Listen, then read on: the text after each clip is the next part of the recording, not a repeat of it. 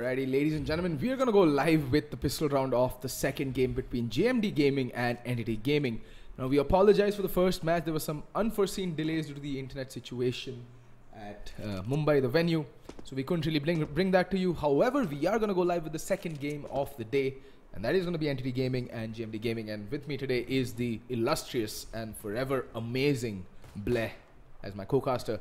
So you're going to be in for a treat, because Bleh has graced us with his presence. Wow. Like, what am I now, like a god or something? But yeah, once again, apologies from the organizers' end. ESL having a lot of trouble. I think there are a lot of rains right now taking place in Mumbai, which is why the internet connectivity has been just absolutely abysmal. So, you know, shit happens, basically, Archie. Shit happens. But here we go. We're going live here. Entity versus JMD, the second game of the day. The first one was between Risky, and I forget, was it... It was Shooting Monkeys. Shooting Monkeys. And Risky winning it pretty convincingly in the end, but it's going to be an A play coming in, as Entity are going in for this A bomb side hit. Ooh, nice shot there by A-Star, though. Getting the first kill. Side completely relinquished, but they're savage with the refrag, the trade. And Ribby's just going to rattle off a few shots towards Hut. And the retake is going to come in full earnest. There is a kit onto Proud, so they can take their time and isolate the battles. But very good post plans coming in from Entity and Rio. Getting the kill onto Ribby. It's down to a 3v2 and, well, Sai is going to have something to say about that. He gets 2 quick kills and, oh, what is that? I think he ran out of bullets there. But Ace is hiding behind. Ooh, almost completely whiffs it, but Excali is there to save the day, and that is going to be the first round going the way of Entity Esports. Pretty convincing round in the end there. Yeah, that was like the retake could have been a bit more organized. They kind of walked into the crosshairs one by one, especially Sai. Like once, so Sai getting the first kill is understandable, but he shouldn't be allowed to get that second frag from playing under balcony, especially when you have a player, you know, committing to balcony on the retake. At the most, that position should just lead to 1 frag, not, you know, 2, 3, as we saw happening the previous round. Anyway, you can't cry over spilt milk. What's done is done. Pistol goes to Entity, and now JMD will obviously force it up. Yep, the force buy will be coming in. It's going to be lucky with the 5-7. A ton of deagles, 3 deagles. The new... Everyone wants to be a phase, Archie. Yeah, everybody wants to be a phase. Well, I mean... No, that's the problem though, right? Everyone wants to be a phase. No one wants to be a CLG. No one wants to be, you know, an SK. And in the meantime, Ribby playing it very passively. Proud, he could have waited a bit more. He had a good angle. He could have waited for them to walk into his crosser. Instead, he's going to be picked off as a free kill for Ribby. And now, a man to the good for Entity. I love the way you say Entity. Yeah, you like that, don't you? Of course I do. But no, what I was going to say is that, you know, when you're playing that, when you're boosted up in, you know, Boost in Cobblestone, I don't see it being very favorable to just go for the peak there. Instead, be a bit passive, allow them to come in, and then, you know, at the closer ranges, exploit the CSGO pistols. We know they're overpowered as all hell, so why present yourself, you know, before the opportune moment? Like, be patient. Patience is something that is... you know, that still needs to be worked into Indian teams, I feel, after having watched and cast quite a few of, most of the ESL India Premiership games thus far. And that is where Entity takes the edge over most of the newer teams, is that they're patient. Oh, but nasty shot by Deathmaker. Huandig, just as I was trying to speak of the virtues of patience, that is exactly what pays off for Deathmaker. Holding the long angle, letting the deagle sing. Gets 1 kill, can he do more damage? And the answer is no. A-Star is just feeling it. He's ripping heads left, right and center already on a 3k for the round. Can he make it 4? And the answer is a resounding yes. A-Star just mopping up the flow. Although losing a few more players than they would have been happy with, but it was a force buy coming from GMD, so Entity, we do have the MP7 coming out in A-Star. I might actually see the Mac-10. There we go. Okay, 3 SMGs. Make that 4 actually, because we have the UMP on Ace. So the 2 Mac-10s and MP7 just trying to farm the SMG money. Should be a pretty comfortable round for Entity. For JMD though, still early days. They still can do a little bit of work. It's going to be a stack coming out here by the looks of it towards the B bomb side. And Entity, they might just speed up the pace a little bit. The SMG, they can just mow down the echoing CTs right now. Yeah, I mean, the entire objective of this round is to farm that cash. But, ooh, Savage landing a savage headshot, but then Ace does get the frag. And that's more or less the entire B bomb site. They know that Rio is playing chicken coop and they're just spamming away at the spot, trying and, to catch him off guard. But look at that. Rio popping out at the most opportune of moments and getting the kill. And finally, Ace will clean it out. And somehow it's come down to a 1v3. I mean, losing two guns in that round. 2 SMGs though. So yeah, I mean, they recover both the rifles. But the 2 players that went down were, in fact, the rifle wielders. Yeah, but they managed to get the managed to pick up the rifle, the AK, and they have the UMP. So 3 AKs out, and Excali is still going to be wielding the Mag-10 because they're thinking it's going to be a double eco from JMD. And it's actually quite curious, right? JMD going for the double eco, something which you don't see that often in the Asian scene and in the Indian scene especially, right? So pistols and armor, light armor, however, because it is going to be the 4th round loss bonus coming in for GMD after this round. Let's see if we can do a little bit of damage here. And I like what Entity are doing, to be very honest. They're just bum rushing mid. They've already made their way almost onto the A bomb side. And look at that. They just completely isolated the players. I mean, they know they're going up against an eco, but this can be dangerous. Exactly. They didn't check Romeo, I like to call it. And, well... Stop stealing my call-outs. Articulate, son. Articulate. But, yeah. It is what it is, and lucky. Not very lucky that he was trying to go for the rifle, but somehow manages to stick the kill onto Ribby as well. Ribby not really feeling it thus far, I think. He's gotten a couple of good shots, but still fairly lackluster in his aim. Needs to warm up a little bit, I feel. It is kind of, well, it's been a long day, to be honest. Yeah. With all the delays and whatnot, as we do see A-Star finding Deathmaker, and Proud, he could try and just hold on to this AK, which he just might. And for Ace, he should be careful. Doesn't want to give away a free gun, and he's going to be taking that. Ooh, he's taking a ton of damage, but instead he's going to play it safe. Not going to peek out wide, and Proud's not going to get the kill. However, he does take the AK into the next round. They do have the money, but of course, having an extra gun doesn't really hurt at all. Entity, on the other hand, Excali still wielding the Mag-10. Okay, never mind. He's going to toss it away. AKs all around, and for JMD, it's going to be the full buy. They have the AWP. They got 3 M4s, a ton, an AK-47, a ton of utility to work with. Question is, what are they going to do with this? I mean, at this point, that utility will come in handy. They ecoed for like 3 rounds straight after losing the pistol. Like after the force buy, they ecoed 2 rounds. That's not really seen. It's the main reason for doing that was to go into the first gun round with all the utility under the sun. Map like Cobblestone, utility is king, especially on the CT side, because anyway, information is so hard to come by on the CT side on Cobblestone that you're really reliant on the utility to stave off any fast plays or any sort of rushes that the T's might employ, early pushes or anything of the sort. And I'm not a very big fan of the way that JMD have used their utility. Look at that. There's over a minute left on the clock, and they're down to 1 Molotov and 1 flash and a couple of flashbangs. That is. Yeah, I mean, if you're going to use a utility, try to use it to get to a better position, right? Yeah. Get a little bit more control. But they're playing very, very passive. And look at the defense. It's spread very thin. Rio Meister is going to peek out. Nice flashbang. He's going to get a free kill. But a quick trade is going to come in from A-Star. Proud. Looking for one. But A-Star is just opening up that B bomb set single-handedly. And all of a sudden, it's to 4v2.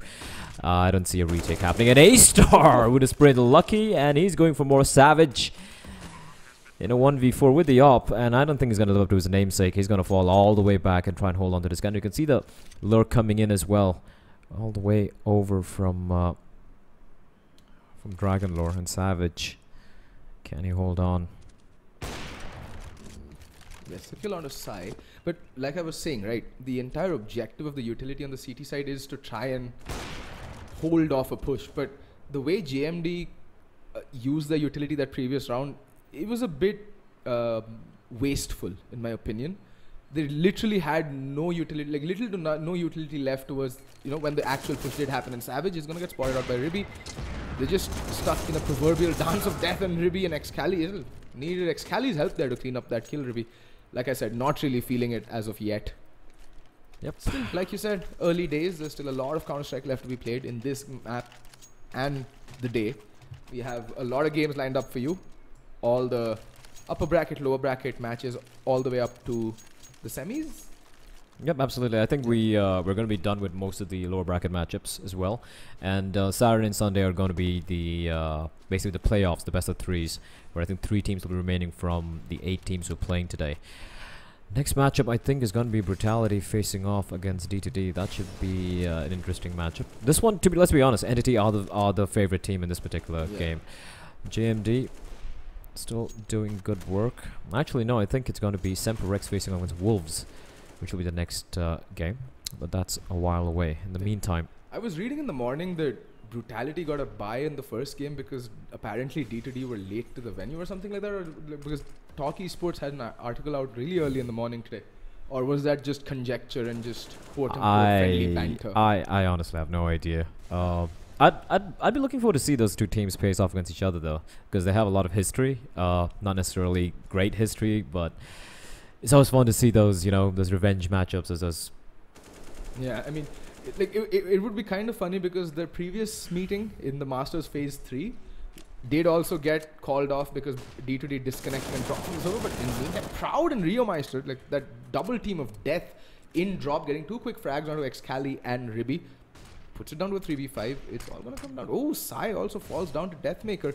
In the meantime, A-Star still doing God's own work, gets the first kill. It's down to a 2v4 now. And Deathmaker still patiently biding his time over by Chicken Coop. He does get spotted out, getting spammed, needs to make a play fast. Ace in the meantime.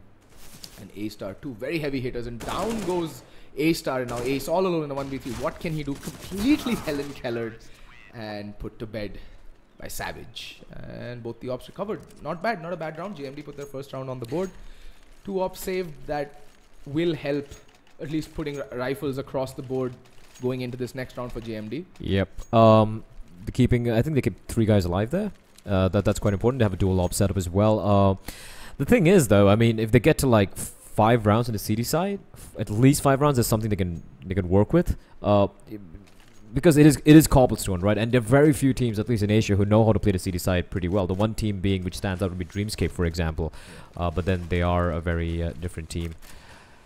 More importantly, they also have a very, very good coach. And from what I gathered, like, all DSN had to work with was a little on their comms and just, just tighten the ship up a little bit. He said that the basics were in place already, which is, the A hit is coming in. A is taking a ton of nade damage very early on. Rio Meister does get the frag. And it's down to a 4v5, a full retake. But oh, the bomb yet to go down. That kill on the bomb carrier, Ace. And Rio Meister being a bit too ambitious. He didn't really need to do that. It was a 4v5. They can get the bomb down. He can still, play the retake. They have the man advantage. Instead, he gets taken down. Excalibur is going to find Proud. And Ribby on the lurk gets a crucial kill on the Savage. This is looking bad here. Deathmaker does get a kill, but it's all on him on a 1v3. And he's the Triangle of Doom in place. He's getting sprayed from all the way to the side. Goes for the fast cop, and A-Star is going to take him out very, very comfortably. Round number 6 for Entity, and the money is kind of broken for JMD. This is horrible, right? Like, you finally win a gun round after, like, what, 5 or 6 rounds, and then you get immediately reset. This is just... That's just a very bitter pill to swallow, to be very honest. And yeah, the thing is, these are the things that really irk me when you're a man to the good. Allow the bomb to get planted and then pick players off one by one as they try and make their way into post plants. Because see, you've just relinquished site control. You know that the post plants that will come in from Entity will not be the best. Yep. So you can use that to your advantage instead of just going gung ho, pushing through smokes. And again, you should be aware that the fact that that there'll be the meantime, the Deathmaker always cuts me off with the most amazing deagle shots. But Sai with the reply. This should be around Entity should definitely not give away. They do lose a man though. And Proud is trying to push his luck. He's all alone. And Sai with the leg. Gonna re-peek out Izzy. He is, and he's reading this perfectly. He knows exactly where Proud is. All by his lonesome. He does have backup arriving right behind him as well. For JMD, just doing a little bit of damage would be good. But the thing is, for Entity's money, I think the money's pretty good right now. Yeah, I mean, they have enough to buy into the next. No, they don't actually. Like, they're also teetering on the edge of financial crisis. So they need to be careful as well. They can't afford to lose too many guns this round. And just as I say that, Proud gets one. Can Deathmaker wield the death cannon a bit more proficiently? And the answer is no. Well, there we go. Yeah, the good thing for JMD is they are doing a bit of damage.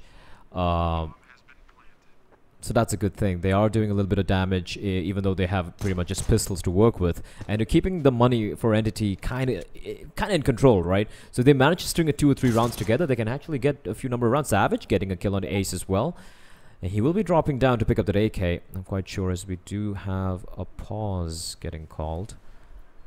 I mean, I'm pretty sure. I was just about to say that as long as Entity managed to keep 3 rifles alive this round, their economy can start building.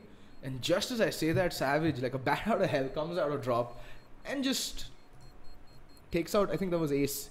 He got the kill on. Well, at least they managed to recover the AWP. That's money saved. And yeah, Savage will be able to recover the AK-47. Oh, it's a bit too far. Ah, there we go. Does manage to recover the AK-47. Should be dropping it over to Rio Meister or Lucky. And not really sure why Lucky is so broke when the rest of his team at least still have some amount of money to buy. I think he kept dying like every round in a row, so that could be a problem. But for Entity, they do keep just 2 players alive. So if you look at the cash, you have 3 guys that are on average about $4,800, but the other 2 guys, A-Star and Ace, so they're in no danger of getting immediately reset. But for JMD, this is a problem, right? They need to start stringing at least a couple of rounds together. Yeah. I mean, yeah. I don't think they have that great of a T side to, you know, to really have like 11 to 12 rounds on the T side. So they need to at least get like at least 5 rounds, I'd say, on the CD side. At least, to be on the safe side. But like you said, it's Cobblestone, it's India, it's CT side. But then again, Entity is the only team actually currently from the current stock of Indian teams who might actually trust on the CT side on any map, let alone like not just Cobblestone. Because I've seen this over and over again throughout, well, the tournament, is that their CT side is a lot more cohesive, a lot more coherent. They don't really rely too much on RNG or RNGs. It's like, they don't rely solely on their aim. They do have the tendency to at least flash out for their teammates. And, well, that is, again, even these little things are also what go a long way towards securing rounds. And they've shown this time and time again, especially on a map like Inferno and Mirage. These 2 maps, Entity, are a force to be reckoned with on either side, T or CT. Absolutely. So we're having a pretty long time out of JMD here. Pretty cool though. I like this. I like the new pause system. You know, you use the in-game thingy. The same thing which is being used in PGL Minor, being held in the same platform and so strong. So. Yes, shameless plug. Shameless plug-in. But why not, right? Anyway, yeah, it's a pretty long timeout coming out from JMD. I mean, my God, it's like planning the invasion of Troy right now going on in JMD. Entity's T side, well, the roles are kind of reversed. JMD, the defending side, the CD side, should be the ones that erects the walls of Troy. But here in this case, it's more like, for Entity, it's like, it's just like steamrolling down wooden picket fences in the American suburbs or something. Just you really like your completely convoluted. Sometimes I don't think you even know where you're going with analogies. It just winds up somewhere very questionable, so to speak. I mean, Troy, wood picket fences, you know, walls of Troy, hard to breach, wood picket fences, kind of like, you know, easy to steamroll through. Kind of works out, doesn't it? Works in my head. You're a strange man, aren't you? That I have been told many a times. Yes, you are. But Entity, 7-1. Neither team's are Brazilian, and neither team's are German. That thing's never gonna die, is it? Never forget. Never forget. Never forget. So JMD taking the full time out of 5 minutes. I'm not sure what the rule sets are, but whatever they want to do, they can, you know, whatever they want to talk through, they can work with it. And right now, they have the op on Deathmaker. No utility, the glass cannon, naked as a newborn babe. The AK on Lucky, Savage and Proud with 2 M4s. And Rio Meister with the FAMAS. What can they do with this? 4 smokes, a handful of flashbangs, 1 nade. The lack of incendiaries is what worries me, because the thing is on the CD side, right? Sure, you'll use up your smokes, and then when the hit actually comes in, you don't have anything to hold them back. And from what I've seen of JMD using the flashbangs, they don't use the flashbangs to try and get into more superior positions or aggress against the T's. They're just tossing a flashbang, and for Entity have so much time to work with. Like, yeah, sure, they're blinded. They'll wait for like 5 seconds, and then they can just continue on whatever they're planning to do. So I would really love to see some aggression coming out from JMD, because this is I know it's still kind of early days, but I'm starting to fear a little bit for this particular team. I mean, like I said, right, the first gun round that you saw, which they did lose, by the way, was primarily because of, well, there's no other way of saying it, but abysmal utility usage. They just tossed their flashbangs, their molotovs, their nades, their smokes. It's like they were handling hot potatoes, and like they'd have internally combusted had they held on to their utility for more than like 30 seconds. And that's essentially what, came back to haunt them. You flash someone, they're blind for what, 6 seconds? 7 seconds? Like you regain. No, if you're completely blinded, yeah, yes. I mean, but yeah, it's a couple of seconds at the most, because you can start you do regain vision after 4 seconds. And the thing is, with flashbangs specifically, it's to allow your teammate to get into the advantageous position. The one good flashbang was done for Deathmaker, which allowed him to get on the platform and get that one kill. But then again, by that time, Entity had their crossfires set up, and they could get an easy trade in. So this round is going to be very, very crucial for GMD Gaming. They don't, want to throw this away. And I like this already off the bat. They are holding on to their utility. They're being a bit more judicious with it. And Rio Maestro just flirting with death, trying to play at the edge of the smoke. And this is going to be a death trap. But there we go. Well, instant trade. Who did he expect the second player? And Ribby does pop out from mid. And gets the kill on a Savage. Is down to a 3v4. And I think they've already called the save. They look fairly non-committal. No, they're not. There's still a guy over in ABC. Yeah. Rio needs to go real big here, and this is not the best of weapons to work with. He will make his way to the back of the site, but he needs to go big, because the smoke's going to come in. That's going to block off the offer Deathmaker. And bear in mind, he's got no armor, so one random straight bullet, and he's done for it. The Molotov's raining in. They're announcing where they are. Rio Master, he's got to go real big here. Hasn't spotted anyone out yet. 4 members of Entity, all of them just pushing up. Proud, he's going to try and be cheeky. Inside, he's going to find Rio Meister. Proud, though, great position, but he needs to land a shot. Sai has forever to get the kill. And Deathmaker with the AWP, he's going to get the hell out of there. Not much he can do, just with the AWP. No utility to speak of. And just the, and no armor as well. So he's going to make Haste run to the hills. And that is going to be round number 8 for Entity Esports. Well, that Entity are just working so mechanically. Like watching them carve out the JMD CT side is like watching a warm knife just go through butter right now. They just decimated that A defense setup over by Danger, like as if it was just dandruff off the shoulders. They just brushed it aside and then like, okay, fine, A side is ours now. And so I think we have a little bit of a technical issue. We're just going to be coming back real quickly. It's been a long day, ladies and gents. Yeah, the rains in Mumbai are kind of messing with the internet. It's kind of weird though, right? It rains pretty badly in Bangalore as well. But Mumbai, it's like every time it rains, it's like the end of the world. It's like Armageddon. You need to like call, I don't know, get an ark. Yeah. Call Noah. So score is still 8-1. We're just waiting on the players to. I think a couple of players disconnecting, so we're just waiting for them to ready up. Hopefully the delay should be that long.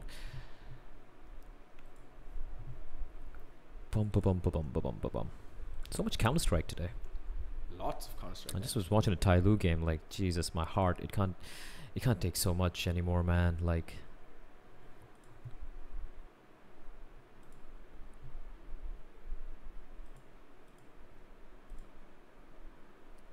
the major qualifiers, we have the ESL LAN taking place. And for those of you who are probably watching online right now and you want to make it, you want to come over to the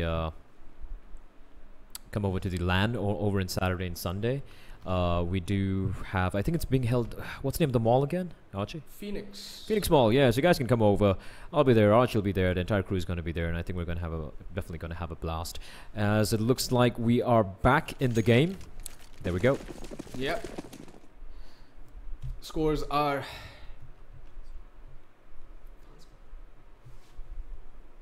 so still waiting for some. Some issue there.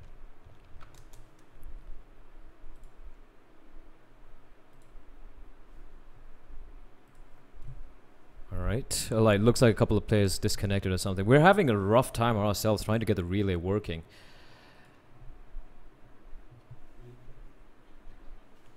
Yeah, so a couple of players did drop out again. We're going to be replaying the round. Yeah, the connections are back in. All 10 players are in the server. And we are just... Yeah, match has gone live. 8-1. JMD really need to pull up their socks. They're kind of stuck in a rut here. They can't really figure out what entity are throwing at them. And although JMD have tried switching up their setups on the gun rounds that they have, which have been few and far between, by the way, but nothing seems to stick for them. And right now they're on an eco, and I'm pretty sure that, well, entity will try and rake up as much cash money as they can. Their economy themselves is okay on 3 players at least, but there's 2 players, namely, I think it's A-Star and Ace, who are a little bit hurting on the money front. Nothing to be worried about though. They will be able to buy up for another round should they lose this round. However, it is a full eco, and oh, look at that. Deathmaker getting the opening pick onto Excali, and Deathmaker going huge already on a double kill, but that side. Oof, this man is fairly quiet up till now. Proud does get the kill on the review, but I'm just really interested in watching it. Sai does, oh. Okay, alright then. Alright, Sai. Sure. Finally does get taken down, and now it's A-Star in a 1v2. Who would have thought that, you know, JMD would take entity to the wire on a complete eco? Like, they only had Deathmaker's AWP to work with. And funny thing is, the Hop didn't get a single kill. It was just the P250s and a 5-7 going to work, and they also picked up the AK, getting that frag. But A-Star, it will turn into a 1v1. Lucky needs to get lucky. He's got a, I think it's a P2K though. Yeah, but I mean, this is just A-Star with 22 points of health, and Lucky does recover it's the AK-47. Lucky just not lucky enough. Caught looking the wrong way. Although, riddle me this. Alright. Why was Lucky looking where he was? I don't know. He knew exactly where A-Star was. I mean, A-Star got the kill from Chicken Coop, and Lucky should have known that there's no way that he could have crossed over. Some questions, Archie, there are no answers for. Like, is there life in outer space? Yes. Is there, you know, massive behemoths living at the bottom of the ocean? Yes. And why did Lucky look that direction? Well, both the questions you posed have answers in the affirmative. Okay. No, there are no behemoths. You haven't proven it yet. At the bottom of the ocean? Really? Well, absence of proof doesn't really imply the non-existence of something, right? That's one of the most common arguments you hear in favor of the flat Earth, in favor of, you know, creationism. I'm just digging myself into a hole I don't want to climb out of. Anyway, Excali does fall. Finally, the first kill does go to entity. I mean, sorry, JMD. I mean, the thing is, JMD have gone up and taken the man advantage from entity time and time again, but they've always failed to see it through. It's like a dog chasing a car, I think. Like, once they catch it, which is here the man advantage doesn't really know what to do with it, and then they just capitulate and give it up. And not really sure what game plan JMD came to play with, but this is definitely not it. But Savage, what a nasty shot onto Ace. That's a quick brace for him. That is good. Finally, JMD Gaming showing up to the game. 2 versus 5. There's no way that they should mess this up. And I like where Proud is playing from. An A-Star is just going to casually run into his crosshairs. And that leaves, I think it's Ribby all alone. He's been having a very rough time of things, and Proud is just going to compound his miseries. Style points for going for that play, but that is going to be the second round for JMD, finally, and keeping all 5 members alive as well. That's going to be pretty good. But the problem is, right, on CD side, they've used up all the utilities. So if you look at the cash right now, even though they kept 5 guns alive, they've rebought the utility. That's like about $2,000 again being expended. So they need to at least survive this round as well, keeping at the very least 4 players alive if they can, and then we might have a game in our hands. But 9-2 still, entity in a very, very good good position. Yeah, and I mean they can still buy up is the thing, right? And this is gonna be their final buy, though they have been consistently losing too many players, so they haven't really had a time. Oh, but Savage missing a sitter. In the meantime, A-Star is gonna make his way out and he's gonna get sat down, as they say.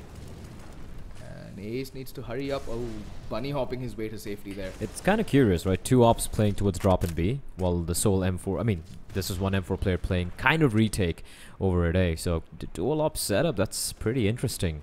On one bomb site. You don't see it that often.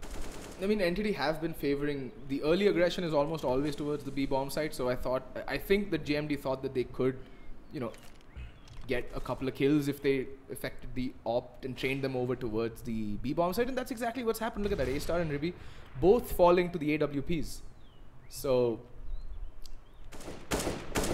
actually getting spotted out, but Excali gets the kill on a Proud. That like Excali's position can be extremely pivotal right now. He's essentially cut off the rotations. This is fast. And oh, Excali needs to go huge, but he's gonna go down. And there we go. Sai gets the opening kill, but he's burning alive to a crisp. Already down to 55 points of health. He's in a 1v3 against two AWPs, and he's gonna address long. Oh, does spot him out though. They know exactly where Sai is. Nade come raining down in his towards his position. He's gonna extinguish his own Molotov. I don't think he's gonna survive this. There's a flank coming in from behind as well. The long, patient flank. Sai's making a lot of noise. Deathmaker taking him down. That was Savage who got the kill from behind. But 3 rounds for JMD, and now they're starting to build up a little bit of economy because in the past 2 rounds, they just lost 2 players, and that is big indeed. Entity with the force. Not a big fan of this. I'll tell you one thing about Entity though. They love their force buys even more than well. They have the players though, to pull it off. They do have the players to pull it off though. True, but you know, this is one thing that I felt that really hurt them when they played against Brutality in Phase 2 on Inferno. That they had just one eco come out from them in around 25 rounds of Counter-Strike. I have never seen that happen. They force bought every round on T side. There was not a single eco from them on the T side, and it really hurt them. Like, oh, debated their Excali. So A-Star and Excali both were going to go down drop, and then I think they got team flashed, and A-Star just noped his way out of there, and Excali committed, and then well died a very painful and horrible death. And again, GMD find themselves one man to the good, and they have been capitalizing on the man advantage of late. That nade though going sailing through and doing absolutely bugger all, but Lucky lining up too. And there's Proud peeking through the smoke. Peekaboo gets the kill, and Rio Meister cleans things up with the final kill onto Ribby, whom I have to say is having a really tough time. He's on 4 kills in 13 rounds. I mean, there's still a lot of Counter-Strike left to be played, so you know. 4 rounds in a well, not in a row, but 3 rounds in a row right now, yeah, right? 3 rounds That's not bad at all by JMD, and they lose a couple of players, but at this juncture, I think they're pretty happy with it. 2 players, the 2 opposites, Savage and Deathmaker. They have a little bit of cash to work with. Lucky has money as well, so Entity, the force by not working out, and now, because they've lost 3 rounds in a row, they're going to be going with the Tech 9s, a little bit of armor. And JMD, they can actually get to 5 rounds at the very least here. Yeah, and Proud, again, playing a good position. Wait, what? Oh, he fell down. Oh, say that! Oh no! My God, that is just pure ponage, not even wreckage. No, no, not like this. Not like this. JMD, they didn't even have armor. Just a couple of guys with Kevlar P250s, and they get completely wrecked. And A-Star, and this Tech 9 against 2 ops, this is a problem, right? JMD, they would like to at least save these two AWPs. What was it read that they should have known it would be a very half buy, it'd probably be an eco. Why would you want to play so aggressively against that? Use a utility, you know, kind of. Forget utility, just use, and what? Savage, what are you doing? Deathmaker in a 1v4. Will he hold on to the AWP is the question, and yeah, it looks like he will because the bomb is ticking away, although they are on the hunt. And JMD, they win 3 great rounds, and then all of a sudden they just defecate on the bed. Yeah. I'm trying to be a little bit more polished with the way I speak nowadays, Archie. Yes, they expel excrement from their rear on the bed. From the posterior. It's right. A little bit more biological, yeah. Someone's been preparing for the GRE, it seems. Nice. Nicer. Nicer. Nicer. So 10-4 for N today. I love saying that name. Yeah, and like, I just don't know what went through Savage's mind. Well, apart from the bullet that A-Star put there towards the end for rushing drop against a Tech 9, it escapes all sense of reasoning in my brain. But then again, I'm just a noob, so what does my brain know, right? So humble, Archie. Yeah. But it is going to be saving grace. They have a lot of money to work with, and they will still keep the dual op setup. They have everything here. Incendiary, smokes, 4 incendiaries still in the kitty, and a lot of time to work with for Entity. So what I'm really liking about what I'm seeing from JMD actually is that they're learning on the go. From their first buy round to their final buy round, their utility usage has improved. Like that timeout really at least did something. And someone must have said something right, because their utility usage, while hasn't been very effective, but it has been a bit more judicious. And now they just need to work on the right places and the right time to throw these nades. Yep. Now that they have them. It's all about pacing out the utility, and the Molotov raining in perfectly timed there. Savage, the floor is lava indeed. They're getting control of the site here. Excali just clearing out the corners. Smoke's gonna come towards window. Savage got to go big here. Excali playing the pillar perfect. He's reading it so well. Savage gets taken down, barely doing any damage. Perfect flashback. Sai missing a sitter. Rearmeister out in the open. Actually, Deathmaker saving his teammate. And Deathmaker is holding the line. Peek's gonna come out. The double peek. Ooh, the shoulder peek, in fact. And he's gonna be forced to reposition himself inside of KFC. Look, he's gonna find Excali, though. Man advantage with JMD Gaming now. And Rearmeister, he's trying to be cheeky through the smoke again. Deathmaker holding towards... Look at Haste. Where? How has he reached so deep? He's going to get the kill through the smoke. Sorry, through the rock and the tree. Gets a kill. Gets another one. Looking for more. 2v2. Bomb is down. Sai's going to find Proud. How is this all falling apart? Deathmaker in a 1v2. He's going to find Sai. He's got a smoke to work with. Feeling very anti here. Hey, spots him out. Almost gets the kill, and he will indeed get the kill in the end. Entity get to 11 rounds as we go into the second half here. JMD showing a little bit of signs of life, but will it be enough is a question, Archie. I mean, that round to the end of towards the end of it, it was like, that round was very back and forth. But what I think killed GMD that round was allowing Ace to go all the way, make his way all the way back towards drop, and just no eyes in that whatsoever area on Speedway. And that's what absolutely, they got demolished just by that one play that Ace made. And in fact, Ace just came back to clutch out the entire round, and I think he got a 4K that round, or no, 3K. I think he got a 3K. He got a 3K, yeah. Yeah. And you cannot allow a player of Ace's caliber and experience so much wiggle room. You just cannot. That just cannot fly, in my opinion. Sanity. Let's see what they have in store for a CD pistol. They have Ruby playing from E-Box. They have just a pretty heavy presence towards drop.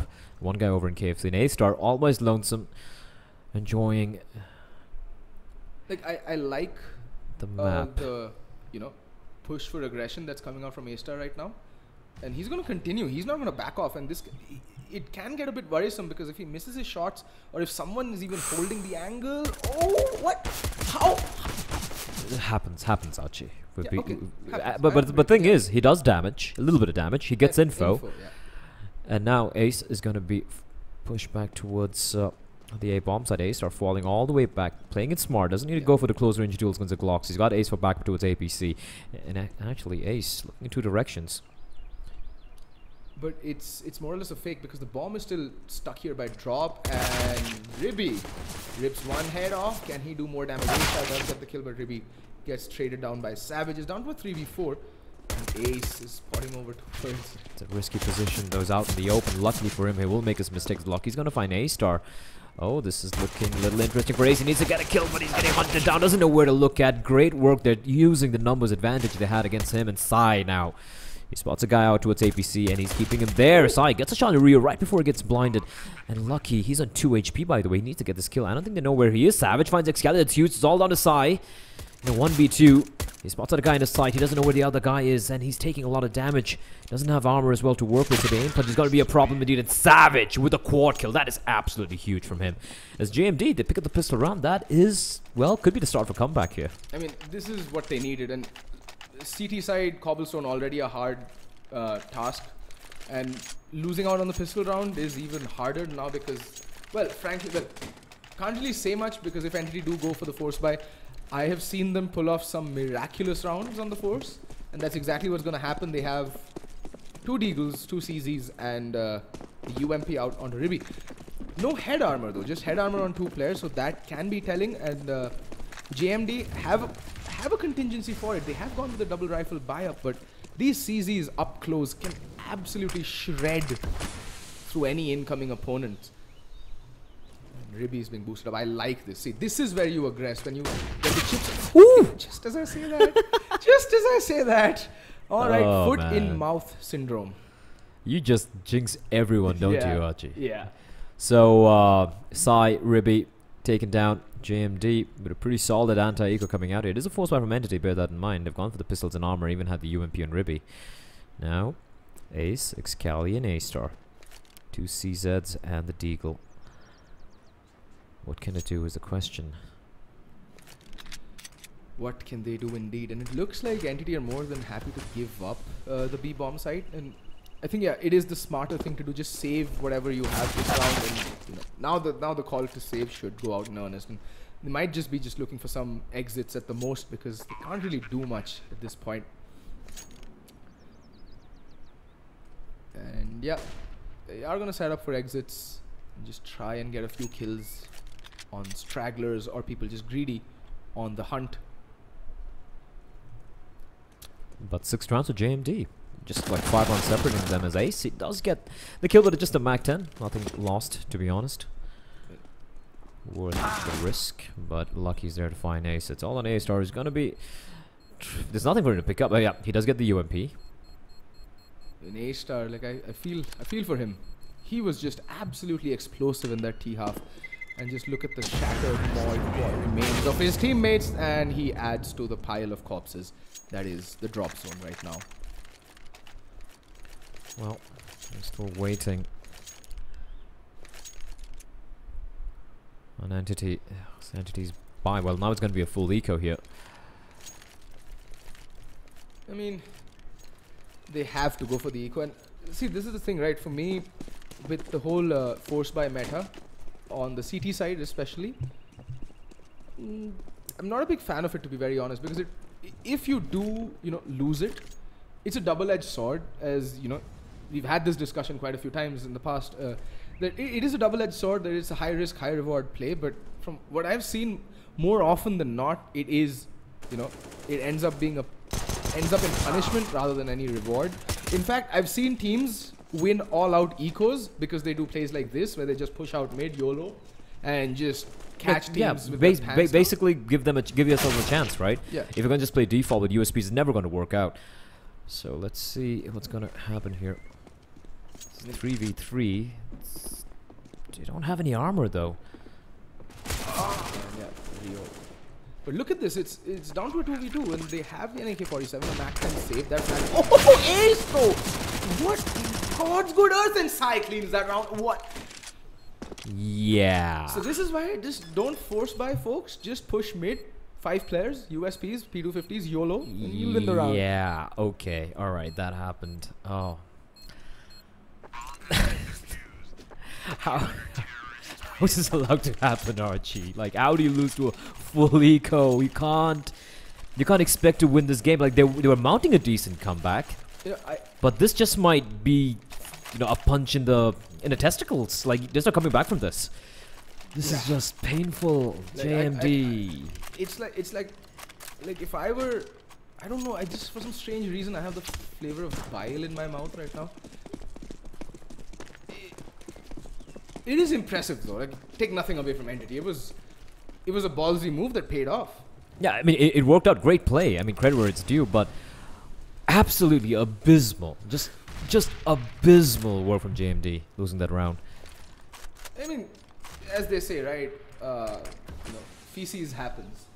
Okay, we're really going that route, are we now? I mean, the thing is, for any team right now, it's just like I'm speechless. I really can't justify that round. No matter how hard I try to look for a silver lining, it's just all, 50 shades of grey. All right. But the thing is, You're right. You really shouldn't be losing those. And Ribby waiting patiently. I'm not. That is so risky for him, just holding the incendiary out in his hands. I mean, what if someone just pops out dry, right? And there's no one to cover for him, no one to trade for him nearby either. Playing from E-Box and Ribby, though. Max 7, very viable weapon, especially drop area. A couple of insane Molotov and flashbang being tossed in towards drop, but not really taking advantage of it. And Ribby just waiting patiently. Meanwhile, it's going to be a B hit coming in. There is Sai waiting. There's a guy in the side as well. That is Ace with the trusty M4A4 of his.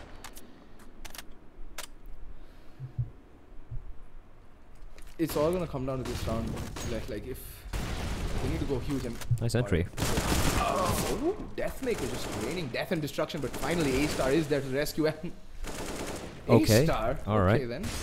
Someone's feeling it. Ace is looking for more. He spots out the guy towards drop, and the A-Star picking up the quad kill, and he runs out of bullets, and it's gonna be Scally. He will steal the Ace away from him, but A-Star pretty much single-handedly just destroying the play from GMD. They got 2 opening kills, but A-Star having absolutely none of it. 13-6 for Entity, and for JMD, money not really looking good here. This is starting to run away from them, if you ask me. I mean, I think it ran away from them the moment they lost that, to that full eco from Entity. Because see, not just that round, not just has a very, very, severe economic impact, but I think the mental impact that such a round has far outweighs the economic damage that was imposed on JMD by Entity that round. Like, they had nothing but pistols. Like, that's a stamp of authority right there. And look at Ribby just owning. Like, he's just like a boss playing around and inside though, rather than a lot of bullets. He's still tapping away with it USP, and he's gonna be caught out. Oh no, Ace do the rescue, saving his teammate, and it's gonna be Ace picking up the quad kill. And 14-6. I do appreciate the fact that JM didn't go for the force, so they have a little bit of money to work with, and they can at least try and keep Entity at 14 rounds while they're trying to mount a comeback. But for Entity, the money is looking pretty decent as well. A-Star $9,000. He's in 21 kills in 20 rounds. So, all right, so that's happening. And Ribby really hasn't had to do much. He's just on 6 frags, but that's okay. With the rest of the team, are just firing off on all cylinders. I mean, see, I tend to be a bit harsh on Ribby, but he is primarily a support player, and he's the player that brings the experience to the side. And I think he's done that role pretty admirably this time around. Oh, just shade bit too late. The smoke is gonna bloom and block off his vision. In the meantime, 4-1 setup. It's one of the most go-to setups on Cobblestone in my experience as a caster. Everyone generally tends to do this. And well, so far, I love this aggression from Ace. yeah, And this is what JMD kind of failed to do at all on their city side. They just gave too much respect to Entity. They just gave too much of map control on Ace. He's doing a smart thing, falling back, but he's hugging the wall, and that could actually catch someone off guard because he's got backup as well right behind him. Ribby in the meantime playing towards drop. He's pretty much the solo drop guy, which is kind of curious from Entity. 51 seconds remaining on the clock. and yeah, it is gonna be a B hit as. There we go. Side playing very aggressive. I mean, that's not one of the angles that you come pre-aiming, right? This late into the round, you generally... That Molotov. That Molotov doesn't keep them at bay. And look at the time. 31 seconds remaining on the clock. They gotta go for a play. Ribby. He's gonna be smoked off, but he doesn't care. He's gonna flash his way in. He just needs to delay them for as long as possible. Sai's finally gonna fall. Perhaps overpeaking a little bit too much of the Ace in the best position in the map right now. And I don't think they're going to be checking this angle. There's 20 seconds remaining on the clock. A-Star is meanwhile making a thorn, being a thorn on the side of JMD, and Ace is there to pick up the double kill. A complete shutdown. 15-16, ladies and gentlemen. And this looks like the, well, it's like the end here for JMD. That they have a little bit of money to go for a scrappy buy by Entity on map point. And what can you do? Like, what would you do if you're JMD right now? I mean, you know what? I wouldn't read too much into this. It is Entity. They are the best team in the country. There's no denying that. Okay, I'd be lying to myself if I said they weren't the best in the country. They are, and I just, yes, take it in my stride. Losses happen. Oh, okay, that was scary actually. Sai and Savage were literally a stone's throw away from one another. Look at the flank coming in the meantime, all the way from behind, and that is A-Star. Yeah, unless JMD gets some crazy entries in the B bomb side, the run's done and dusted. They have Entity have so much map control, it's not funny. Ace is sitting here, just giving so much information to Entity Esports. They're all stacked over the B bomb side. It'll all come down to the entries at this point, and that's a good thing. Savage opening things up with the kill onto Sai. Oh, Savage almost getting caught out there. But Excali has to go God mode, has to bring out the inner beast. They say, oh, look at this over a drop though. Ribby getting the first kill over onto Proud. That evens out the numbers, but the HP on Ribby and Excali isn't the best. So, slight advantage still to the T's, and I'm not a big fan of the fact that A-Star... What is A-Star doing though? I am not very sure what he's doing, but in the meantime, it's going to be a B play anyways. Next cat is still holding the line, going for the spray. Spots out a guy below crack. He's going to get taken down. Now it's a 3v2. But Ribby is still holding the line. Rocky gets taken down. It's all an A-Star 1v3. And JMD, well, this is a round they should win. At least hold on. But, like, A-Star had such a good position. All he had to do was actually continue the push and he could have been on the flank. But anyway, it's still down to a 1v3. Oh, that name. What? Okay, Intuition gets the kill on Rio. Goes for the wallbang towards KFC. Savage is there. And Lucky just needs to stay alive. It's with Savage spotted out. A-Star finds Savage. It's all in Lucky now. It's on 24 HP. And A-Star, he's gonna clutch it out. Okay, then. And JMD lose the 1v3 and they lose the map. That is gonna be 16-6 in the end, ladies and gents. What, well, what a way to end the map. Okay. What a way to end the map. Exactly. I mean, I was just gonna say that had A-Star gone on the flank and continued down, you know, Dragon Lore and Museum and come out B-Long, he might have been able to come to the aid of his teammates. Instead, he just thought, no, I'll just do it for the flash points, for the flashy points, and just go for a 1v3 clutch, and that's exactly what he does. A-Star, by far the MVP of that game, but, well, that's the first game of the day, folks. Entity winning that 16-6 against JMD Gaming. Second game, actually, but it's first game being casted. That is the first game to be casted. The first game was Risky versus Shooting Monkeys, and, well, Risky. Quite a convincing win. Yep, and a quick update as well. I think Brutality, they have a default win over Dare to Dream because they turned up late at the venues, what I've been informed. So Brutality will be playing Risky Gaming in a bit, but before that we have Semperex who's going to be facing off against Team Wolves.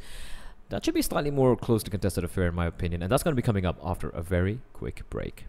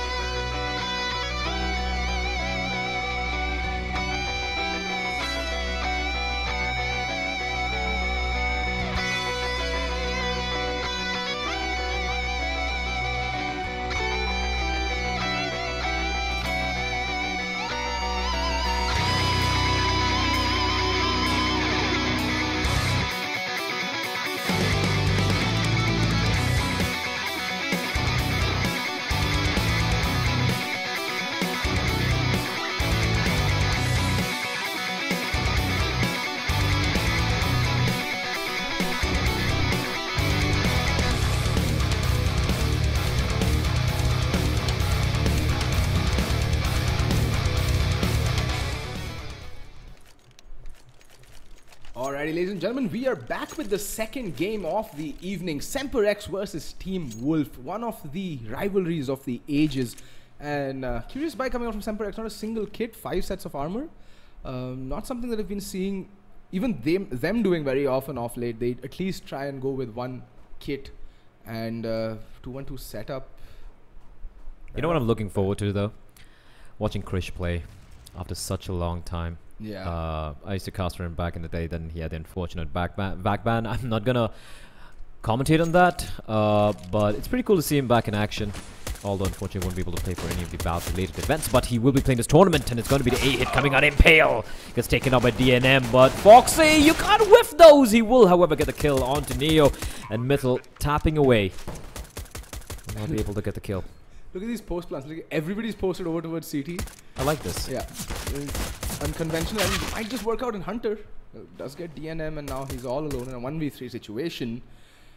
Looking very bleak right now for Semperex, but never count Hunter out is what I've learned casting him through this tournament. But right now he seems pretty out of it. In fact, Monster is just gonna come around the corner and just embed him with a couple of Glock shots and put him to rest. Embed him.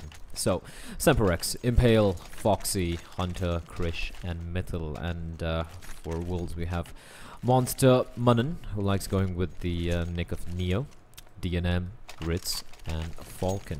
Pretty curious to see, pretty interesting to see Munnan play against Mythil, because for the longest time, these two were together. Whatever roster change happened in India, whatever team they were in, they were always used to play together. So Munnan versus Mythil is another storyline here in Semperex and Wolves. I swear, like, I'm fairly new to the CS scene in India, but Munnan and Mythil were like those legendary. This was like that legendary duo, like, you know, that ravaged mother sitting outside a temple saying, "Aayenge, mere Munnan Mythil aayenge."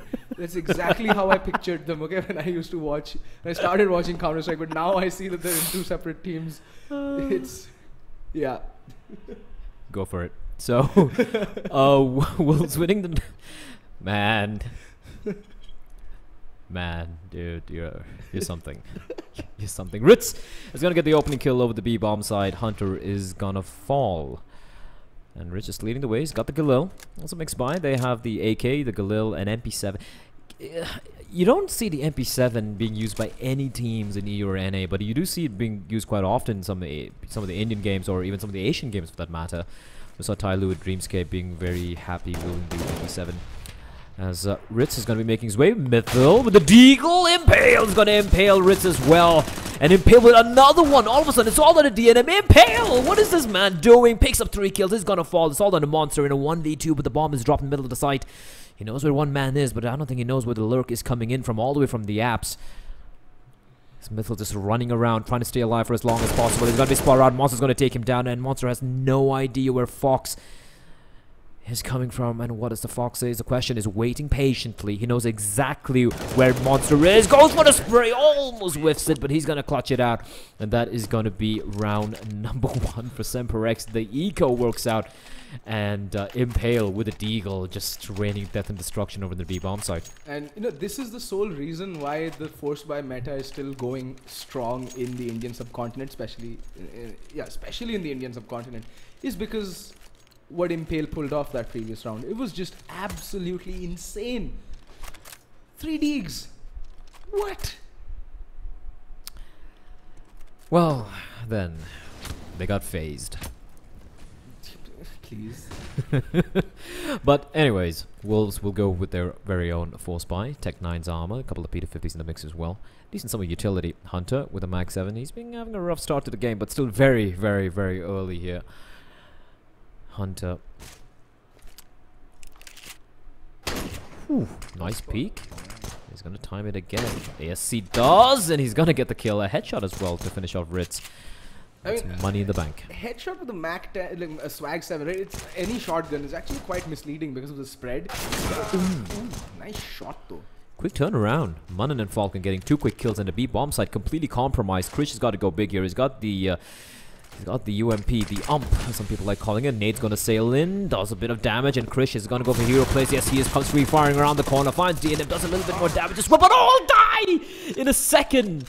What was that? And Semperex, they get a taste of their own medicine. They get ecoed. And Wolves, well, they're back in the lead. It's going to be one of those games, Archie. Yeah, it is going to be one of those games. It's going to be a yo-yo affair back and forth. And it's always the case when these two sides meet. Because, look, it's, like I said, Manan and Mithil playing against each other. And they know each other better than, well, I know the back of my hand. And I'm very, very intimate with my hand. So, aren't we all, though, to be honest? Some people deny it. Liar. But Semperex, now they're like, let's eco them again. It's going to be 5-7s all across the board. A Desert Eagle. Yeah. 3-50 in the mix. They got a few nades and Impale again with a deagle. This man is a monster indeed.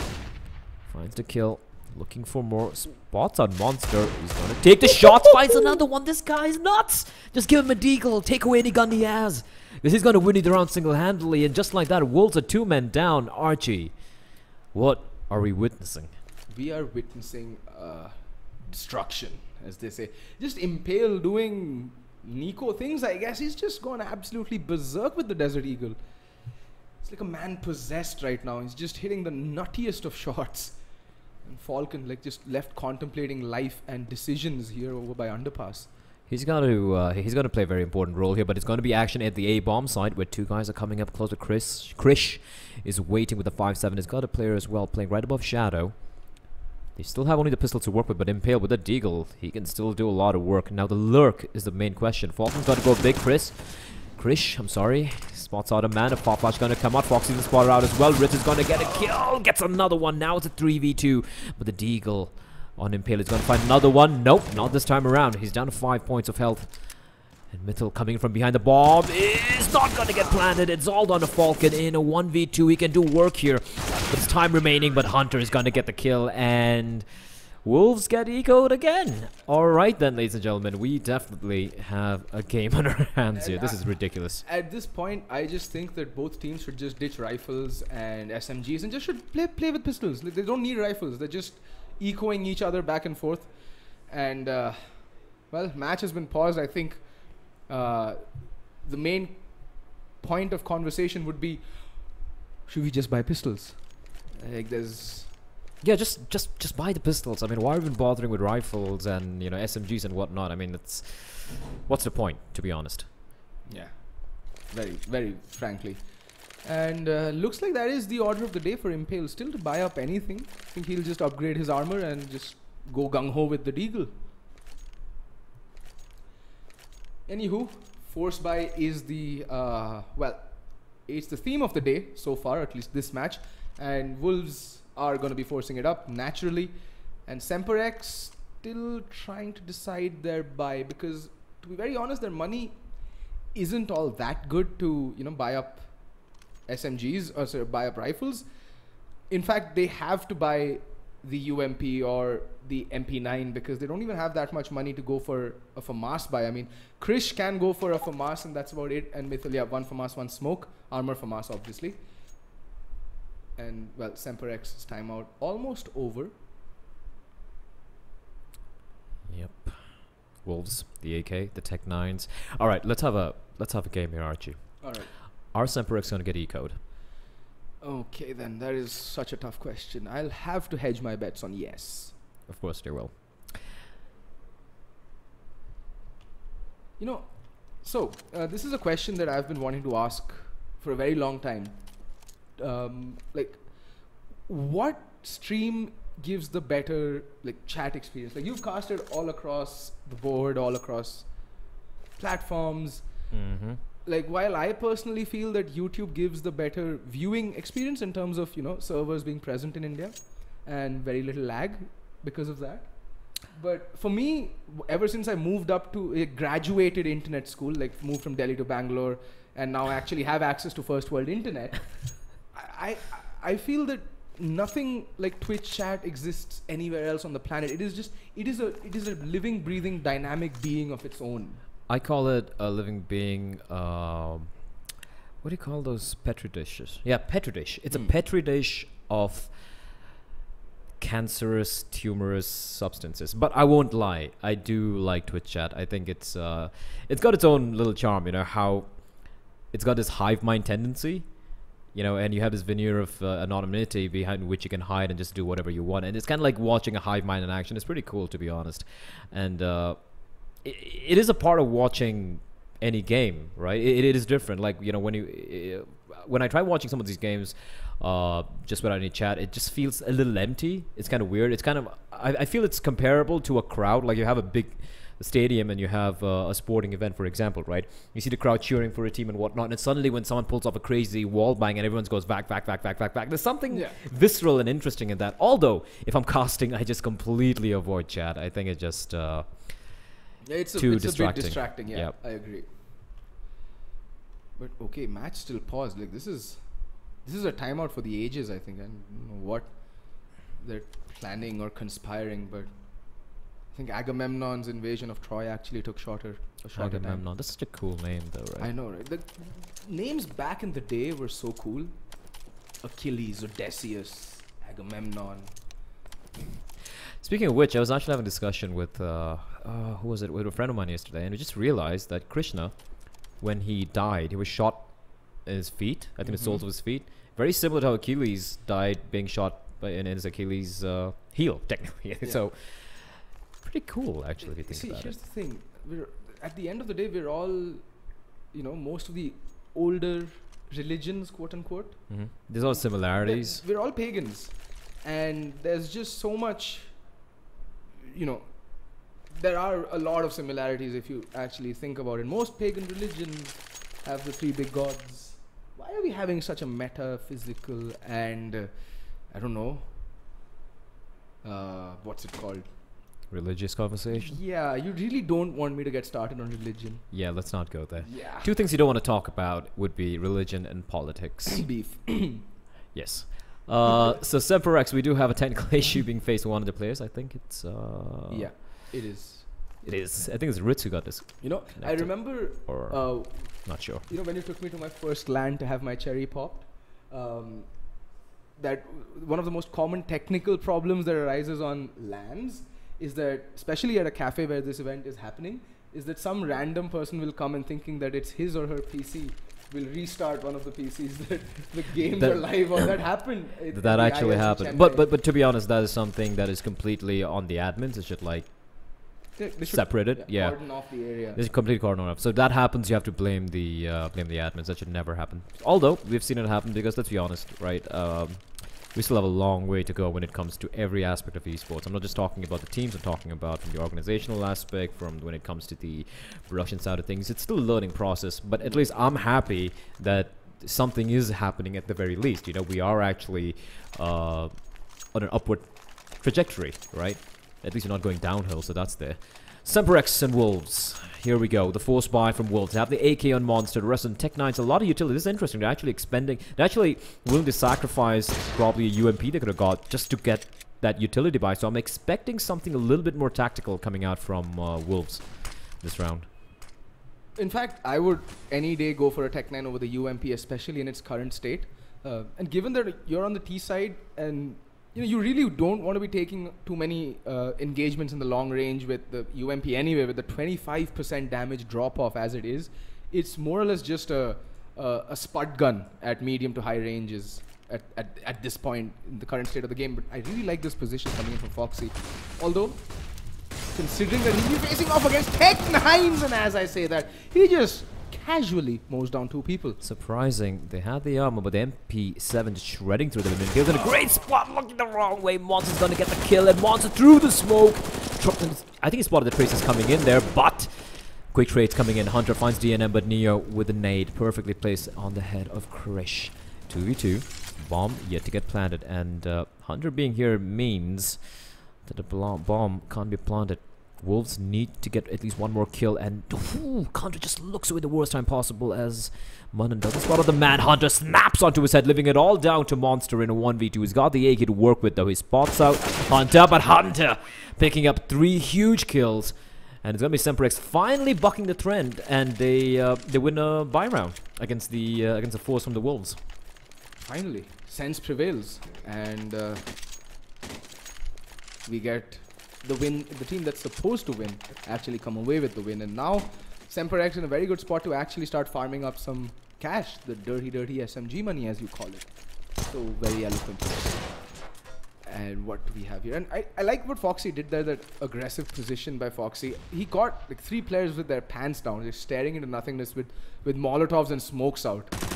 And now they're up against a full eco, and Foxy's just gonna fall back and just clean up shop, as they say. Ooh, nice shot from Foxy.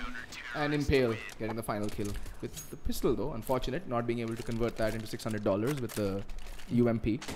Finally, though, Semperex showing some signs of life. They will win 2 rounds in a row. And this time they keep all the 5 players alive. Wolves, on the other hand, full eco, so that means AKs and armor, and a decent sum of utility as well to work with here in round number 7. This Mirage. I mean, you would predominantly, call it on the CT side, Mirage. Like, you would lean in the favor of the side playing the CT side. And since both these teams are fairly comfortable on Mirage, you would expect them to have decent CT sides, right? But over the past months, I have seen them struggle quite a lot, like close out rounds while playing the counter-terrorists, and predominantly comes down to poor communication, because, well, Counter-Strike on the CT side all comes down to how well you can communicate.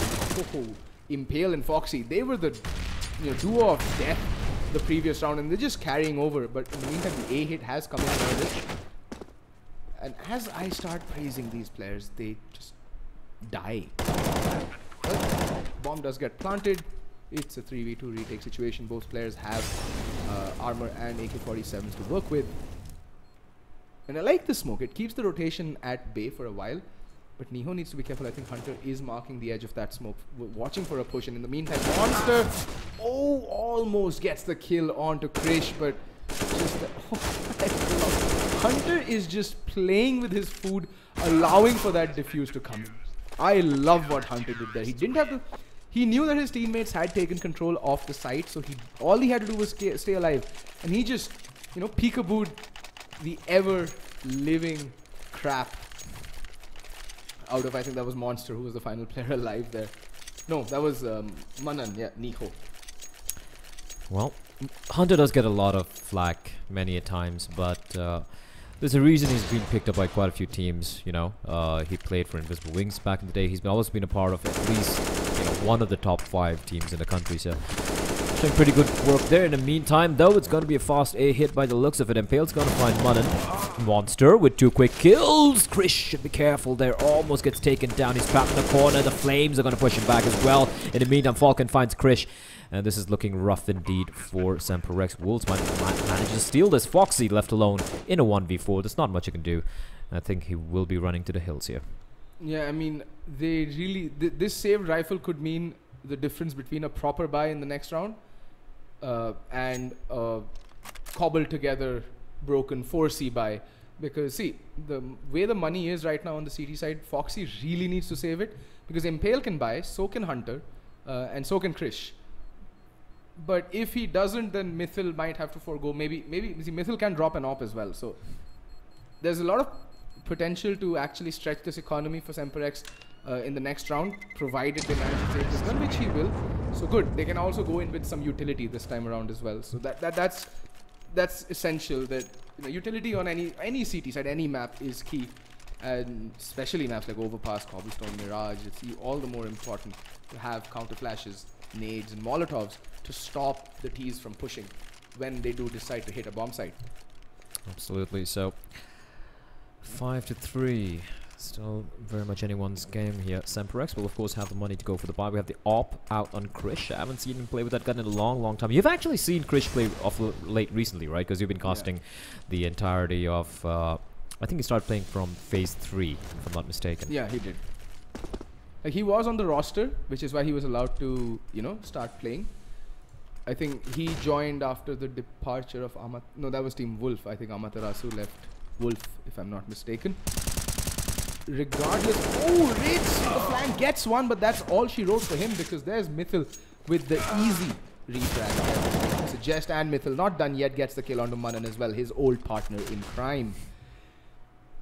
And now it's all down to a 1v3. Falcon all alone can isolate the 1v1. Wolf and Semperex, both teams are notorious for handing out 1v1s when they're in a 1vx situation.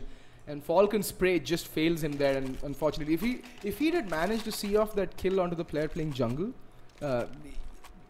he actually stood a very good chance because the rotation was so far away. The third player was still at B shot. He could have easily picked up the bomb and planted it and then played for the post plants as the CTs came to retake the site. Unfortunately, the worst possible time to whiff your spray, and Wolves see the worst possible outcome as well. There they get reset. Although they will have 3 rifles to play with and a couple of smokes and flashbangs and a single Molotov as well. A little bit of stuff to work with here. 3 AKs, that's pretty viable, but they need to go for faster play by the looks of it because they don't have much utility to expend to try and probably, you know, cause some confusion in the A bomb site. Looks like that's going to be seeing some action. Foxy pushing up towards default. He's got a player playing from a toll booth. I think that should be... I'm not sure who that is. That is Mythil playing all the way from toll booth. Sorry, Impale, my bad. He does spot out a couple of players coming out now. It's going to come down to Foxy. He's in a nice spot here. He finds one. Impale's going to get a frag on the Ritz as well. DNM does find Christian and meet him on the lurk. Foxy not able to land a spray quite right. Impale's going to get the C4. He's going to run out of bullet switches over to USP Falcon. You can't mess up a spray like that. It's all done a DMT. He's been spotted out. DNM, I'm sorry, and he will be found. Impale going absolutely massive, picking up a quad kill. He's been a player for Semperex's entire game. I mean, hard carry across the board. He's sitting on 15 frags at the end of 10 rounds. That is insane. This is akin to what Captain Mo did against Liquid today.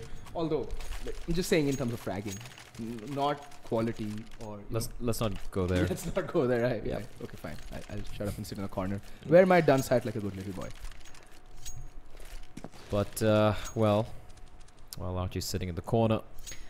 We have Semperex facing off against a full eco. It's going to be a B-side hit by the looks of it. Many players just have P250, a Deagle, and blocks all around. Not even a flash. Oh, one flashbang on DNM. But Hunter, he doesn't need any help. He's semi-blinded. He should be fine. And he's got Mythil and Hunter. They're just completely decimating Wolves on this eco around in Mythil. We'll pick up a triple kill for him. An eco bash coming from Semperex, as even though we had a very, very tight start, it was 2-2 by the way, Semperex is now with a pretty formidable lead. I mean, if you just watch the way Mythil's corpse flew that previous round, it's like watching, you know, the olden days when you'd watch, you know, WWE, olden days of, some people still watch them. You feel old, don't you? Yeah, I'm old, yeah. It's just watching one of those juicy clotheslines. Or the sweet chin music. The clothesline from hell. Yeah, something. I can't do those crazy voices that you can. You're so much more of a man than I am. Aw, Archie. It's okay. It's an A play though, coming out. AKs and Arma. They do have a look over top of mid. They have some pretty decent summer utility. 3 smokes and a handful of flashbangs. It's something they can go with, and it looks like it's gonna be pretty much a basic. Smoke eggs get over in the A bomb side. Here comes a smoke towards CD spawn. There's gonna be smoke towards jungle. This went DNM finds Foxy. That's a huge kill for him. On the lurk as well. Monster, what an entry! Krish in the meantime, he's gonna be forced back.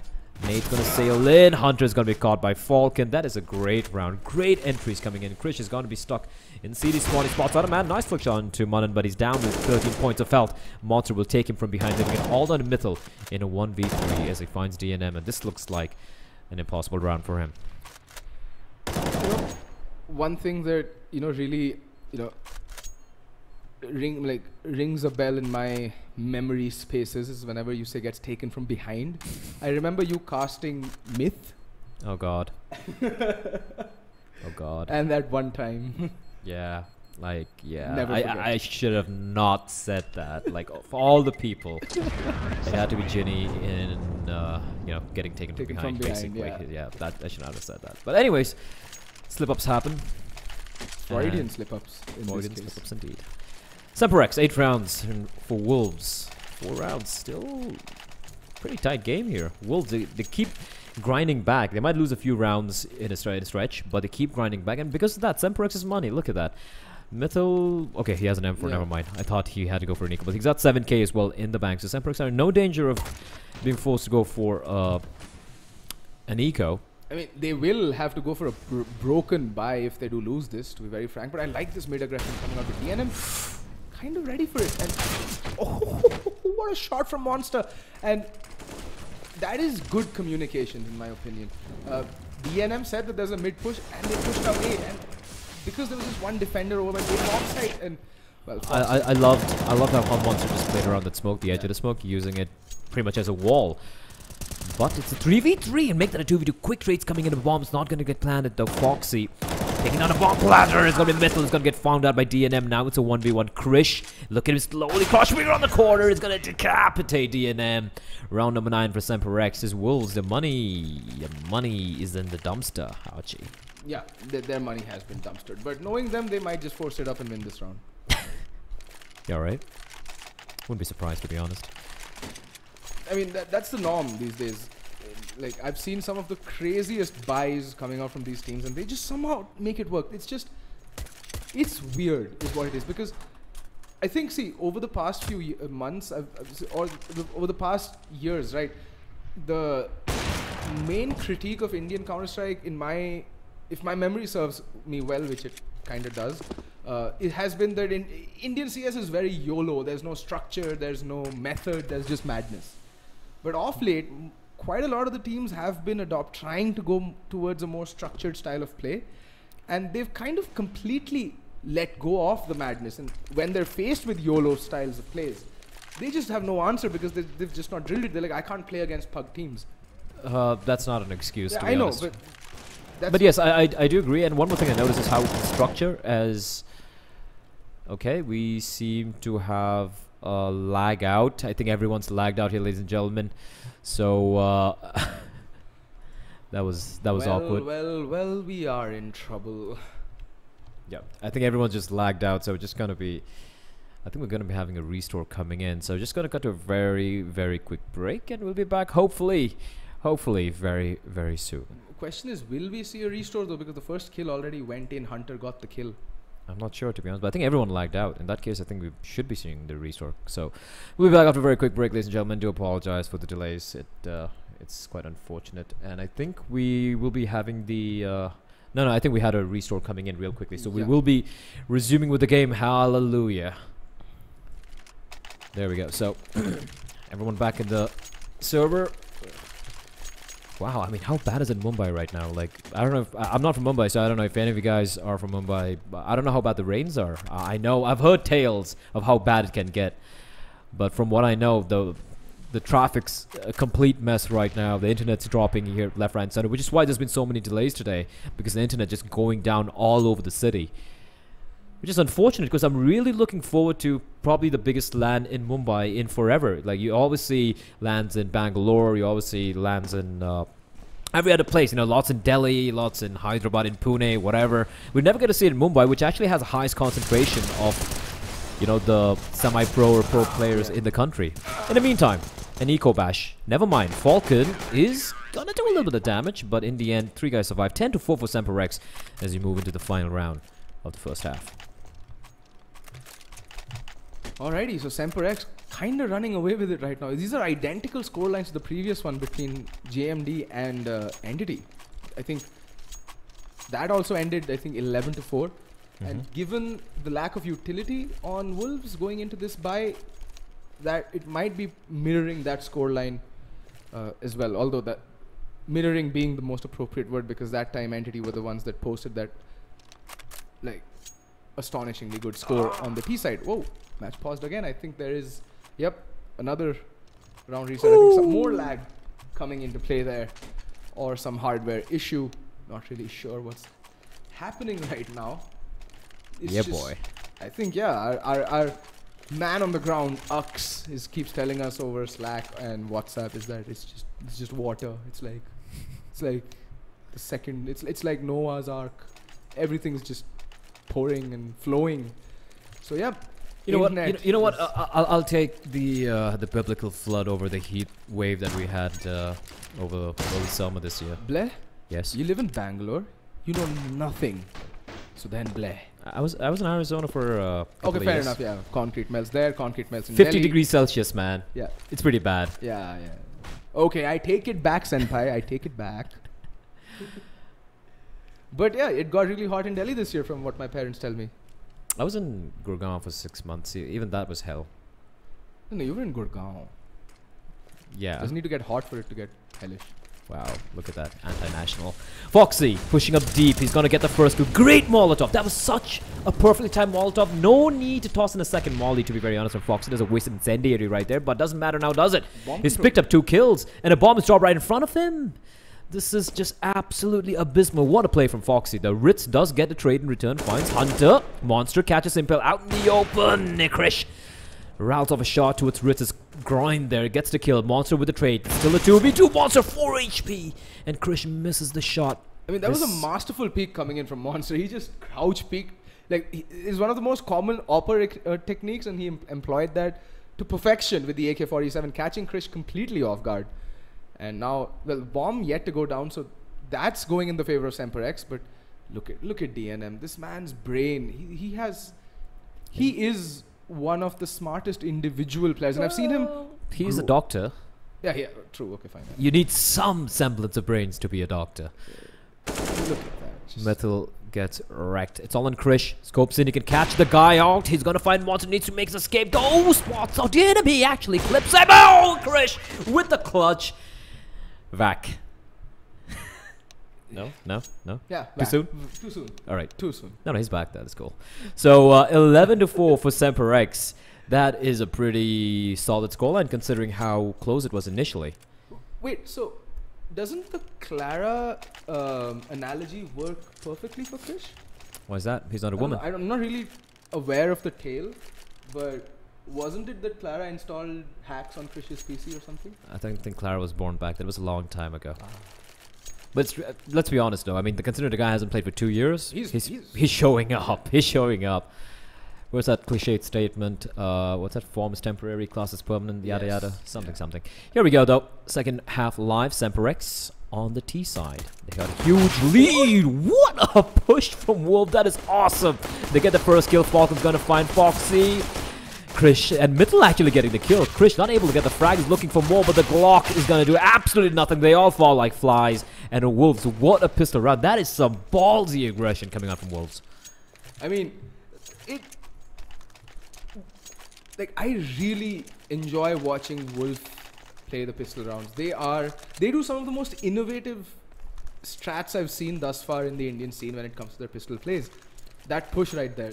I mean, yes, the player who was marking the T-Ram push completely whiffed it. Like, he was holding an off angle. There's no reason he couldn't have picked up 2, especially at that range with the Glocks. That's the killing machine at that closer range. But, well, I mean, I guess RNGesus was not on your side, and the Glock gods just cursed you, and they hit nothing but air that round, and they just got completely mowed down by Team Wolf. I think just 1 kill came in for Semper X that pistol round. Well, they are going to go in with a force buy of their own. Armor pistols. Oh, wow. Okay, Ritz then. Hello. Deja vu. Yeah, more or less. In the meantime, DNM does get 1 kill, playing that perfectly, but does get overwhelmed. And Manan just, well. You got Tech 9. Yeah, he got Tech 9. There's nothing. There's no shame in it. It's the Tech 9. It's a one-man killing machine. There's absolutely no shame in getting Tech 9 as Vita coming in. Monster, great intuition, finds 2 quick kills, living it all down to Foxy in a 1v2, but he's so very low, and Foxy needs 1 bullet. He's got armor as well to work with, but he looks the wrong way, and Monster with a very unlikely clutch. These rounds are coming down to the wire. I think honestly, I think Impale wasn't aware that he was, exposed from that angle towards market door, and he just.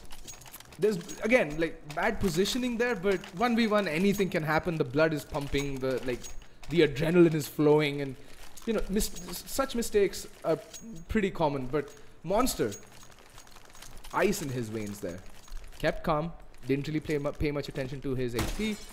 Got the shots and got the clutch. That is all that it comes down to. And very good, intuition there from Monster to just, try a spray down on that smoke.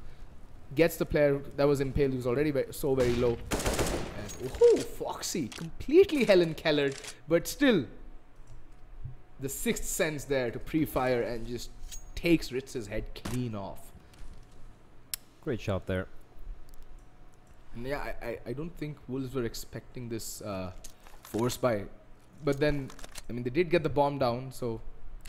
And it has been And a game of two forces. It kind of makes sense as well, right? There was just one guy surviving. They Yeah. know the money's not that great, so Semperex is trying to push the advantage they have. However, it's a risky buy because Hunter, Krish, they have no armor to work with. It'll all come down to Impale and Foxy, and both of them have been kind of feeling it. Like, look at the scoreboard. They are, well, top of the leaderboards, as they say right now. And Krish is just going to test the waters over towards Palace, just checking, making sure that they don't get shot the moment they peek their faces out from apartments and T-ramp. In the meantime, I like what Falcon is doing. He's slowly inching his way under Palace.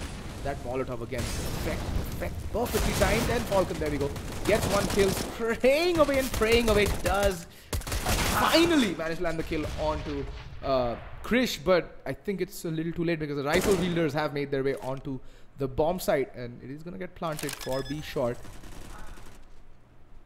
And Mithil is going to fall to Manan. And all of a sudden Foxy is in a 1v3. This did not go according to plan at all.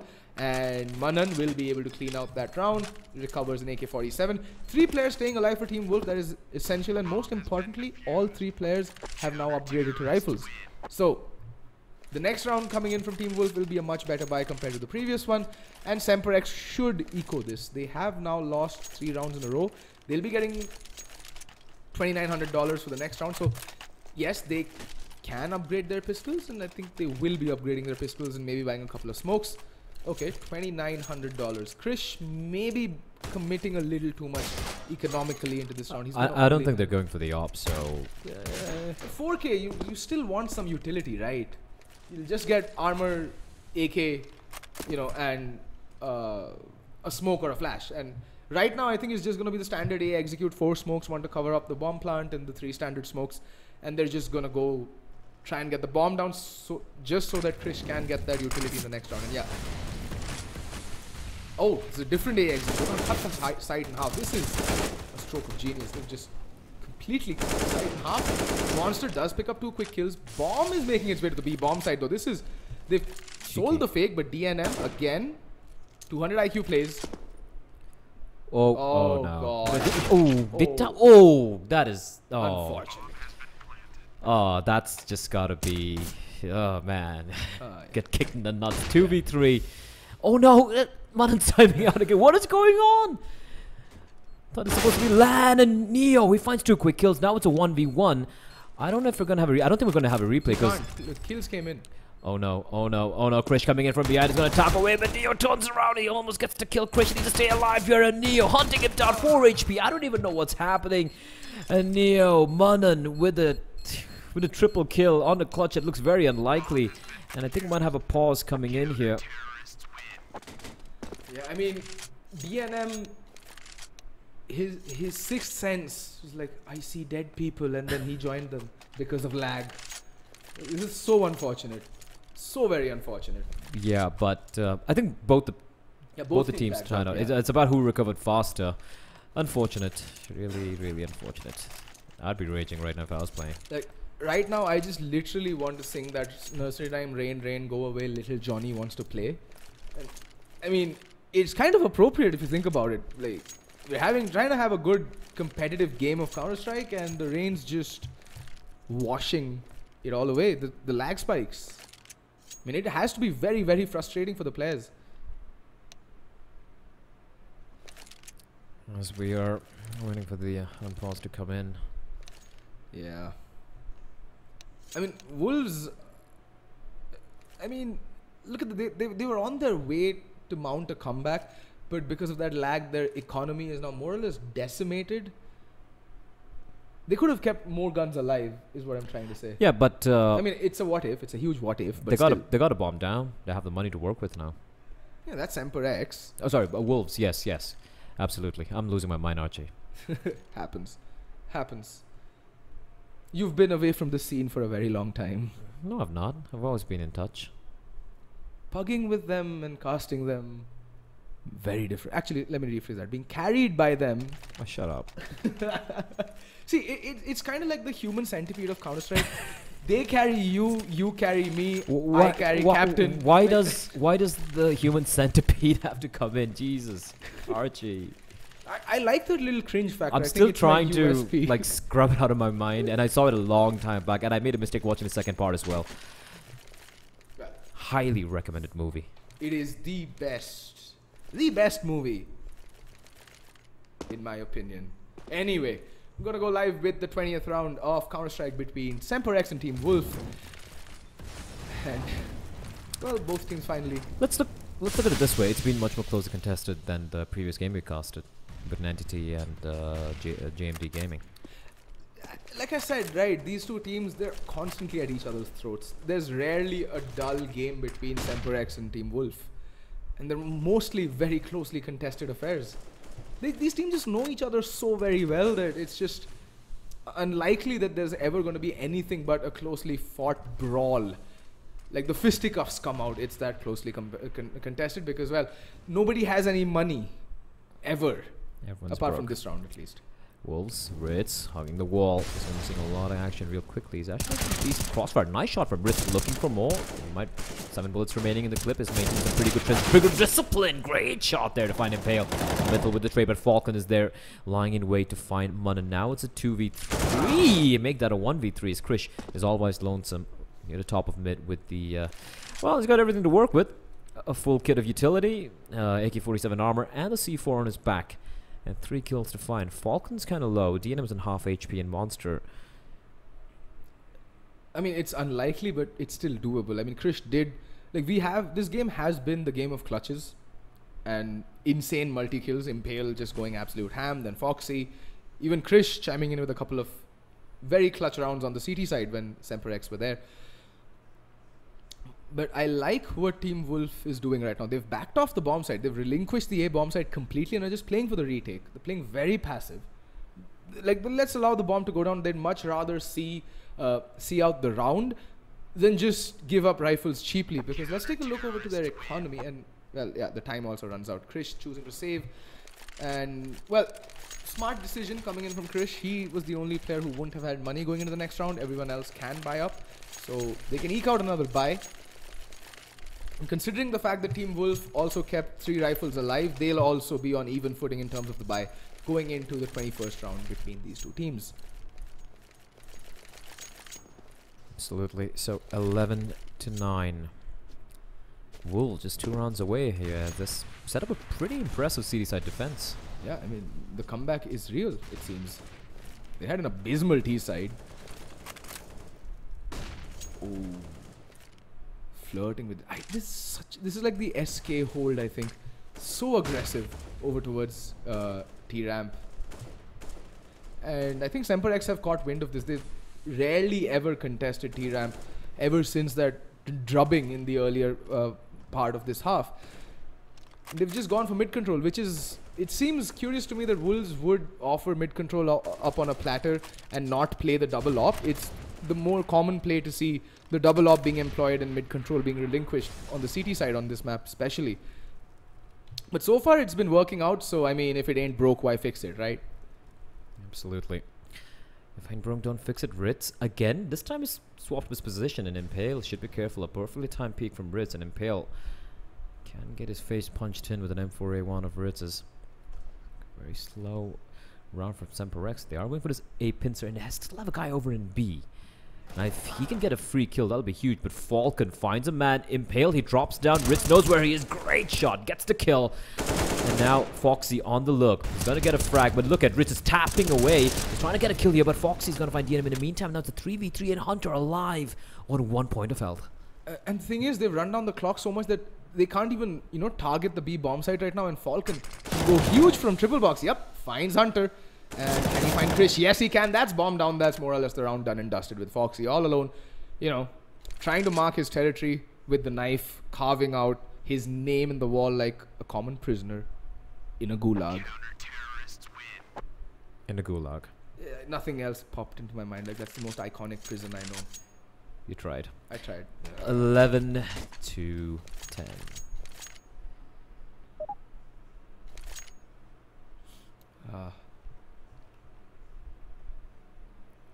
We do have a timeout getting called by Semperex. So, yeah, the rules, it's on LAN. So, it's going to be 3 timeouts for each team. Yeah. And each shall 2 minutes long. I'm still not a big fan of the 30-second timeout for which is being used in the majors, because to be honest, right, like how much information can you convey in 30 seconds as a coach? It just feels little too less. Instead of having 4 30-second timeouts, I'd rather have 2 1-minute timeouts, right? I think as a coach, that would be much more viable. The trade-off, of course, is the fact that you can only call 2 timeouts then. So if, you know, nothing's really working out, you're out of timeouts, then you're in for a world of pain. However, Semper Rex taking a breather. They're like, okay, what is going on? 11 rounds they had when they moved on to the T side, and they have yet to get off the mark on the CD side, and yet to get a single round on the T side. This is not looking good at all. I mean, on the topic of like timeouts and, you know, think about it. We want esports to move into the mainstream, right? To be taken seriously by sponsors, by viewers, by everybody. Right now, if you look at mainstream media, esports is just like a bunch of old farts will sit in front of the television camera and say that, oh, it's just kids playing video games, there's no skill involved, and, you know, I tell my son, get out there and shoot some hoops, son, and stuff like that. And it really irks me because, you know... Have you ever met anyone who speaks like that in real life? Just watch Fox News, bro. All right. All caricatures there. Like Yeah. each and every one is a character straight out of some stereotype or the other. Literally, just watch Fox News. Fake news, eh? No, fake news CNN. Yeah. Yeah. But no, I'm just saying that you want people to take Counter-Strike seriously. You want people to take esports seriously, not just Counter-Strike. And like if we want to make it as a mainstream sport, right? Why not have the similar coaching rules? I'm not saying same. Look at football, basketball. No, I kind of understand where Valve is coming from as well. They want to replicate the pro experience with the matchmaking experience. So they say that whatever is there in matchmaking should be exactly the way the game is played. I completely disagree with that, to be honest. In that case, have one, you know, DJ Bobby on the team as well, spamming, you know, absolutely horrendous music through the DJ chat. Bobby. In the meantime, the round will resume. The Wolves now, they have weaponry, and Semperex have gone for a light buy, I guess. I don't think it's a forced buy, full forced buy. It's, Although, Foxy just going with the AK. But did he save it from the previous round? No, right? Did he save it? I'm losing track. Yeah, Foxy did. He was alive. Yeah, the my previous bad. round. So he does have the AK and armor to work with. The rest of his team have gone for a very light buy. The Tech 9s and one Deagle, a little bit of armor, because it is max loss bonus. They will be getting $3,400 the next round if they do lose this one. And looking at the weaponry they have, it's going to be a tough ask. It's going to be an A play coming out. They have a few smokes. They've already used the one towards CD spawn, probably trying to draw the rotation from Wolves. But Monster is sitting pretty underneath of Shadow. Monster can see everything unfolding. And they do have 3 smokes, so that means the basic 3 smokes can go out for jungle, stairs, and CD spawn. That's exactly what happened. Oh, Monster just getting 1 kill though. There's Falcon. Gets 1 but unable to get the ultimate spray down that he was looking for. And now it's down to a 3v3 retake situation. Bomb does go down. And those plants are coming in. We do see Manan trying to just... Playing Shadow when you know your opponent's probably in a 4C buy or just have pistols is very questionable. Especially the position he was in, because he couldn't really move around. And a Tech 9 could just dance right in front of his sights. In the meantime, middle... It's 1! But it's going to be Manan who's going to clutch a 1v2. The scores are tight. Ladies and gents, we have a game in our hands. Yep. Wolves are not messing around. And like I said, it is Mirage. It is a predominantly CT-sided map. And it seems both these teams are fairly competent on the CT side on Mirage. But I have to say, some of the decision-making that's coming in from Wolves is a bit on the questionable side. And the fact that their economy is still in the doldrums after winning, mind you, 1, 2, 3, 4, 5, 6, 7 rounds in a row, the fact that there's no one above like $2,200 attests to the fact that, you know, they've been losing entirely too many people every round. Like after winning 7 or 8 rounds in a row, you would expect at least one player to be on full $16,000, wouldn't you, Blair? Absolutely. However, that's now how the economy works in CSGO, or in Counter-Strike generally speaking. As we do see Semperex, they're favoring this A bomb side a lot. But the problem is, yeah, they're getting the bomb down, but their post plans not that great. Lack of coordination. And Riz has definitely been a thorn in their sides. He's been playing the CD side really, really well. And that position he plays, right, like towards connector in jungle, is probably the hardest in this map. It is the hardest spot to play.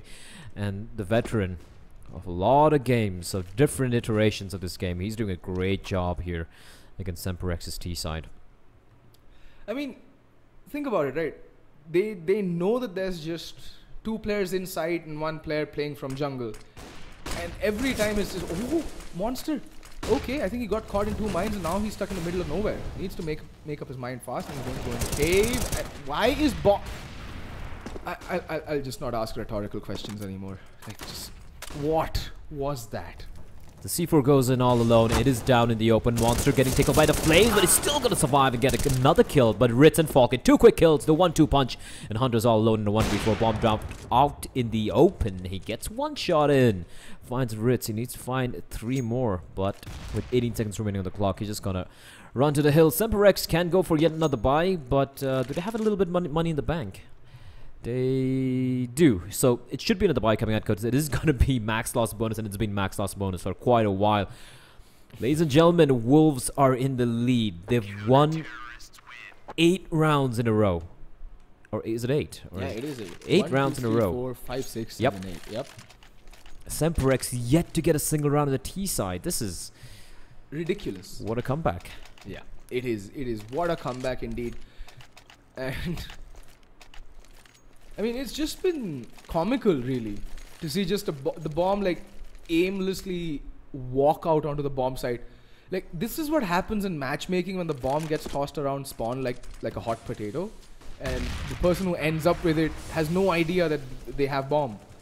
And look at that, already things being opened up by Ritz. Doesn't even take a lick of damage and completely ends Impale's round. He's like done for. Like, he's eviscerated off the server almost. And this time around, though, Semperex are vying for mid control, something different. Like they say, it's the very definition of insanity to try the same thing over and over again and expect a different outcome. Not really, doesn't hold that true for Counter-Strike, but in general, yeah, they've been going for that A hit over and over again and getting consistently shut down. And look at this. Oh my god, what wreckage. That was tactical decimation. Perfect. 3 kills happening simultaneously, and Hunter is left alone again in a 1v5. Can I do the Hunter song? Go for it. When he clutches. If he clutches. He's not, but just go for it.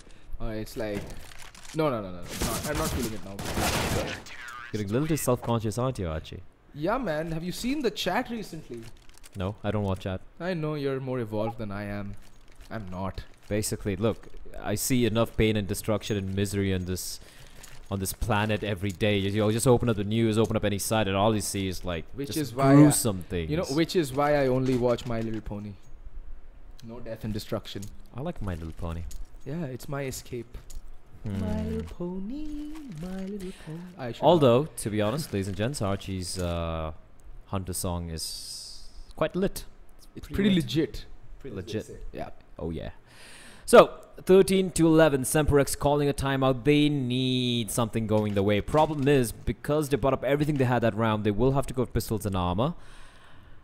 And Wolves, my god, that's the Great Wall of China. Yep.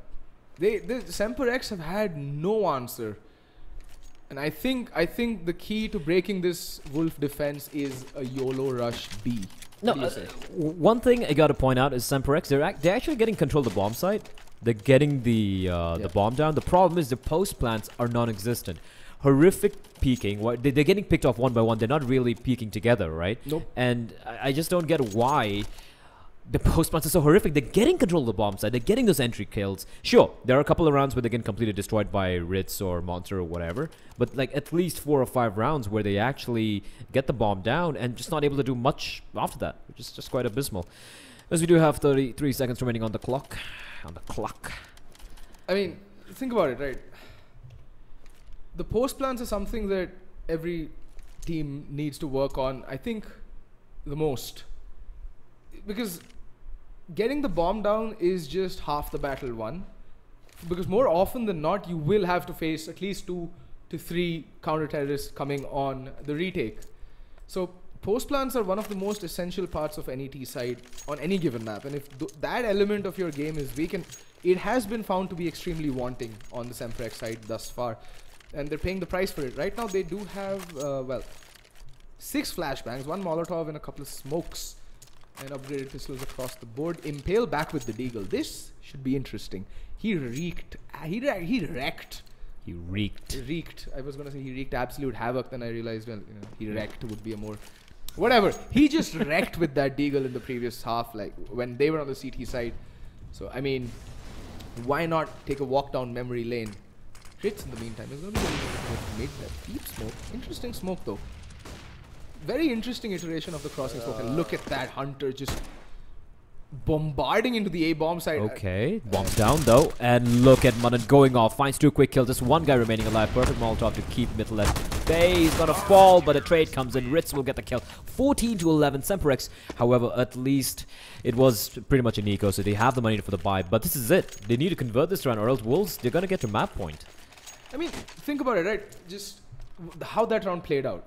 So it was intended to be a split over towards the B bomb side. However, like Hunter getting the kill, I would have expected Semprex to at least show some modicum of patience and just hold off that push with the bomb, at least before they can, at least till the time that they can ensure that the rotations have happened. Oh, Ritz, I think, spotted 1 player crossing over towards ramp.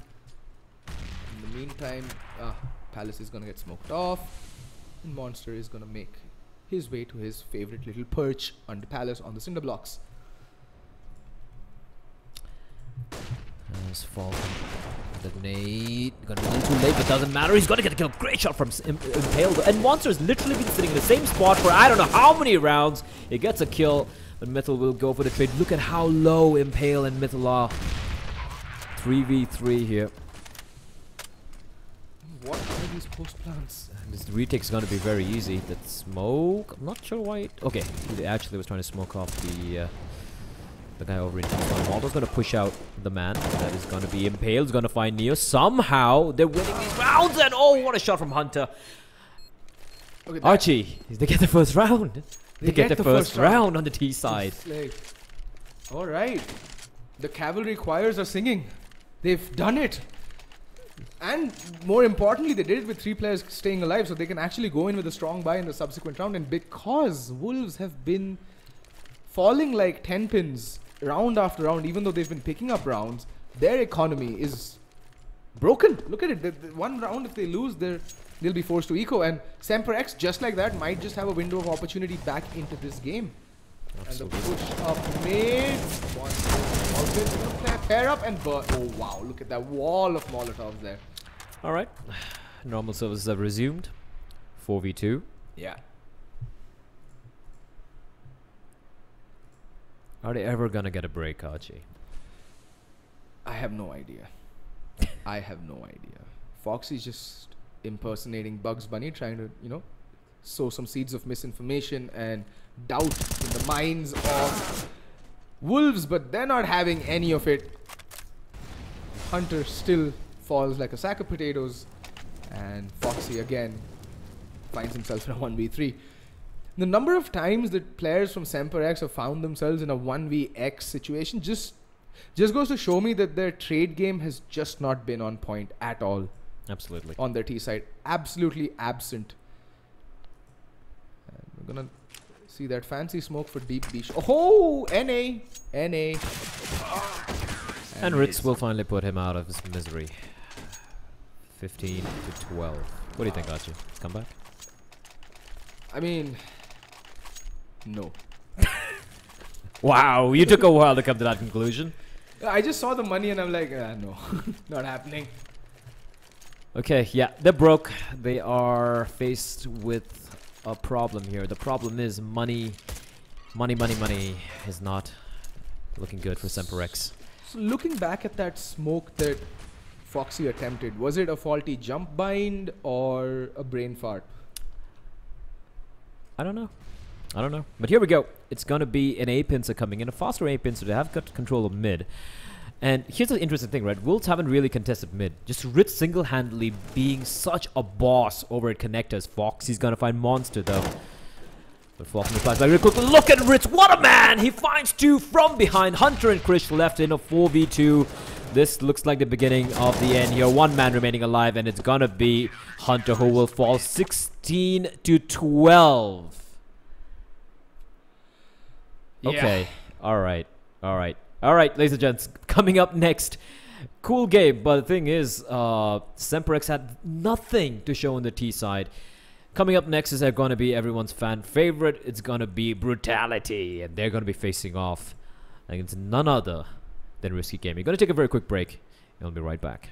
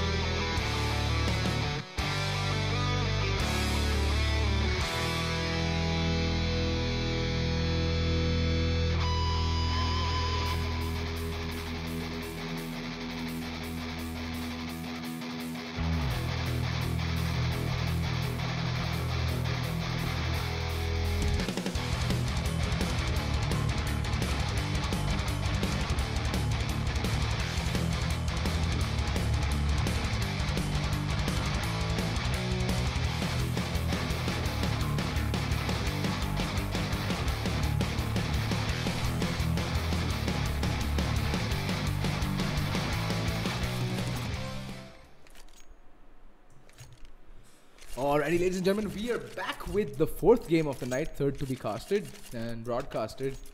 And it is going to be between Risky and Brutality. Well, Brutality have their work cut out for them. Oh, wait, what? Okay. Right off the bat is round reset. Alright, I think a little bit of connectivity issues. Yeah. Which has been a problem for today. It's been a day of play with technical issues because of various reasons. Well, Reigns have a way of putting Playing a stopper. havoc. Playing havoc, yeah. Yeah. So here we go. Carry Bob, Nami, Breaker, Javi, aka Havoc, and KitKat. The old gangs here together. And they're going to be facing off against a team with the best social media I've ever seen in the subcontinent. It is going to be Rix, Juventa, Pexa, Wuz, and Venom. Overpass on the T side against Risky CD side. Oh, it's hard. Yeah, it is. It's a tall order. I mean, I've seen Risky play CD side on Overpass a couple of times. No, a couple of times would be actually correct. I think they have only played this twice over the course of the summer phase of the ESL Masters Premiership. And they have been... The one word that comes to my mind has to be just dominant. And look at that. And bear in mind, you got to, like, it's going to be a slow round. So, very quick injection of some information would be RVN played against Tyloo for the DreamHack Masters Malmo, and two of Risky's players played with that team as stand-ins. And guess what? They almost took a map of Tyloo. Both the maps were very close. So this is one of the best teams in Asia. Maybe not a top 5 team, but definitely they're the top 12 or, you know, maybe the top 10. Perhaps. So it's going to be an interesting setup coming in from Risky as Brutality. They're making a bit of noise, but look at Nami holding the line. Actually, he's going to be taken down, but Breaker does get the opening kill on the Juventa. Breaker just trying to stay alive. He will make his escape. The smoke's coming from Carrybob, keeping the remaining members of Brutality at bay as they were looking to get the trade. I mean, the A-bomb side was completely free for the taking. Like, Risky just 5-man stacked B on the pistol round. And I think that has anti-strat written all over it, to be very... like, I think so. It has to be, right? Because who does that? No mid control, no fountain control, no connector control. Just one player, that's Nami, playing over by connector. That too, he made his way from B short to connector, not the conventional way to the bottom of connector. I mean, that is just the anti-strat for the ages. Well, now they have split up 2 for 2. And it's gonna be the B hit finally, and KitKat getting 2 quick kills, equalizing things, and Venom replying right back in kind. It's a 2v2 retake situation, and I think the kit has been dropped on the B bomb side, and the bomb is dropped as well in the open. Yeah. 9 seconds. They got to get the bomb done. Havoc pushes in, finds Venom, is looking for more. This guy will be cheeky here, and it's gonna be Breaker who's gonna steal the kill away from him. Risky. They get off the mark here. Round number 1 will go the way of the team from the Emirates. Pretty close round actually to the end. It came down to a 1v2, which, well, Havoc and Breaker just played to perfection there. One baiting out. Like, they literally smoked, like they say, right? You smoke the creature out of its hidey hole. That's exactly what they did with Rix. Like, Havoc pushing like a bat out of hell, and Breaker just waiting for Rix to scurry out and just lands the casual one tap and then gets the diffuse in as well. The epitome of teamwork there. Epitome of teamwork. It is going to be a full league coming from Brutality, just P250s all across the board. They've got a few flashbangs as well to work with, and they're going to be going for the early AK armor by Risky. On the other hand, Scout, the MP9 on Carrybob, UMPs, and the Soul M4 on KitKat. Look at his haul from Havoc. Oh, gets spotted out, gets taken out by the P250. The timing. Just a second. Oh, and look at the rotation that it has caused from the rest of the team, right? Everyone's just completely abandoned the A bomb site. However, because Breaker is playing very safe towards sandbags, he's like, okay, hold on. I just need one guy for backup. 2 of you still stay over at A. I haven't spotted anyone out. I haven't heard anything yet. Yeah. KitKat with the M4, the perfect weapon to go for this long-range battle, because Brutality have no armor, so aim punch can be a pain in the ass. Backside, pardon my French, as Venom does have the UMP. Not just the fact that, you know, the aim punch, but P250s at this range is possibly the most inaccurate weapon in the game, but now they are looking to close the distance, but, well, nice. 2, 3, just keep them coming, folks, and KitKat. The only had his stats. the only thing which Risky might not be happy with that round was the SMGs didn't pick up any kills. It was a scout and the M4. But still, I mean, winning around that convincingly, you're gonna be happy with that. As we do see the M4 coming out in the hands of Havoc. Havoc.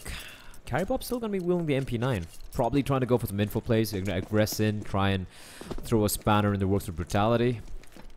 It looks like he is eyeing that early B short aggression, or at least playing close B short, judging by the way he was initially approaching the B bomb site. But I guess that's not gonna happen. Time. Whoa.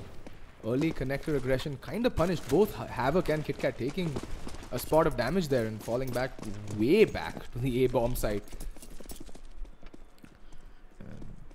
I like this. So they relinquish one area in terms of map control and then immediately re-aggress up another, just so that they don't give Brutality any breathing room as such to maneuver and, you know, set up for that mid-round, you know, fakes or the info plays or the miscommunication that, or the misdirection that most T sides rely so heavily on in Overpass, playing especially on the T side. This is one of those rare maps where, as the CT side, you are really rewarded for mid-round aggression. So, and I'm waiting to see if, oh, Nami, just timing not going to suit him. Oh, I think he did spot out was there. Scout. Ooh, nice shot there. Oh, Rick's still going to get the kill onto KitKat. And Nami, the sole custodian of this A bomb site. And it looks like it is going to be an A hit. The one player over by the B bomb side, I think that is Event. Oh, what a shot from Nami. Okay, turns around and tags down, I think it was Pexer as well. Yeah. 4v2. Oh, the Molotov. It's not going to be tossing towards the bomb side though, but still it's keeping them busy. 11 seconds. They got to go for the plan any moment right now. Look at Havoc. Great angle, but they will make their escape towards long. I think there was a team flash coming in there, but Breaker is going to push in and find Spectre living all under Ricks in a 1v4. This looks highly unlikely. Hugging the wall, and it's going to be Breaker who finds him. 4 guys still left. Here's the thing, right? 4 rifles now. They haven't had to buy up. Yep. Nothing. Like 2 AKs, 3 AKs, and the 1 M4. I think they've only bought 1 M4 in the past 3 rounds. No, they bought 2.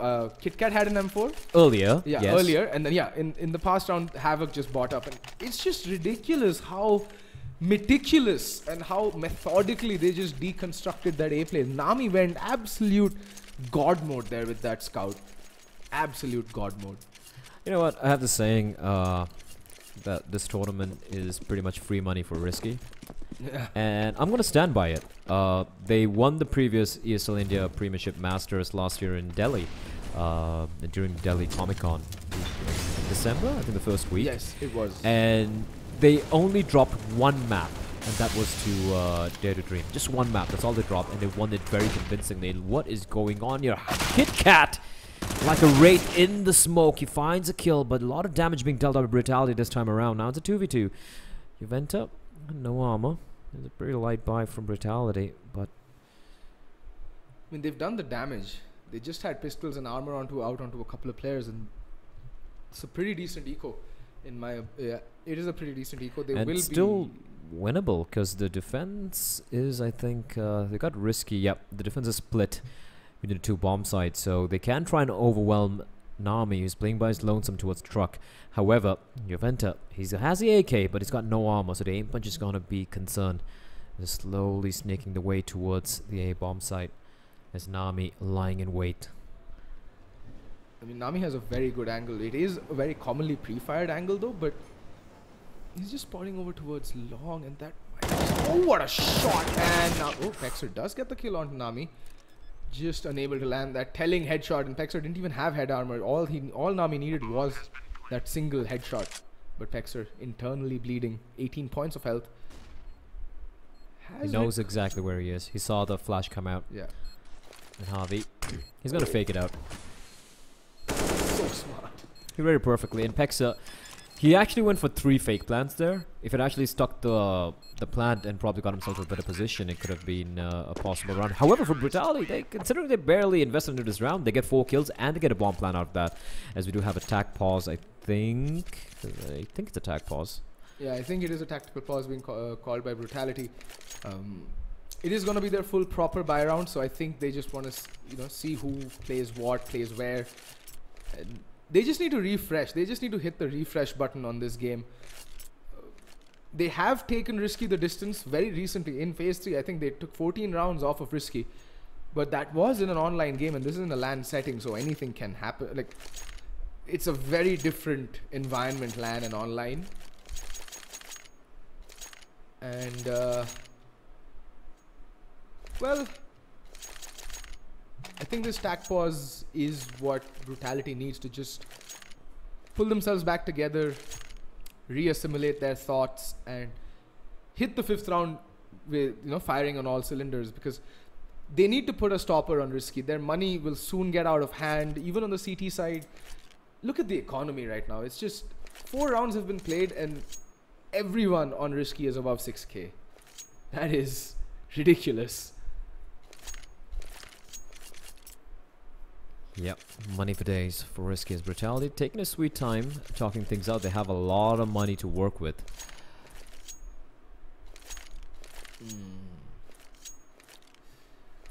See, both teams have money going into this round. So, and regardless of the outcome, I think both teams should be able to buy up the next round. Well, Nami won't. He's just bought himself the AVP. But yeah, Risky should be able to eke out another buy. And so if Brutality lose this, they're going to be on max loss bonus anyway. So they will be buying into the next round regardless. But the main reason that Brutality need to put a stopper on Risky is because Risky is one of those momentum-based teams that if you give them an inch, they'll take a mile.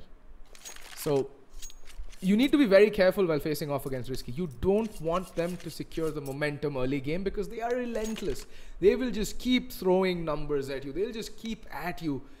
Like, just even analogies are failing me right now. So please, like, if you would, thank you kindly.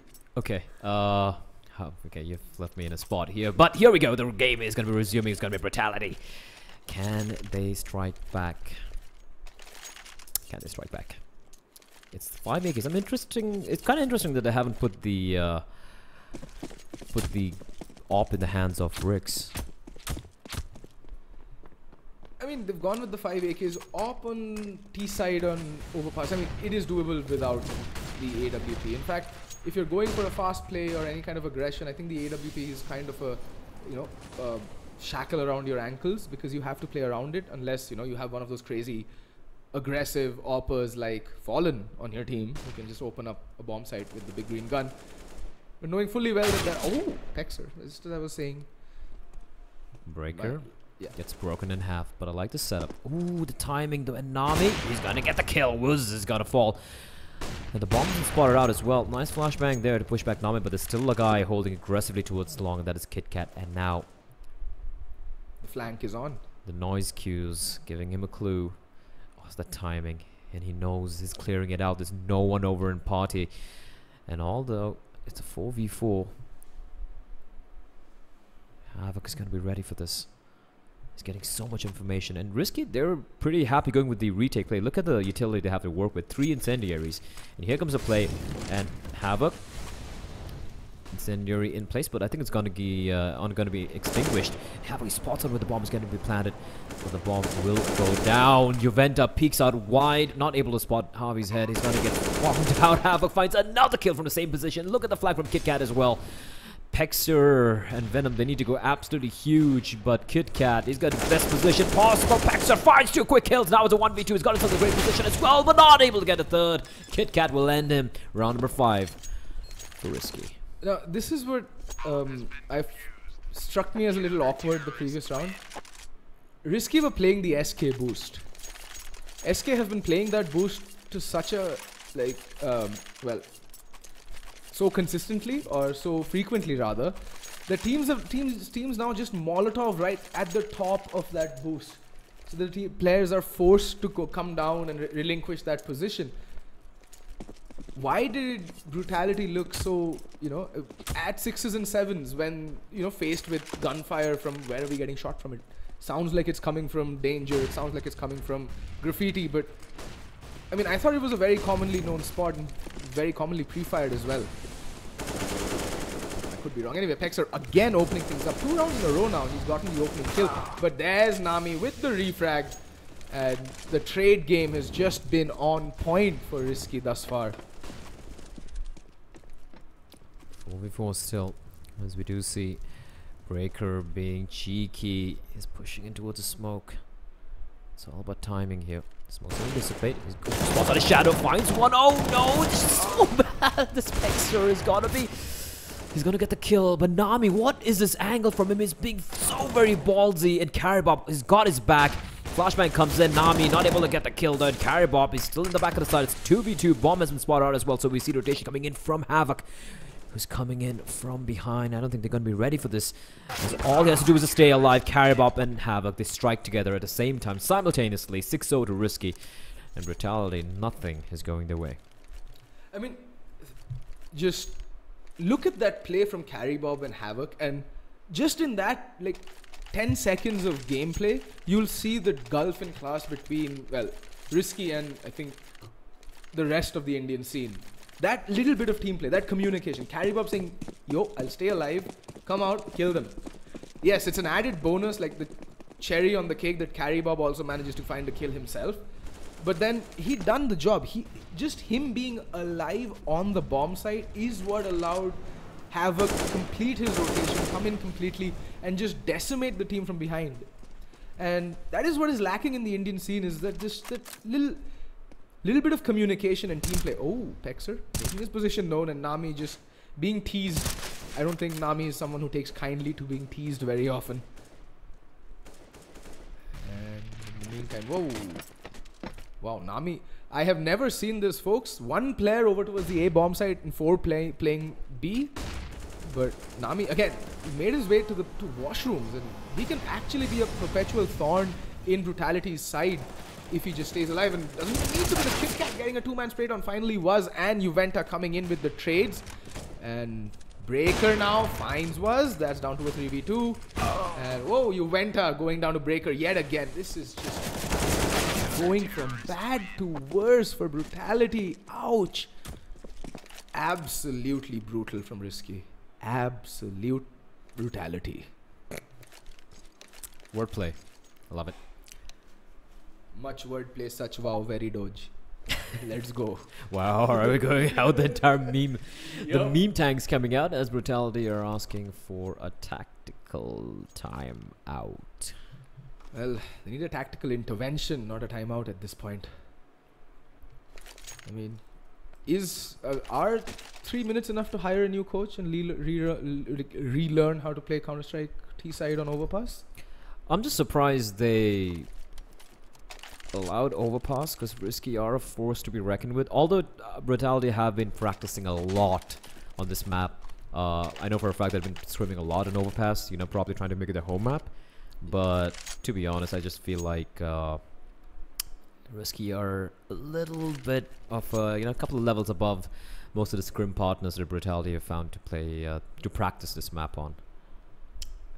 I mean, I thought you scrimmed first, and like, see, the thing is, playing Risky on Overpass is indeed a very ballsy move.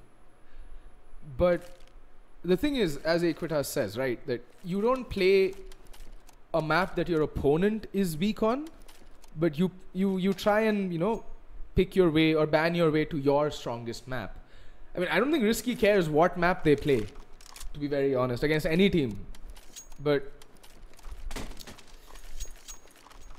Overpass, I like, especially considering the fact that it is not one of Brutality's, you know, more go-to maps. I would have expected them to either play Inferno or Mirage. But again, Inferno being a very good map for Risky as well, so that's out, I guess. Mirage, though, has been a map where Risky has looked a bit shaky, at least on the during the online phase. They have, in fact, I think, been taken to overtime twice on Mirage. So why not play Mirage, especially considering the fact that it is Brutality's go-to map. It is home turf for Brutality. Why not play Mirage is my question. I don't know. But you know what? I'm not going to really knock them, because They are trying something new, trying to improve the map pool, make it a little bit more deeper. And personally speaking, I'm not going to be bitching too much about that. I would love to see teams having a broader map pool. And yeah, you might get destroyed by Risky, but you know what? You get to learn a lot. You got to learn a lot. Yeah. And as long as you go into these games with that mentality, I think it's fine. I think it's honestly fine. Because let's be honest, Risky are the best team in this tournament. By far. By far. By far. And some people might be saying, hey, they lost a couple of maps to some teams and whatnot. They were playing with 100 ping, with VPNs and whatnot, right? Also, they themselves were scrimming, I'm pretty sure. Pretty much. So, Risky are the best team playing this tournament. And if I was any of these teams, I would be just looking to play my best against them. Not to win, of course, but even if they lose, even if they get destroyed, at least it shows the holes you have in your play, the holes you have in your setups, the holes you have in your whatever style you have. Nice peek, there's double peek, comes in, Pexer with a trade, but Carry Bob, he'll find two, and that is going to be, again, man advantage for Brutal. It's going to be a hit coming in. Nami missing an uncharacteristically simple shot there. So we're playing from behind bank, not inside. Oh, and it's going to get taken on by Rix. 3v3 now, and Rix has picked up an AWP to work with, his favorite weapon. I mean, I love watching Rix op, to be very honest. He, at one point, was the best opper in the country, but look at that. With a two-man spray down, Carry Bob does get the trade, and oh, Rix missing that shot. Carry Bob switching out to AK-47, and gets the, is this happening? And bomb is, okay. Alright. Okay, picks up a gun as well, Juventa. He is going to get the bomb down. He's got a lot of time to put himself in a great position to work with. However, he's going to smoke. Carabao has a smoke as well. And Carabao is on the ace, by the way. Yeah. Will we see an ace clutch come out from Carry Bob? I mean, time to work with that. Juventa just perfect timing there. Yeah. 7-1. And Risky, despite winning the first round pretty convincingly, the last few rounds have looked a little iffy. They lost quite a few members, so that means money's not that great. But okay, alright, interesting. Havoc buying up the AWP and dropping it over to Nami. There's a lot of faith being placed in that big green gun. In the meantime, the rest of them, 3 UMPs and M4. I don't think Risky got the memo about the latest update, wherein they know. Oh, okay, Juventa gonna whiff that Molotov. That but just to hold on to that thought, I don't think the nerf has really affected the gun at all. It's still being used quite often. It's still very, very much viable. And Valve have, honestly, they still haven't taken care of this gun. It is still a very viable gun. It's still used more than... It is no longer viable. It is no longer for mass replacement, especially if you're going to look for mid to long range encounters. It is a very, very potent weapon at close range, which is what exactly what Risky are doing, though. Yeah, they're playing up close.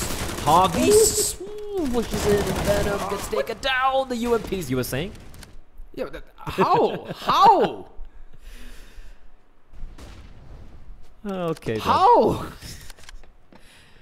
5v3. Luckily for Risky, Havoc and Carabob are both internally hemorrhaging. So, can still pull this one off. I mean, it is very doable, especially considering the weaponry. Okay, I think the players with the rifles were the ones to go down, actually. Pexer and Venom. And yeah, you see... Yep, the M4 lying down there. And like I said, you should turn away for that flash. Nice flash though, but unfortunately there are no CDs to take advantage of. Risky doing a smart thing, getting 2 kills, playing back from the side. They have the 2-man advantage, and Carry Bob and Harvey, they're both very low. If they both get taken down very quickly, it could be a problem. Here was great shot. Oh, and Carry Bob does a bit of damage though, but it's being hunted down by Rix. Now it's a 3v3 retake time, and Nami's already down at 22 points. So foul, but look at Breaker is breaking this post plant. It's all under Rix in a 1v3. He's got to find one, needs to find 2 more. He can actually find Nami because he's very low indeed. But Kit Kat is slowly creeping up. Rix, so many angles to cover, and Nami with the up. He's not going to miss those shots. He's going to find Rix, and that's going to be round number 8. And Brutality's money is gone. It's gone. Yep, it's gone. They got the bomb plant, but I mean, see, they're getting reset this round, so they can force it up, but that means next round they're only gonna get what, $1,900 for the next round if they lose it. And going by the trend right now, I don't see them winning this round, especially on an armor pistol buy. But but they are going to go for the armor pistol. Alright, so they might just try and get the bomb plant down so that, you know, they can secure the buy in the next round with the $2,700-ish that they will get. 27? Yeah, around that mark. And look at that. Okay, very fast play up mid for Brutality coming up, and Nami is completely blinded, but there we go. Timing just not favoring was caught out in the open, gets one, but that's all she wrote for him. Riggs able to spray him down with the Tech 9, and Nami needs to be careful. He can get caught out in the open, and that's exactly what happens. Nami, with his back turned to the enemy, getting shot down. Put down. 3v3, but Carry Bob from a distance finds Venom. Breaker's gonna break Juventa. Riggs again having to clutch this one out. 1v3. The Flames gonna tickle at his feet and getting shot from every door. He knows there's a guy coming in from connector, but it's all about timing. He is gonna be put to the grave. Carry Bob has no trouble finding him. Haven't even picking up a Tech 9 for future use as risky. They keep 3 players alive. Here's the thing though, the money's still not that great, so Brutality can string a couple of rounds together. They can actually have some breathing space to work with. I mean, provided that Risky actually, you know, take their feet off their throats right now, right? It's just complete demolition thus far. I mean, even though Brutality, in the odd rounds that they have taken the man advantage, they've just not been able to capitalize on said man advantage. They've just gone and look at this, just relentless pressure. Oh, I think we saw the gun being switched, but okay. This has been the difference, right? You saw buddy system. Yeah, the every buddy time. system, the trades, the instant trades, and look at how smart KitKat plays this. He gets the trades, falls right back. There's no point re-aggressing and continuing to force the issue, because you're already at a disadvantage. In an XVX situation on any map on the CT side, the T's have that slight advantage in the sense that they can choose to group up and push a site together, and your defense as the CTs will always be split. So kind of seem to have lost your train of thought. Yeah. As Nami, he's gonna bring the man advantage back to his team. 4v3. And that is why I lost my train of thought. It's just Nami shut me up. The chukkar. Watch me play. Breaker. Ooh, ugly spray. But he does do a lot of damage, and Carry Bob, he's not gonna waste time completely walking off that play. Venom left alone in a 1v2. He's got the bomb. Nope. Ooh, Nami misses a sitter. But the ball, look at where the bomb is! How could he even pick that up? And KitKat is slowly coming in from behind, and he's gonna decapitate Venom. 10-1, someone called The Hague. This is a war crime we're witnessing. This is extremely, extremely one-sided brutality. They've had a couple of close rounds, but nothing going their way apart from that one round. So far, not so good. Well, depending on what side of the fence you stand on. For Risky, this is happy days. Rainbows and green meadows all across. Happy days. Okay then. I forgot a song. I used to watch when I was a kid. Ooh! What? No! Nami with a flick shot for the ages. And he's seen at least 2 guys cross on over. Flashbang comes for his teammate peeking towards long. And he's actually going to be team flashed a bit as Brutality. They're going to go around the world, making the presence fend towards long. The nade's going to sail in, and Breaker. Oh, the Flames are going to save him. He could have been caught off guard there. There's a guy coming in from Monster as well. The Breaker will make his escape. And he's got the M4 to work with. Flashes trigonometry for him, just making weird angles with the flashbangs. And here comes a play towards the B-bomb site, and it's gonna be a complete demolition derby. Nami finds one, Carabob finds one, and Breaker picking up a double kill. 11-1 for Risky Brutality. It was an eco round, so that's that. I mean, I love what Breaker did there. So the entire Brutality team went around long through restrooms and went down connector. And the moment they opened the door, it's just Mordor. The fires of Mount Doom in front of them, and they're just like, nope. And they turned around and just had to wait it out. And that's what allowed Breaker actually to, you know, fall back to safety and just allowed for the rotation to come in. Again, proper usage of utility. This is what we were trying to highlight during the JMD game. That merely having utility is not enough. You need to know when to use it. And there's KitKat. Oh, 6, 11 yet again. This time though, the SK boost does get pre-fired and punished. ESK boost. That's what they call it. And a retake play coming up from Risky. 5v5, although Rix is kind of low on health. Bomb's gonna get planted. Big gap in the smoke there. Karibob, free kill for him. And here they're lining up the incendiaries to go for this retake. Man advantage once again wrested back by Risky. Are they gonna go for the wall bang? Venom. What a flash. What a perfect flash. He gets taken down, destroyed. Juventus gonna get a kill, but it's all down to Wuz in a 1v3. Finds one, looking for more, but Kit Kat's gonna end him, and that is gonna be... What a retake. That was clinical, surgical precision from Risky and brutality. Get the bomb down, but that's about it. That was a beautiful flashbang. Glorious. Like I'd just make a highlight of that flash if I could, just to mug it up. It flashed everybody, including the person who threw the flash.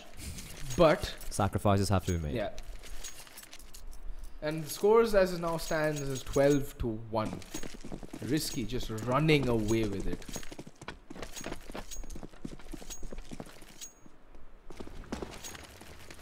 Alright. And I like how Risky have been mixing it up. They've not been predictable at all with their CT setup thus far. They've held different angles, different players have played different spots, different weapons. Apart from Nami, who's just been pure ponage with the AWP. And wow, Brutality with a very good read. They're exploiting the only flaw in this Risky setup, that is the long. That is long. They've completely relinquished long control and they've gone for it this time. I think something must have given them the tell that long is completely exposed, but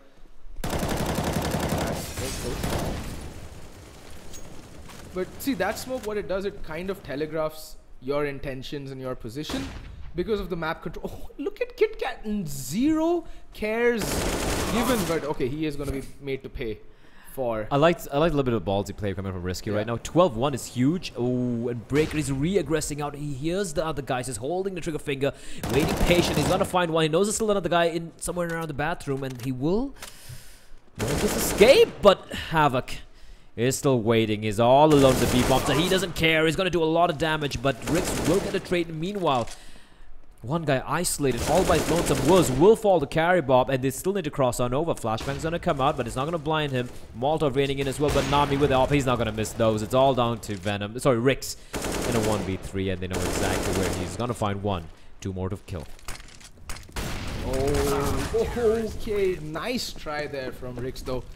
That smoke, you know, trying to buy himself at least a sliver of hope that round, but Risky is just not in a very charitable mood. They're not giving Brutality anything. They've just been relentless. 6th gear from the first round, and they're just driving the point home that they're here to win, and they're gonna do it come what may. Win is kind of an understatement. They're here to make a statement. Is their statement? Yeah. They're here to make a statement. And Havoc has pushed all the way to its fountain. This is no respect, ladies and gentlemen. This is the very definition of no respect. As Wuz will, however, get the trade. But here's the thing, right? Risky right now, they're just going off on all cylinders. All the players, they're like, you know what? We don't need to play the trade game anymore. We just got to push in, go for like double sprays and whatnot. They're DMing. They're literally DMing right now. Yeah. They're just practicing their aim, warming up for later games. Wuz just pushes in through the smoke without a flashbang, and Breaker gets the dink as well. Rix again low on health in a 1v2. It's like deja vu round after round. I feel bad for Rix. He's been forced to clutch every single time, and Karibob will land him 14-1. Archie. Yeah. 14-1. Oh man, this is painful. And this again, is savage. Yeah.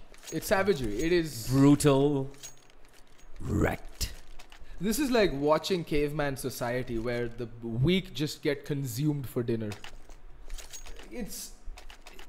I feel bad for Rix, though. He's been the most consistent player thus far on Brutality, at least in the sense that he's stayed alive the longest. But every round I've seen, the past 3 rounds, Rix has been asked to clutch in a 1vx situation on 12 points of health because someone or the other constantly takes him. and a very fast play coming out towards the B-bomb side. Juventa with the CZ missing everything. Parting shot from Nami. Pexa does reply back real quickly, but still 4v4 was he's got a kit, so the retake is viable. They have a flashbang as well, and here comes a flash coming in. Now they gotta go for this, but look at the play from Risky. This is insane. They're pushed in. They're pushed in through danger. Havoc finds Venom, and they're just getting pincered. Rix on the balcony. It's a 2v3. He knows where one man is. Great shot to find Breaker. Needs to find more. Gets another one. It's all on the carry bomb. 1v2, but the bomb is planted out in the open, and carry bomb just needs to toy with them. They have to pick up the kit as well. Rix is all alone in a 1v1. No time. It is no time remaining. He's picked up... No, he hasn't picked up the kit. And all Caribou has to do is just dance around the dance of death. And everyone dies, and Risky are on map point. Yeah. And I mean, if Brutality were to have any hope of even mounting a semblance of a comeback, they needed that pistol round. And Risky just... What were those post plans? Who does that? Well, yeah, I mean, that's insane. And Brutality, they had no idea what Risky was. So they were trying to go for the retake. Instead, Risky pushed into them after the plant. That is just absolutely insane. Bonkers, as you call it. And yeah, Brutality, now it's time to throw caution to the wind. It is forced by time. It was time to throw caution to the winds a long time ago, if you ask me. Yeah. Well, but they need to try something different. They cannot be relying on defaults, and I like the fact that they are aggressing. Breaker does open things up with the kill onto Rix, and they have given up control of B bomb site. It could come back to haunt them, because that is exactly where the bomb is going. And well, look at that. Carry Bob on 20 kills, Breaker on 18. Harvey or Havoc having a relatively quiet game on 12 kills, but bear in mind only 16 rounds of CS have happened. Venom, he's been sneaky here, but Havoc holding the back line. Venom needs to get a kill, he won't. Hexa will find one, but they all fall like flies. Ladies and gentlemen. Oh, team kill. Nami kill KitKat. Trying to give was a handicap. Risky are a very good team, but KitKat will end him in the end. 16-1, ladies and gentlemen. That was utter, complete domination. Risky gave Brutality absolutely no chance whatsoever. And that's it. Coming up next is going to be Wolf, who are going to be playing against... I think they're going to be playing against... Who is it? Semperex? So let me just take a look here. They just played Semperex. Yeah, actually, right? So I think it's Entity, I think. Entity, yep. Wolves are going to be playing against Entity Esports. That's coming up after a break, so don't go anywhere. My name is Blair, alongside me is Archie. It's been a pleasure casting for you guys. It's been a long day, lots of delays, whatnot, but at least we're finally getting started here. So next game, it's going to be one of the winner bracket matchups as well. It's going to be Entity Esports facing off against Wolf. We'll be back after a quick break.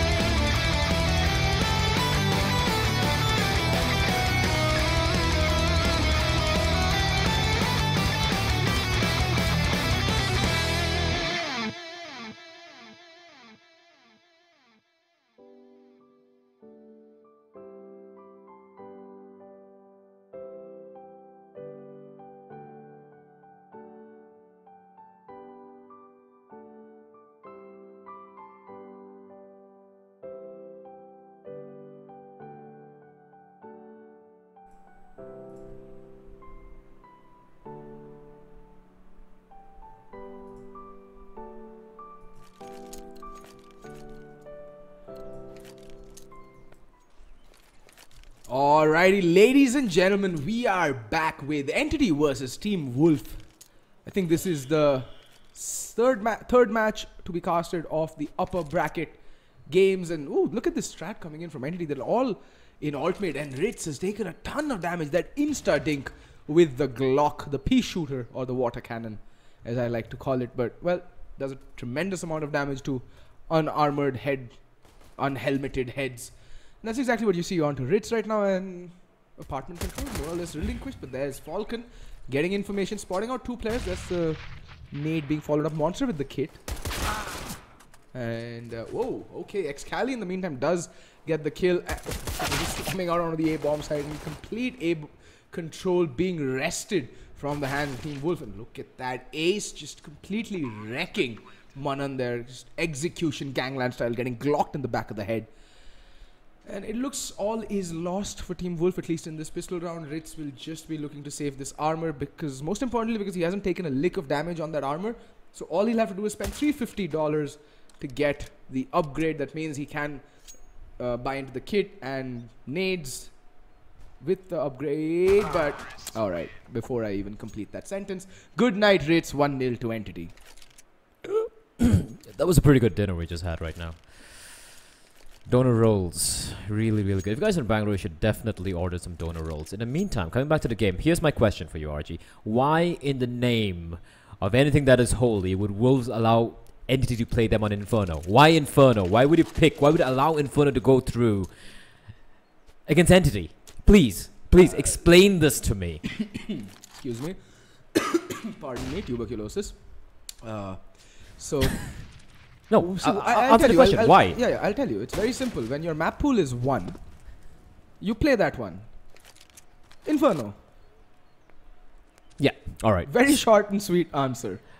Alright, so Entity winning the pistol round very convincingly, leaving it to Wolves to go for the force buy. I have the scout on Ritz. They had a pretty good showing on Mirage, great city side to take down Samperex, but Inferno against Entity?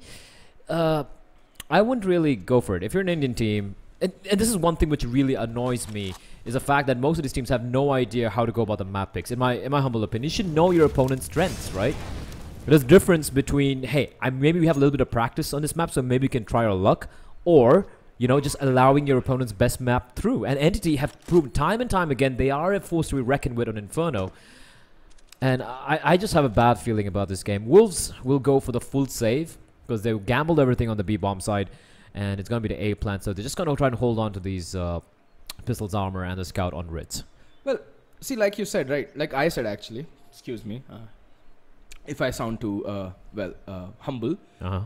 I feel the teams should be picking their best maps to play their opponents on. Now, incidentally, as it turns out, the Team Wolf's best map also happens to be Entity's best map. And the thing about Entity is that when it comes to the Indian scene, their map pool is essentially... Is it true though? Is it true though? Is Inferno really Wolves' best map? I've actually seen them do more work on... what's the map called? Train. They're actually pretty decent in Train. Train, and maybe even Cobblestone, for that matter, excuse me, but... yeah, Entity do have the deepest map pool amongst all the Indian teams. Yeah. And like you said, probably Wolves feel this is their best map, but honestly against Entity, it's gonna be a pain in the backside. Because Entity, if you remember, with the I think one of the earliest games of the ESL, it was the first game. There was the first game when they took Risky to the wire. I think it went on to overtime. I mean, think about that, right? See, because Wolf has also taken Risky to overtime on Inferno as well. So that's the thing. It's not. I don't think it's either. But Entity did play a fantastic T-half that game in particular. But I think, see, that's how most of the Indian teams actually gauge themselves is, you know, against Risky. The thing with Train, you brought it up, that it being one of the best maps for Wolf. That's actually, in my opinion, not the case. I think it's DNM's best map, and he calls particularly well on that map. But for them, I've seen them completely shit the bed on Train Wolf, and with only DNM fragging. I think they lost to TMG on Train, if memory serves. Oh yeah, well. In a very convincing fashion as well. Exactly. So yeah, losing to a weekend team, not the best of ways to go about it. But A-Star, he's going to open things up, gets the first kill over at B, and that's going to keep the three guys stuck over in the B bomb side. It's a stack they're going for. A-Star, was it trying to fake the bomb sound there? Maybe. That was cheeky. That was very cheeky from A-Star. Some IQ plays coming out. In the meantime, it's all on Manan with a CZ and a prayer. He's just crouched down right underneath the balcony. And, ooh, nice shot on Ribby. Almost gets a second kill. He's actually done a lot of damage. Look at Ace, Excali inside. They're all bleeding internally and have 3 AKs. So if Wolves are able to pick off a couple of guns here, it could be a pretty costly round for Entity. Indeed, even the previous round, they lost 3 guns in the previous round as well when they went for the hunt in the B-bomb side where the entire Team Wolf was stacked. So money-wise, Entity aren't looking that hot, but to be very honest, in the larger scheme of things, yes, you want as much economy to build up in the first 3 rounds, especially as the T side, because, the T side, you do tend to have a much easier job with the economy. DNM can do some damage, spots one out. He's just good discipline, trigger discipline there, but he's getting bombarded from all sides. Oh, unable. He could have almost got 3 kills there, and Falcon will survive with the scout. Now it's going to be the buy coming out, so the scout getting discarded, or will he be picking it up, or maybe Ritz might be going for it. Or no, they save the scout, but they toss it away because they realize the M-Force and the FAMAS will be a better option to go into the first buy round. Entity on the other hand, 3 AKs and a couple of UMPs and a ton of utility to work with. I mean, Sai is still sticking with the UMP. Interesting, I think he's going to play aggro over towards apartments. Or maybe just lead the charge. And see, Wolf is a team that, you know, I'd come to actually praise for breaking out of this bad habit of forcing on the CT side after losing the pistol. But it seems they're back to their old ways where they've decided to, oh, Ritz, okay. Wow. All right then. And look at this play. I don't think they'd be expecting 2 players to be already in apartments. Well, you should be careful though.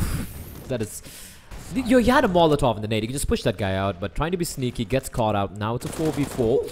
Falcon, great play there. I don't even know how he knew Ace was behind him, but good intuition as he gets to kill. Now it's a 3v4. I mean, it's like Falcon has inbuilt sonar. The way he just turned around and mauled the pairs there. Oh, alright. Okay, not expecting 2 players to play the Cubby. Comes down for 1v1 and Excali just dispatches off with the remainder of the Team Wolf squad. They're just with utmost ease. 2 headshots, 2 kills, easy peasy lemon squeezy, as they say. Yes, that was cringe, I'm sorry. Cringe. I'm 12-year-old and I find it so cringy. But 4-0 to Entity Esports. Really? And that wasn't? Yeah, whatever, man. It's late. Look, it's late at night. I'm a little cranky. Let's see how this works out. Wolves, with the upgraded pistols, they do have nades all around. 5 nades. It's kind of split, though. Mid and banana. Nades pouring in, barely doing any damage. Entity doing a smart thing, playing very passively, getting control of alt mid, and Ritz is going to get murdered by A-Star over in mid. Okay, reason is this. Why push alone? I mean, if you're going for that push, nut up and go the distance, and Ace, they're just the easiest kills of his life there over by Banana. A quick brace for him, and pretty much a throwaway around though. Yeah. Just a few pistols being brought over Wolves, and one by one they fall. Falcon and Monster trying to find something, but Ruby will have none of it. Finds Monster, and it's all on Falcon, who's in CD spawn, all by his lonesome against 5 marauding Entity players. Falcon's just wondering where the rest of his pack disappeared off to. Might have landed the kill, but A-Star just doing A-Star things. Turns around 180, insta headshot. Good night, Falcon. Good night, Falcon. It is going to be the buy coming out for Wolves, however. 4 M4s and the AWP in the hands of Ritz. What can he do with this? Well, we shall soon find out. Shan't we? Is that a word? Shan't? Shanty? No, not shanty. Shan't we? Shall Won't not. we? No, it shall not is a word. So shan't technically should be a word, right? I know. We're Indians. What do we know about English? I know. Englando hard. London very hard. London very hard. Indeed. Ritz, in the meantime, aggression coming out towards Banana. Luckily for him, there was no one waiting, and instead he's just still going to hold the line. As Entity are pretty happy just relinquishing Banana control, just taking care of, you know, getting complete control of apartments in mid. I mean, look at the map control that Entity does have.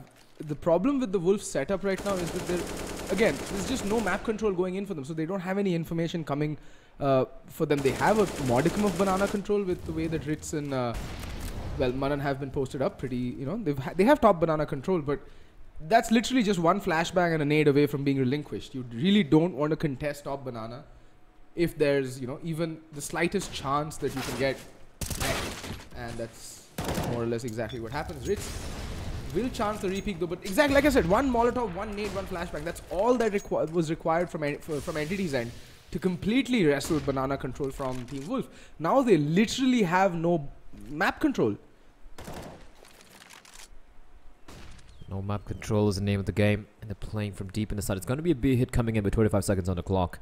And they still have a look towards the boiler. The Ribby can do a lot of work here. He can just cut out the rotation single-handedly.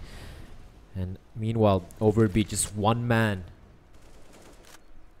And, what a flashbang. Absolutely perfect. Excali just opening up single-handedly. And Ribby's still on the lurk. Can actually make sure they don't save the guns, but Monster, the flames coming to his rescue. I mean, this is very predictable actually. The Ribby's always on the lurk in Inferno. It's like a very predictable old Get Right. No, it's like Happy. Just like Happy. I think Ribby's a little bit more impactful than Happy. Oh, snap, son. Although he has won some majors, so yeah, alright. I'll give him that. 3v2, bomb down, trying to hold on to these guns. And see, they're on the... They don't really need to go for the hunt here. Because Wolves... Because it is going to be max loss bonus and they have these 2 guns saved. They're going to go for the force buy. Yeah, and that's the thing that you can put further pressure on the CT economy, which is already harder to maintain. And at this point, Entity, you're just giving up rifles. Like, okay. Up till the hunt, Entity played a perfect game, perfect round of Counter-Strike. And beyond that point, it was just helter-skelter. They were at 6s and 7s. Going for the hunt, trickling in one by one. Wolves had a very good crossfire setup over towards the A-bomb site. And they just walked into the open embrace of death. And they actually went in without a smoke towards CD spawn as well. That's his ballsy play. In the meantime, Wolves, they have gone for the force because they do manage to save the 2 rifles. And, you know, the problem here is that had Entity kept 4 players alive, it would have been the same eventuality. It's only that Entity's economic position in and of itself would have been much more robust. But, you know, hindsight is 2020. I guess something made sense for something or the other would have made sense in the players' mind to go for that hunt. Not to mine or yours, maybe. Maybe. One curious thing about the way Entity are playing the T side here in Inferno is how they're completely giving up banana control. They're taking care of apartments. They're taking control of mid, and they go for this late banana push. And Wolves, they have no answer. Even though they get banana control, it's just a Pyrrhic victory. They're not able to make anything of it. They're not able to capitalize on it. And that's a problem here. Same thing again. Now Entity, they have complete control of apps. And now you can see Wolves have fallen back. They've given up banana control because they don't have utility remaining. And Entity are like, alright, you know, thank you. We're getting control of that map. And in the meantime, Ritz. Those tracers are a giveaway, and look at Ribby's position. Oh, he's gonna do a bit of damage to DNM. He's at 74 HP. Luckily, Ritz will not be the one to face Ribby. And again, this B-bomb side. Entity are doing pretty much the same thing. And now Wolves, we do have the rotation coming in. They have an inkling it's gonna be another B hit. Here comes the smokes. Ritz is gonna be a little bit too late, but it's got a nice flashbang to help out Mullen. This is the UMP, and look at the flames just pouring in a proper execute coming in from Entity. Here they come marching into the site, and DNM, there are 3 guys inside the site though, but the 5 terrorists looking in the direction of Munnan, and look at DNM on top of Coils, or well, rather Coffin. He's trying to get a kill here. He spots out a guy on top. Excali's got to spot him, takes his head off. Now it's a 2v4, and Falcon walks in with his knife out straight into the bullet from A-Star. Monster just trying to deal out a little bit more damage. He's gonna find A-Star. But look at the hunt coming and getting another kill here now. Excali and Ribby, they're still pushing in.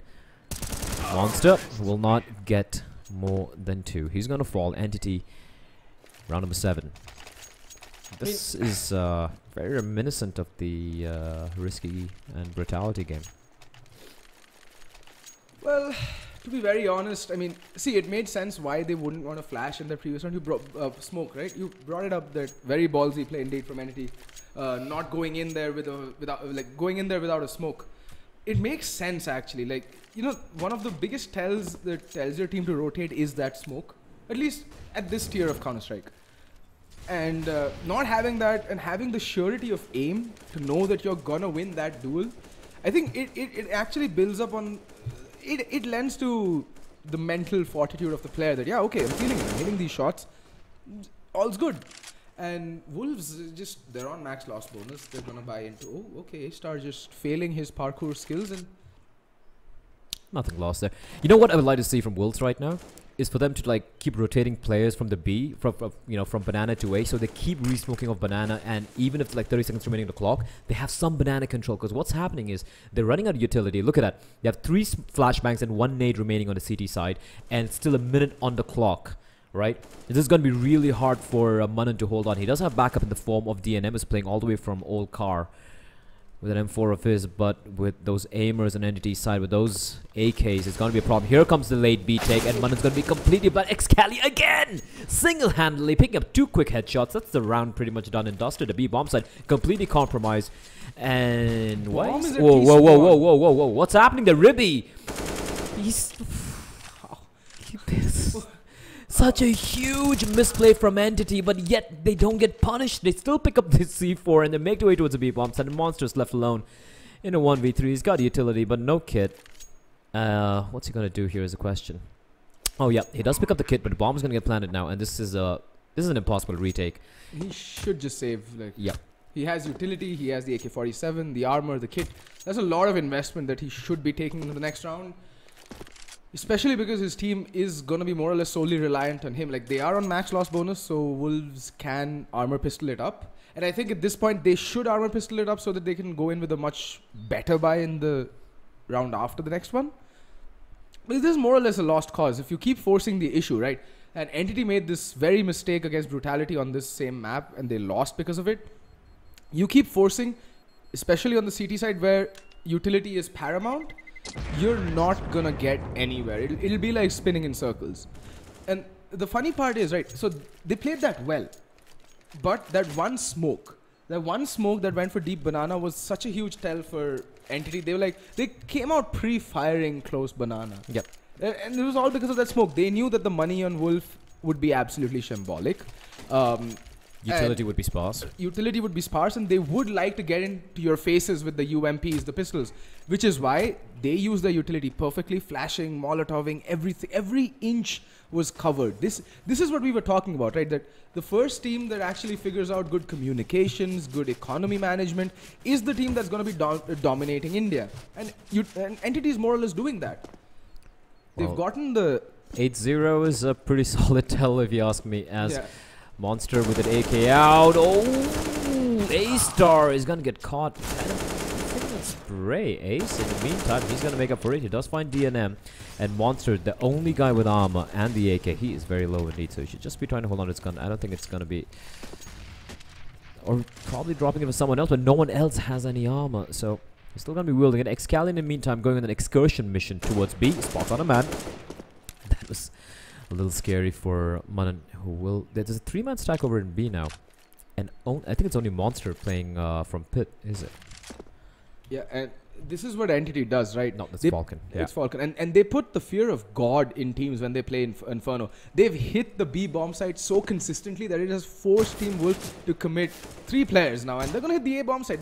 Again, simple tells, right? Simple tells on how Wolves are setting up on either bomb site.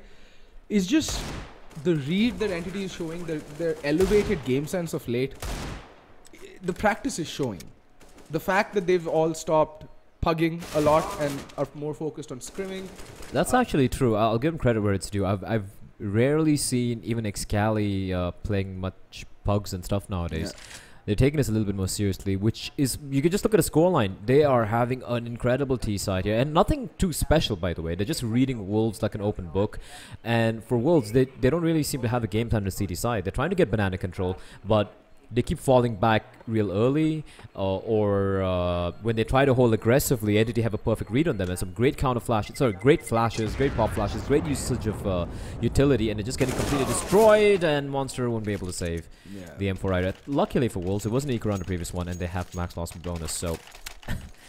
But 9-0 to Ribby and his merry men. I mean, look at this open tab right now. You see, Excali is on 10 kills and 1 death. This man has either entered a free-for-all Modern Warfare 2 server, or he's just transcended. Like, this is the Excali of old. This is the Excali I saw when I first started, dabbling in casting. He was just absolutely nuts.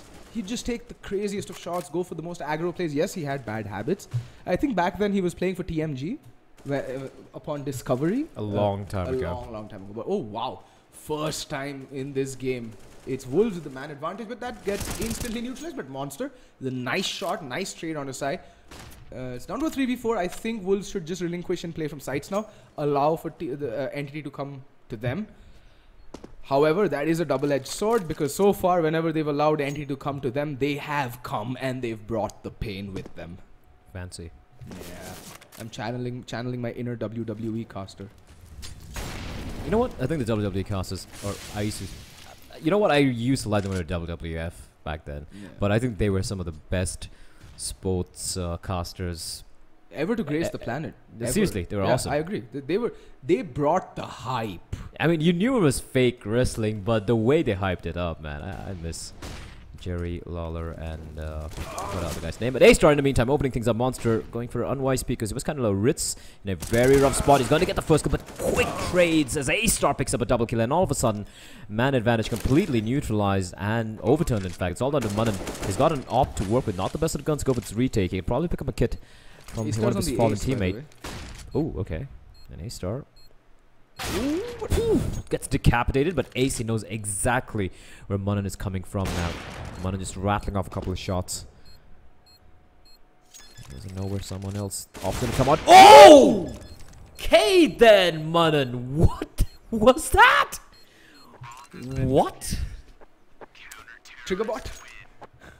I don't even. Okay, that was beautiful. Okay, 9-1, but worth it. Okay. But yeah, here's the thing. You can't rely on plays like that to keep winning your rounds. I agree. You need to be consistent. But this shot from Munnan, that is just absolutely out of this world. Oof, just so good. So very, very good, in fact. RN Jesus has come and blessed him. But here's the problem, right? They lost 4 guns. That means, well, although they managed to put 5 rifles on the board, they're broke. If they lose this round, that's a hard reset, and as hard as they come. Yep, that's the thing on the CD side. Like, you lose 7 or 8 rounds in a row. They've lost 9 rounds in a row right now. And you finally win a round just having one guy stay alive. And if you get reset the next round, I mean, if you lose the next round, your money's gone. Your money's just gone for a toss. But Munnan carrying off from where he left off the previous round. That's the opening kill. That's the danger man taken out of the equation. Ace will fall. And again, the man advantage being taken by Wolf here, so they can string another round together. But I mean, I like the fact that Entity are still fairly non-committal. They haven't really either bomb side and Excali. The timing of the gods, and just that's channeling. The moment that A-Star decides to get a kill over by the A bomb side, and this man has, I'm pretty sure by now, has put the fear of God in Team Wolf. They have not moved an inch, and I think A-Star will get shot in the back of the skull. What? DNM. Took you so long, DNM.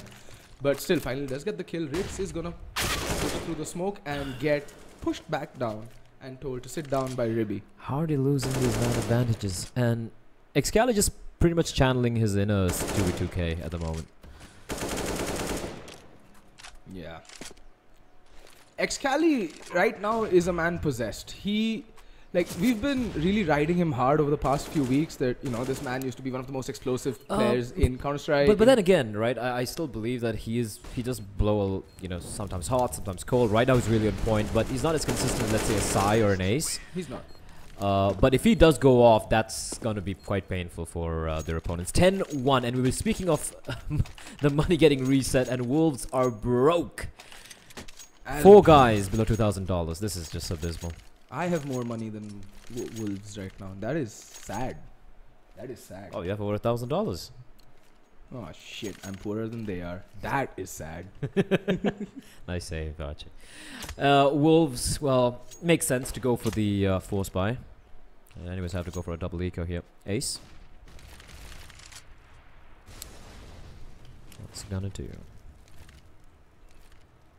An armor pistol yet again. I mean, yeah, the force makes sense because they don't have any money. Most of them cash though. Excali again opening things up, and A-Star just picking up where Excali left off. I guess A-Star gonna go barreling through it. Wow, that was awkward for DNM. Yeah, like, he walks out like, huh?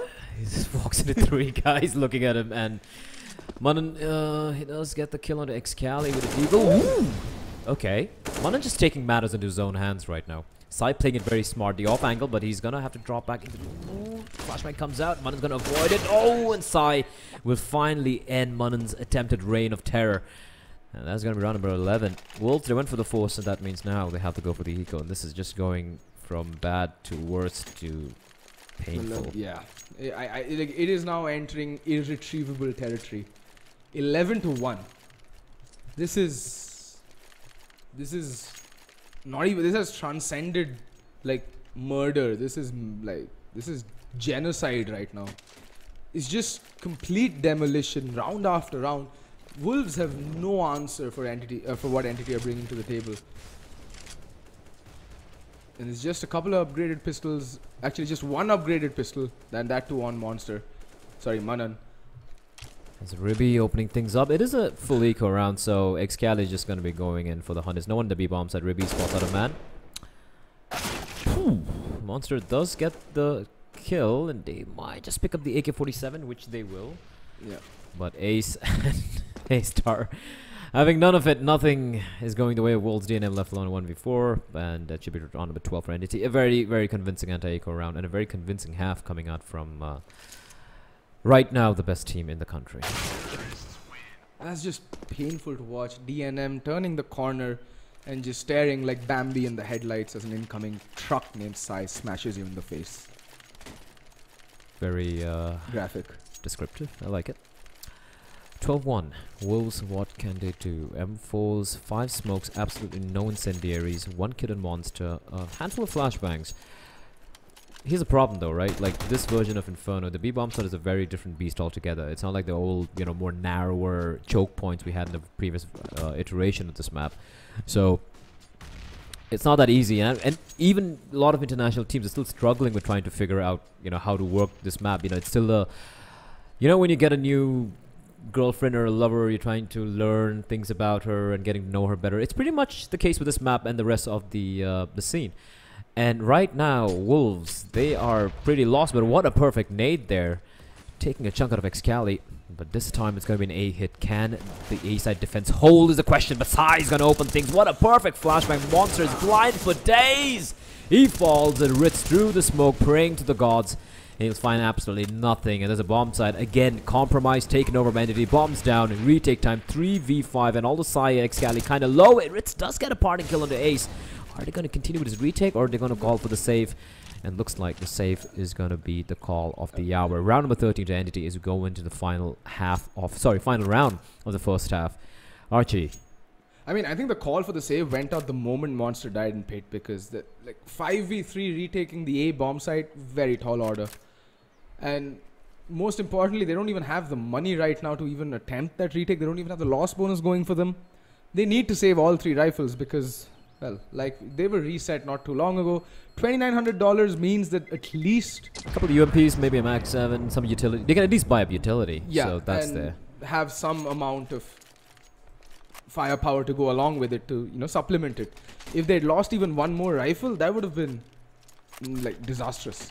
Yep, and I was afraid that Wolves allowed Inferno through, especially against Entity, and my fears are being realized right now. Someone call the UN, because this is violating some charter of the Geneva Convention. This is just cruel and unusual punishment. What to do? Credit where it's due, the Munan's been hitting some nutty shots, just going for individual plays. But the rest of his team are not to be seen, and Ritz gets taken to the wall bank. Can you just show his body, please, Mr. Observer? Wait a minute. We're gonna fly through the map because why not? No. I think he died in... Where did he die? Ritz. I think he died over in B. Oh, no. There we go. Oh, yeah. He went for the peak.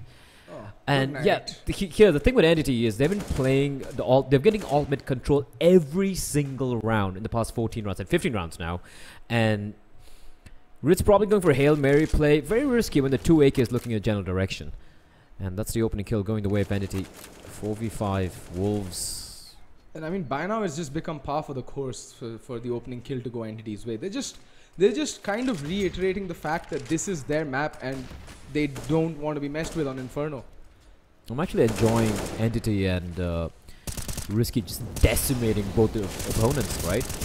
they're kind of making a point that the two of us are the best teams in this tournament, and it's going to be a grand finals between Entity and Risky. I think that's the way it is heading, the way both these teams are playing. The rest of them, though, there's a lot of catching up to do. Monster trapped and thankfully is saved from getting barbecued alive. Falcon finds one, but the two guys looking in general direction. The double peek comes in. Excalibur will have no trouble finding. And DNM, the doctor, is all alone in a 1v4. It's the last round. There's no point saving. You just got to go for this, but it looks very impossible. It's going to be 14-1. And as they say in old Hindi movies, ab inhe dawa nahi, duaon ki zarurat hai.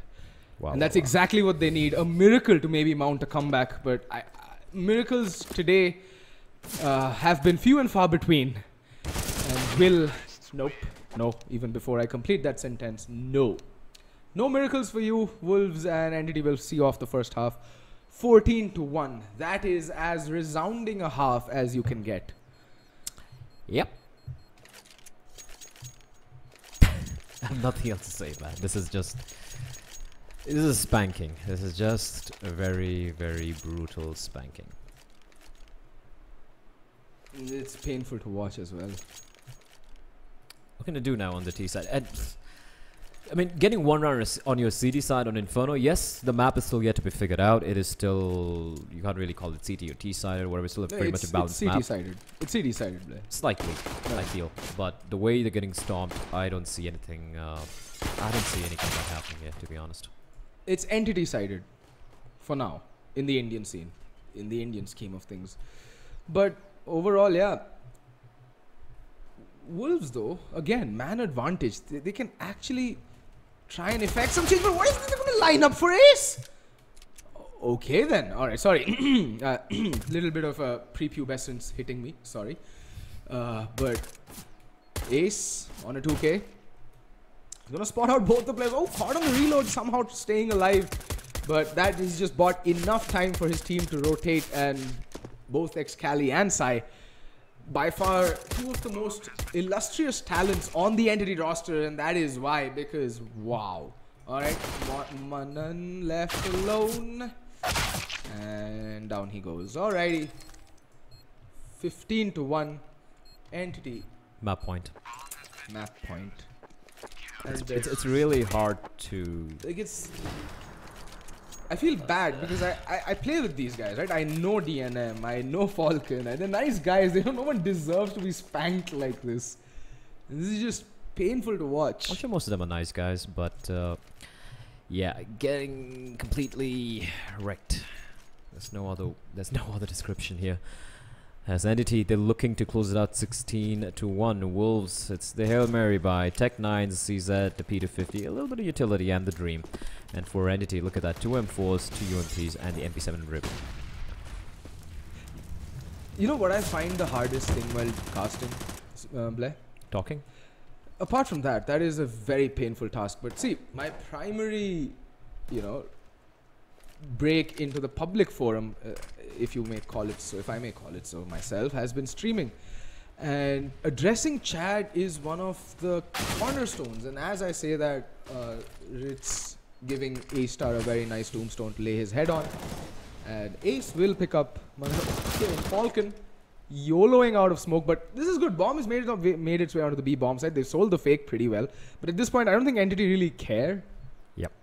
They're just playing. But as I was saying, like, I find it so hard not to address chat. It's like I'm like itching. Why do you have to bother yourself with cheat? But there it is. It's gonna be all done on Ritz to defend a bomb site against 3 more players. Sai will find him, and that, ladies and gentlemen, was the game. Pretty quick. Pretty bloody quick. Pretty bloody quick. So there we have it. GG, well played. Coming up next, hopefully very soon, is going to be D2D facing us Shooting Monkeys in the low bracket. D2D having a rough time. They got disqualified for turning up late at the venue. So they're playing with the lower brackets right now. They're going to be facing us Shooting Monkeys in, I think, an elimination game. The Shooting Monkeys are as well in the lower bracket. So that's going to be coming up soon after a very, very quick break. So don't go anywhere.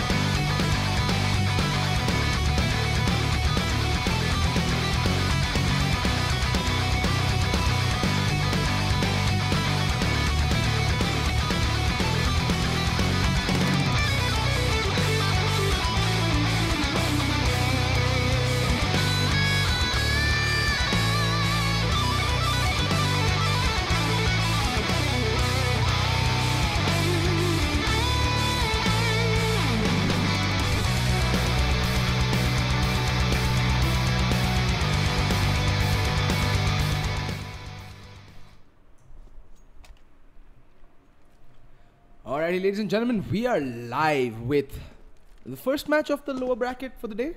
Shooting Monkeys versus Team Dare to Dream. Now, D2D, they're following a series of most unfortunate events. That is, well, they got disqualified against their first map, in their first map against Brutality. And, well, that primarily happened because apparently they turned up late to the venue. Now, that is a strict no-no in any tournament, especially one with so much at stake. However, I can sympathize with them. The rains in Mumbai have been a complete and utter, can I say the B word? Yeah, I guess. Bitch. Yep. And although it doesn't really excuse much, if you know the weather is not with you, you really have to leave an hour in advance, even if you live like 10 minutes away. Anyway, we're live with the pistol round, folks, and 5 sets of armor on Shooting Monkeys. And Shooting Monkeys have been the surprise of the this entire league so far, though. You know, made up of a bunch of Pug stars primarily. Like we've seen Markalon, AK Cerebro. Although Revolt and Spy have played on some pretty well-known teams, and meanwhile, Antidote, great opening there. And although they have a flank, the flank is going to be completely useless because they're going in towards the A bomb site for a second, trying to find someone. But Antidote, 2 great opening kills, and they haven't taken a sliver of damage yet. Spy, I actually like what he did with the aggression, but D2D a little too fast for him. Spy, Antidote finds another one. it's like that meme, right? Another one. Another one. And there we go. Spy, the last remaining soldier on the CT side to fall to Kappa. And that's a perfect pistol round coming out from Dare to Dream. Not a single personnel lost, and they are here. They're in it to win it. They've been facing a series of most unfortunate events. Like even they were in the playoffs for the relegation battle in the final phase, and that's because their internet went, and that too every time like they get crapped on, it's because it's always against Team Brutality. Today they got DQ'd against Brutality in the final match of the regulation playoff games in the phase 3 of the Masters division. Again, it was against Brutality that they got disqualified against, and it's just kind of sort of becoming a theme for D2D. Oh, okay. What? Blackhawk and Shabby just marching into the bomb site. Oh, finally, Forsaken does pick up 1 kill, but Blackhawk, instantaneous reply. Instantaneous. That's money in the bank as well. 2 kills with a Mac 10 as Spies looking to get a kill with the deagle of his, but 4 players going to be hunting him down, and Hellranger should be careful. He's going to fall, but trade will come in. Antidote will get the kill. So losing a UMP and a Mac 10, and yeah, I don't think they're going to be too worried about it. Full eco is going to be coming out for Shooting Monkeys. So you were saying, right, that Shooting Monkeys have been the surprise of the lot thus far. Actually not. Because I don't think you were there during the Corbex thing. You were at the Asia Minors. Yep. Actually, you were busy for the visa for the Asia Minors. Yep. So that's worse. That's much. It's a tale for another day. Maybe LAN. Maybe LAN. Maybe LAN. But yeah. So Shooting Monkeys were the surprise package there. They were the surprise package there because they were a team literally fresh off the boat, and they went all the way to the lower bracket finals where they lost to Team Wolf, and that too, you know, highly unfortunate because that was the game that Forsaken's mouse decided to break down, and he had no spare mice in his hostel at the moment, and they just kind of had to forfeit the game. But they showed tremendous spirit and spunk, and it's no surprise that they're here. Forsaken, a very capable player, AK Cerebro, Markalon, Spy, Revolt Beast, all of these guys, very potent players. And look at that, Spy just casually double dinks Kappa down, and now, well, Shabby making bank though, and Cerebro will fall. So losing a few many players, but at the same time, the 2 AKs haven't been played for a while, and they've made a little bit of money with those SMGs. So that means the buy is going to be very comfortable. They'll still have a little bit of money left in the wallet. And for Shooting Monkeys, it's going to be the first buy coming out. However, because they went for the 4th buy in the second round, that means I don't think we're going to be seeing any AWP coming out. Nope, it's going to be M4s all around. Decent sum of utility, but not that great. 2 incendiaries and 3 smokes and a handful of flashbangs. It's not that much to work with, especially on the city side of Cobblestone. And especially no kits, so that can be a worrying sign. Considering the fact that they're playing a 3-2 setup on Cobblestone on the CT side. They are prone to this. Oh, but Markalon, Cerebro and Markalon, the tag team of death playing close speedway right now. Markalon being boosted up on a tree, and Cerebro playing from beneath. It's just glorious to see that 1-2 punch combo hit time and time again, and now all of a sudden, well, Dare to Dream are facing a 2-man deficit, and they have been kind of iffy of late, at least early game. Like they'll always take this late game timeout and then just, I don't know what happens to them. They just come out of the gate swinging and then just take the rest of the game away from their opponents. But Shooting Monkeys are a cut above the rest, and DTD need to be on their toes. These guys are no pushovers. No pushovers indeed, as we do see the man advantage still with the Shooting Monkeys and Forsaken. One of the finds of recent times, I would say. He's really, he's just a pugger, and many people actually started noticing him playing on So Strong Pugs. And I think he's actually proven to be one of the more younger, smarter players in the scene. Let's see what he can do, though. He is playing from the back of the site. The two of them tagged up, and this is interesting, right? Spy can play bait. Forsaken doesn't have to show himself. Spy just needs to get a kill, which he will. He will find Blackhawk. All the Hell Rangers gonna find Revolt to meet. Spy going big, gets another one, and it's gonna be Forsaken who catches Kappa, and that's gonna be the first round on board for Shooting Monkeys. They keep 3 guys alive as well. And for DTD though, it's can go for the buy, but I think it might just be pistols and a little bit of armor being purchased. I think Antidote might just go. They might go for the Eastern European buy. Yeah, that's exactly what they're gonna do. Well, not completely, because Blackhawk also buys up the AK-47. This is a buy, surprisingly, that has brought D2D a lot of success over the course of this tournament. And that's because most 99% of teams don't know how to play anti-ecos. In Asia, generally. I'm not going to just be moaning about Indian teams. But that's why forced buys, these sort of buys, you don't really see it that often internationally right now. It's only in Asia. And the only reason they keep going with that is because it just keeps working time and time again. And Blackhawk's going to open things up. Markelon's going to fall. And they've controlled the bomb site, the wall of smokes. Bomb not down yet. Ooh. Cerebro, 2 quick kills. Forsaken's gonna find Blackhawk, and all of a sudden, this play has been completely shut down, leaving it all down to Hell Ranger, but a Tech 9 has found himself in a very awkward spot. He's gonna get spotted out, and he's gonna get pincered. Spy's gonna take him. The hero play from AK Cerebro, pushing him through the smoke, picking up the double kill.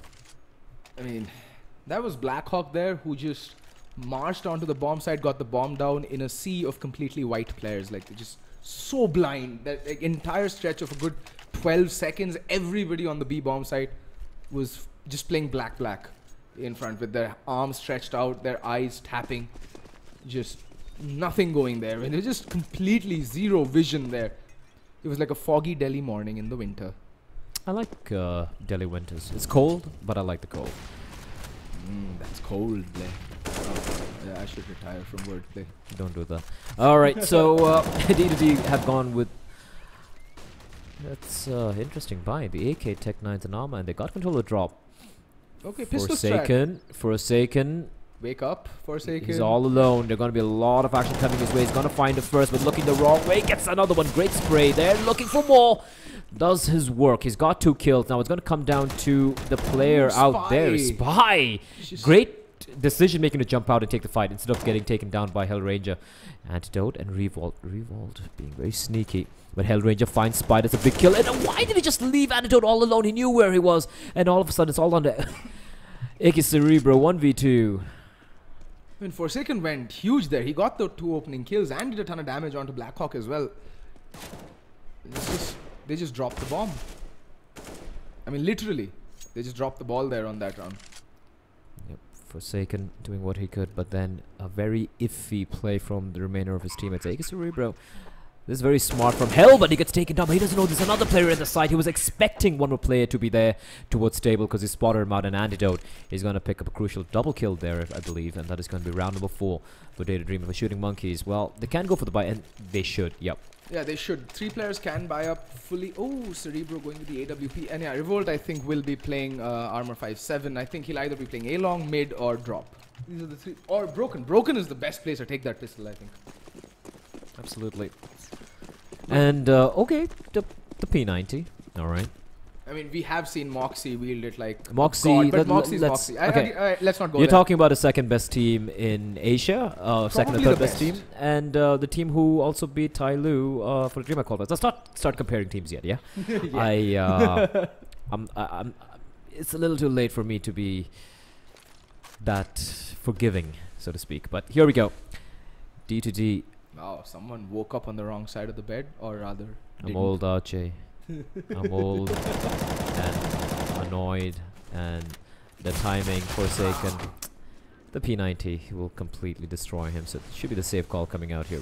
I'm not sure where Marklon's going in, all alone. What does he plan to do? What do you expect to do here? Burned alive. Well, Cerebro getting that kill on the lurker. 4v3, they're probably fancying the chances now, but no kit, no utility. What are they going to do? Marklon, the team flash. Lucky, but shabby. Easy kill. 2v4, go for the save. Revolt.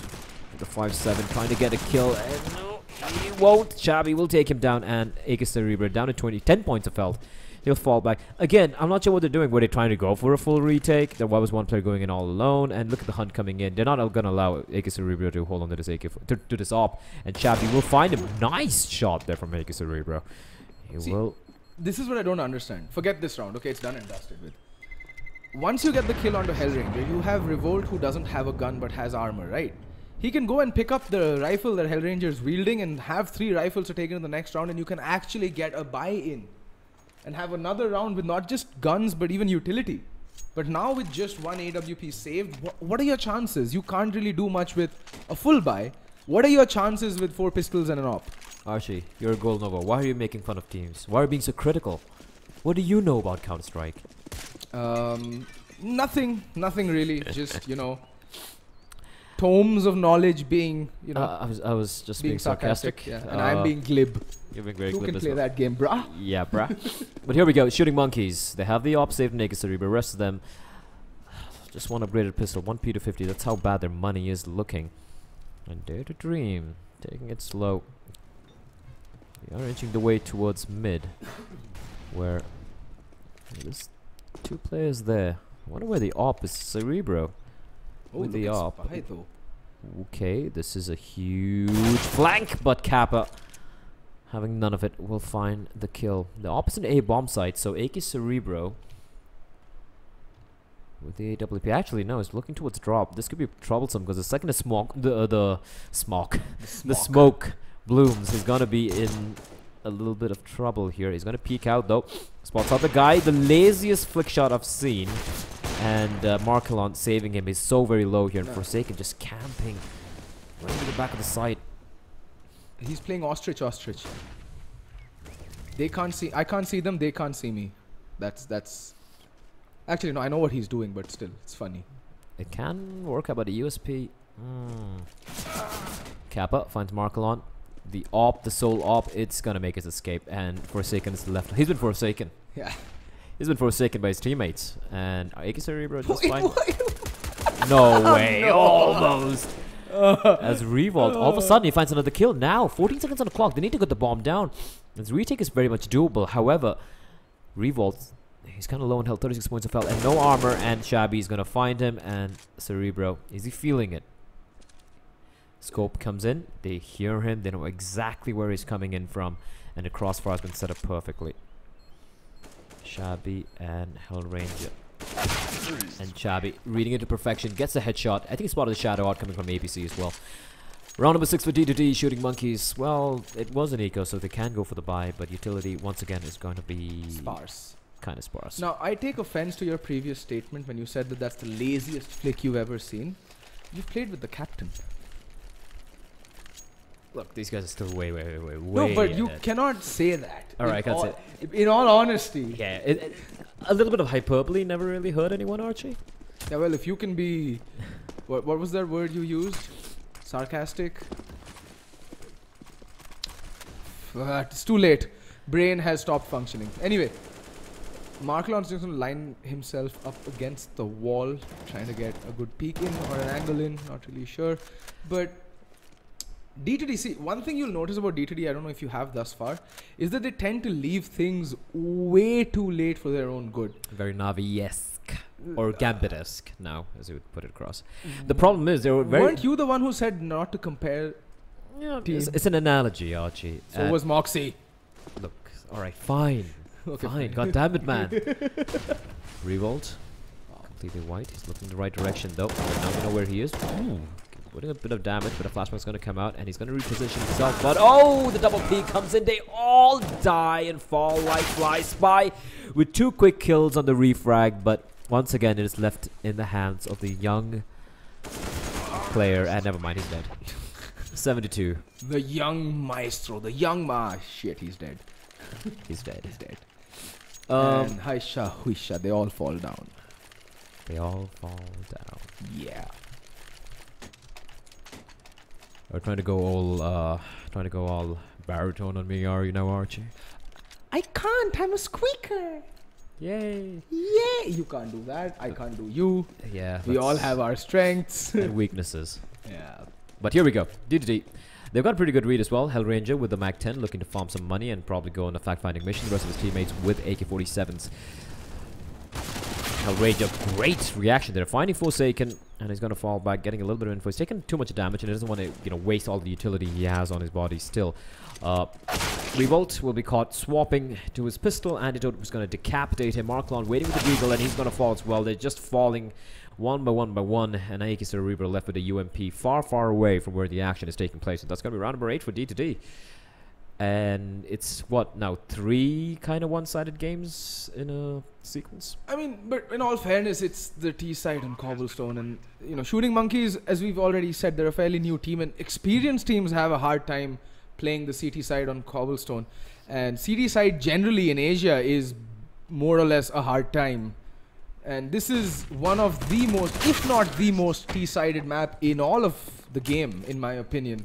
The CT side is just the worst place to be in Cobblestone. Unless you're Dreamscape. Unless you're Dreamscape, but they're not Dreamscape. Yeah.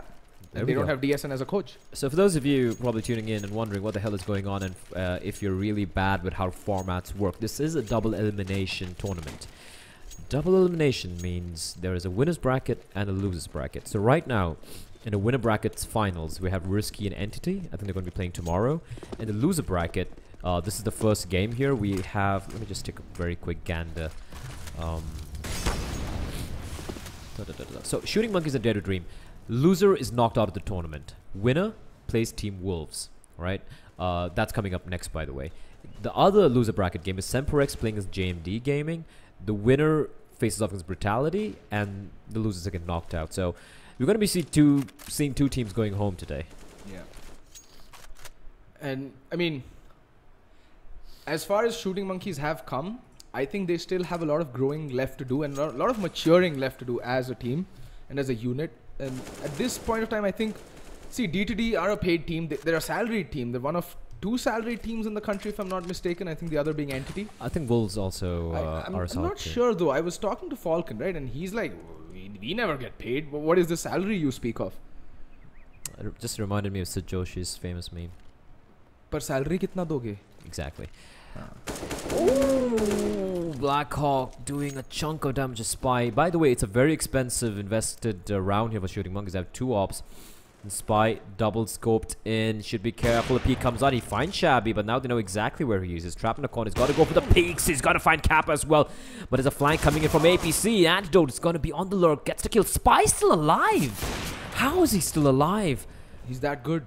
AK Saber finds Antidote. A Spy with the quad kill. That is going absolutely above and beyond. Picks up 4 huge kills, and more importantly, they keep the 2 ops alive. However, the problem for them is D2D have money for days, so they're going to be able to buy very convincingly.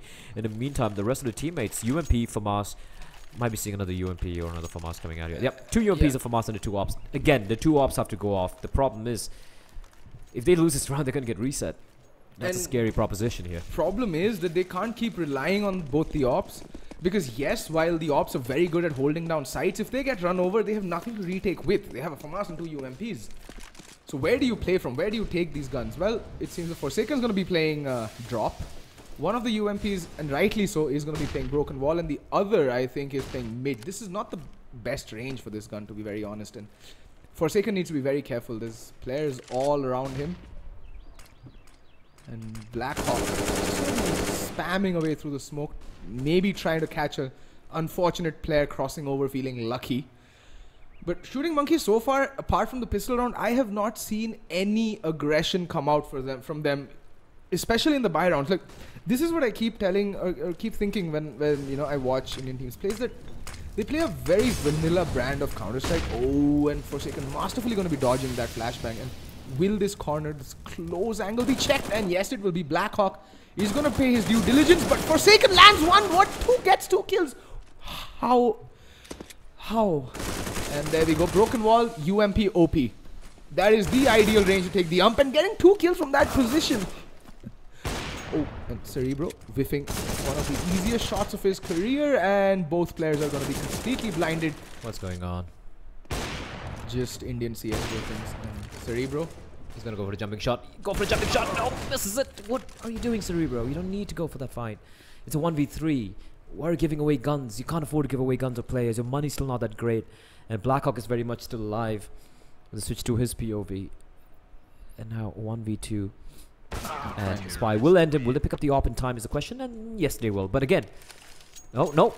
It's the AK. So the AWP is out. And I don't get why Cerebro have to go for that fight again and again. He's trapped in the corner. Just hold the line.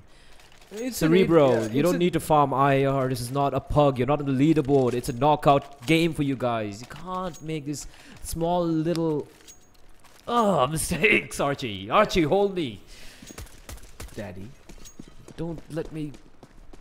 Oh, god damn it. No, that's the thing, right? So, these are things that new players, new and upcoming players need to keep in mind. The economy is the most important thing in Counter-Strike, especially on the CT side. Now, if you have an AWP, and you see that 2 of your comrades have fallen, there's no need to go for an unnecessary fight. You have a P250. In fact, I'd have preferred if he'd pulled out the P250 and gone for that close range encounter. And Marklon gets 1, gets 2. He is just praying and gets 2 kills right off the bat. And he's going to flash himself out. This is smart play. Gets 2 kills, no need to give his life up for no reason. Fall back, live to fight another day. That is good usage of utility, and above all, just a good display of overall intelligence. In the meantime, Forsaken has taken spot damage and will get taken down by Shabby. Shabby, a quick double kill, but Marklon there, he's on a 3k already. He also does fall. It's down to a 2v2 somehow. I feel he should just held the line because, I mean, he doesn't know this, but Data Dream don't have any utility to work with. Just a flashback, so they can't cross on over. They're going to go for the plant hugging the wall of triangle of tree. And now... See, the thing is, like I said, right, economic reads, proper economic decisions, these come with experience. And clearly, there is still a lot of growing left to do on shooting monkeys. 94, they threw away what Markelon got a huge double kill there. And just throwing away the lead, this is just absolutely... Then, well, I don't know what to say. I mean, let's be honest though. They have 4 rounds. Yeah. Still doable. Very much doable. But look at it from D2D's perspective, right? Right now they have both Antidote and Shabby firing on all cylinders. This is a team that wins when either one of these guys show up to the server. Both of them have. Okay. If that tells me anything, is that it's gonna be a very hard game for shooting monkeys. And well, Markelon getting the perfect revenge frag, if you will, onto Antidote, who does get the opening frag onto Revolt, but it's down to a 4v4. Markelon having recovered an AK-47 from somewhere, from mid. Alright, good enough. Has something to work with. Should pass that on over to either Cerebro or Spy. They have the armor at least, so they can put it to better use, in my opinion. But again, like Blair just pointed out, I'm golden over 4. What the hell do I know about Counter-Strike, right? Yeah, absolutely, Archie. Absolutely. 4v4 though. AK picked up by Markelon, and is he close by to anyone? He should probably be dropping that over to AK, Cerebro, or Spy, who's got the armor, and they can actually use that better. Instead, he's going to be wielding it. He actually gets the kill. He's doing some work here, and D2D gets a full eco. Pretty much a full eco. Kappa just getting Kappa there, but somehow managing to rescue the situation. Gets the kill onto AK Cerebro, but not before Cerebro tags him down to 4 points of health, landing that cheeky dink. No, now they are going to make their way onto the A bomb side, but Markelon seems to be more keen towards rotating towards the B bomb side. Now finally does make his way towards A. Should get spotted out, just bombarding up APC and sprays down Blackhawk. That's Blackhawk and bomb down, and Markelon doing God's own work. He's going to get the ace. He deserves the ace though. Yeah, he does deserve the ace, but I don't think Kappa's just... Oh, Forsaken. Okay, Markelon. No. So close. So close yet so far. But they win a round. They had absolutely no they didn't deserve to win that round, but D2D just kind of throwing it away. Credit where it's due, Markelon had a huge round, especially with the AK. I was talking about how he should probably have dropped that AK to one of his players who had the armor, but using cover perfectly. And that is going to be a tactical timeout coming out from D2D in the last round. Interesting. I mean, yes, using cover perfectly, but also the fact that Dare to Dream were prancing out in the open like it's an evening stroll really didn't help matters, you know, at all. But credit where it's due, Markelon just going absolute beast mode that round, and both Spy and Markelon are putting in some very good shifts right now. 15 kills on Spy, 11 on Markelon, and Revolt King has been the straggler of the lot. He's sitting on 2 frags after 14 rounds of Counter-Strike. That is just shocking, to say the least, considering the fact that he was one of their most impactful players in COBX, during COBX. He is a very, very talented up-and-coming player, someone to keep an eye out for. Actually, this entire lineup is full of young, talented players, like across the board, especially Forsaken. Forsaken is someone who's really caught the eye of a lot of pro teams, especially because, well, he's an anomaly. He doesn't show the base tendencies of most Indian players or puggers, that is to just go for frags. He plays it smart. He'll always try and isolate the 1v1s. He's always going to try and put himself in an advantageous position so that he never has to go into a fair fight. And that is the key to winning a duel in CS, is to never go for that fair fight. You do not want any 1v1 altercation to be on even footing. You always want the the higher ground, as they say in you know, warfare. And this is war. Like, believe you me, this is war. Okay, I don't know where to carry on from that, but this is war. 9-5, D2D taking the sweet time. Just, I actually like what D2D did there. They might have be talking about certain, you know, an idea what to go about with on this force buy. I mean, like, you know, Hail Mary buy because they just have Tech 9s and a 1 Mac 10 on Kappa. But also it kind of stops the momentum, right, for Shooting Monkeys. And suddenly they win around mentally for such a young team, right? They're like, hey, you know what? We got this. We're going to win this. And suddenly, boom, 3 minutes timeout. Now I'm going to sit down and just wait and kind of like, you know, just fester in that humid Mumbai weather, now wondering, okay, all right, you know, just kill the momentum for a little bit. So I like the tactical call from D2D, the first we've seen from them so far in this game. And it was a tactical timeout. Like, they just wanted to mess with Shooting Monkeys. Let's see if it had any effect on them or not. That is what's the most important part. And AK Cerebro playing a very off angle. Yeah, finally he's gonna make his way slowly towards platform. And Antidote is holding that line. They don't really have the weaponry to engage at the long distances, and that's going to show. AK Cerebro opening things up with the kill onto Blackhawk. And that's going to temper any aggression from D2D towards the B-bomb side just as of yet. Drop has been smoked off, so that's one of their main avenues of attack with these pistols and the Mac 10 is the close range. Nice pop flash there. I've seen Formless do that quite a few times. I really like it. I need to learn how to do that. You don't even play Cobblestone. I hate Cobblestone. Same here.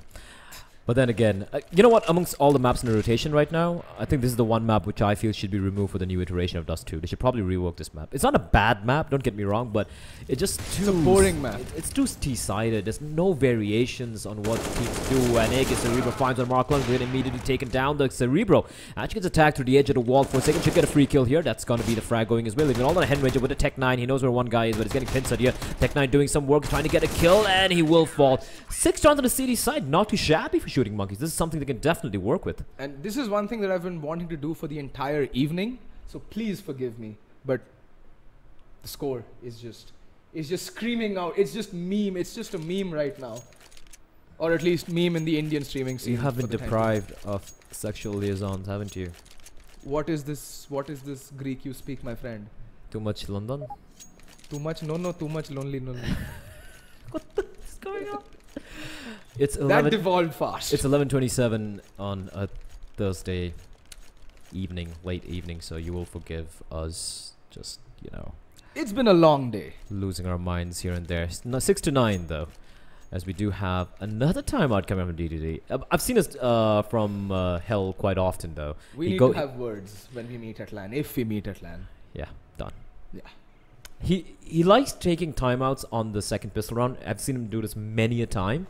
And one thing I like about D2D, I have many criticisms about this team, about the way they go about, especially the map veto. Like picking freaking overpass against Mineski is something mentally wrong with you, right? Or picking train against, train against Risky, overpass against Mineski. I mean, that is just, this is stupid map picks. There's so many criticisms I can give this team, but one thing I'll give to Hell, his pistol rounds are some of the best I've seen in amongst any of the Indian teams. Yeah, so these are the two short callers in the Indian scene whose pistols have really impressed me of late. Hell is right up there, and in the second spot has to be DNM from Team Wolf.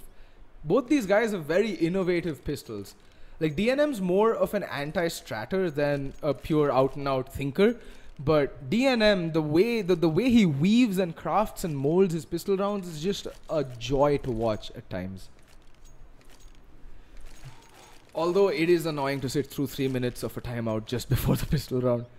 However, thinking time is very important, and D2D, I think they're one of the most they're one of those teams who actually use their timeout for tactical reasons and, you know, put it to good use. You can see the result of the timeout carry forward into the next round and the subsequent game.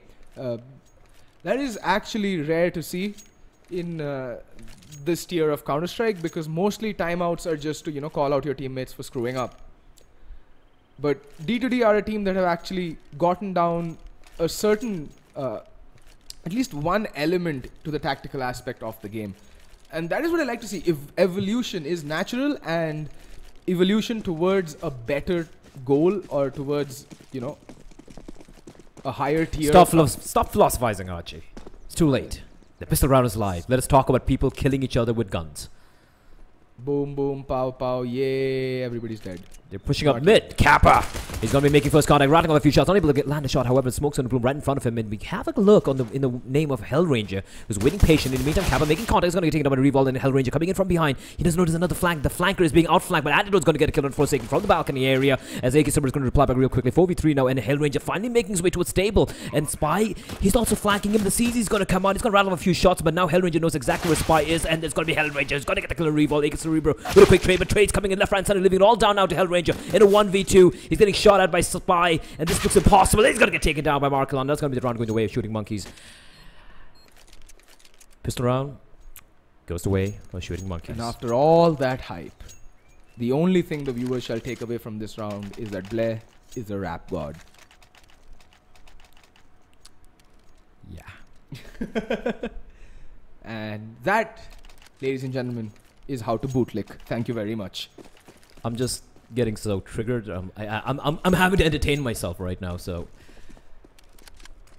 yeah, 97 for D2D. You know what? I'm just gonna speed rap through this entire freaking game. Let's go. Unless they play a little faster, I can't like. You're praying to the wrong gods if you think that D2D are gonna play a fast game, or even Shooting Monkeys for that matter. They're very patient teams, both of them. Too patient, in my opinion, but still. Because look at the buy coming out. I don't think they got the memo. 4 UMPs and a Mac 10 against a team that is notorious for force buying, regardless of the outcome of the rounds. Yep. Shabby. He's going to make first contact. Going for the shots. He's rattling off bullets. He's going to get a kill. He's going to actually do a lot of damage as well. Blackwell's going to drop Spy. In the meantime, over in drop, and it's going to make a Cerebro coming out of the UMP. He knows where the man is. He's going to take the shot. Takes him down. Now it's a 3v2. However, look at the health of Forsaken. 5 points of health. And he's going to get the kill on the Shabby. That's huge. Now it's a 3v3. Gets another one. Forsaken going huge. AK Cerebro finds another Ranger, leaving it all down to Antidote in a 1v3. But look at where he is. It's a KFC. He finds one. He knows where the planner is. He's going for the fight, but now he's trapped in the corner just with a 5-7 to work with. And the bomb is getting planted behind the statue. And he's going to switch over to the gun. And he's going to get taken down. That's going to be the round going the way of Shooting Monkeys. 8-9. Dare to Dream. Still in the lead with 1 round. But barely just 1, as they will have to go for the full eco now. Nice. That is all I can say after that. I mean, I could try and do that, but I don't want to. I can't. Let me just be honest. That's just too fast, too furious. And alrighty then. And 8-9. And I think, yeah, Shooting Monkeys should put the scoreboard, reset, tie it up 9-9 eventually. But these ecos have been rather surprising off late, but D2D playing more or less defaults. Finally they are. It looks like it is going to be an ace stack, and it's going to be interesting because Shooting Monkeys are gradually and slowly inching their way towards the A bomb site as well. There is a flank though. But that flank needs to be the look. He needs to be a little bit more. Ooh, he's gonna fall back instead. They're actually gonna walk into a full stack here. Yeah. This could get a little hairy. But I mean, the weaponry shouldn't allow for much in terms of, you know, kills coming. And oh, Forsaken, smart peek there. To be very honest, very smart peek. And there we go, Forsaken just cleaning out that round. Eco kills for days, farming up that match IR. Money in the bank. 9-all, the scores are tied. Dare to dream. All right, we do have a game in our hands, Archie. Yeah. 9-9, shooting monkeys. Like I said, right? This is a terrorist's paradise. The T-sided map for days paradise.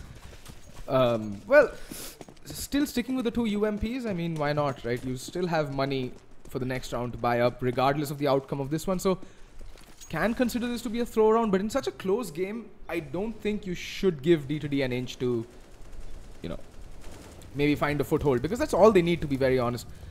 All D2D need in this game is just a tiny toehold, not even a foothold, and they will take you for a ride. And Blackhawk is going to be the first point of contact, decapitates Spy, and he's not done yet.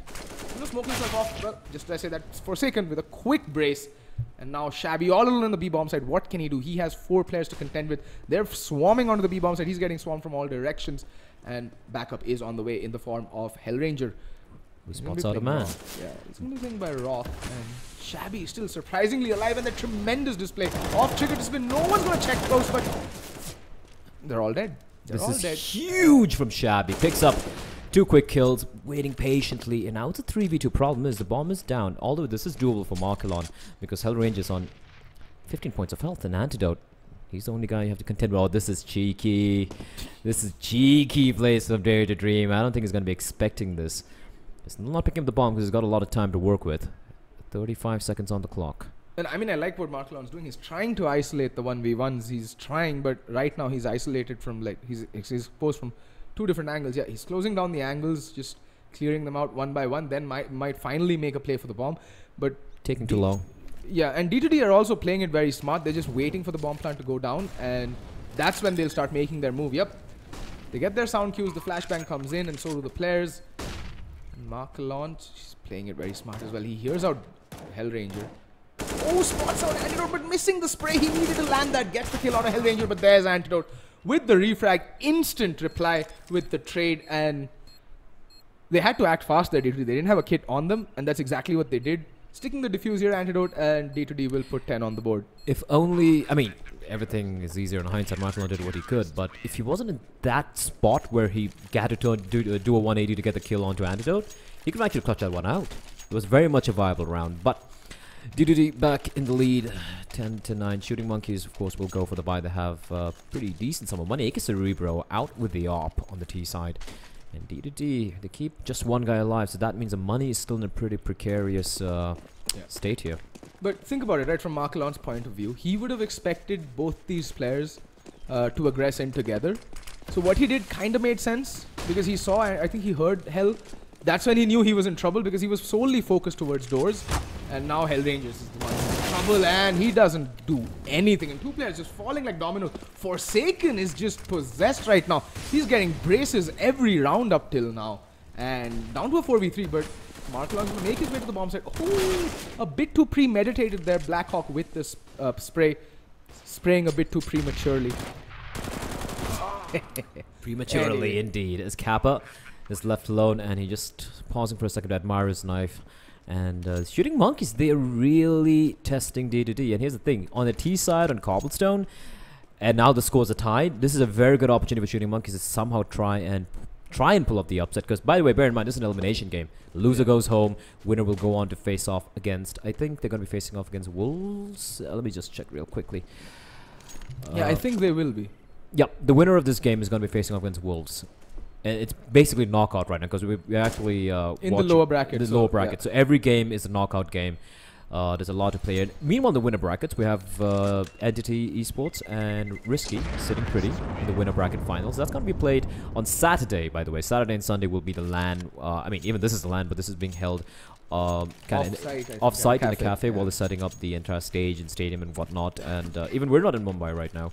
But Saturday and Sunday, if you guys are in Mumbai, if you're willing to brave the rain and the storm and the floods, do drop in. We don't bite. Very friendly guys. At least Archie is. He's extremely friendly.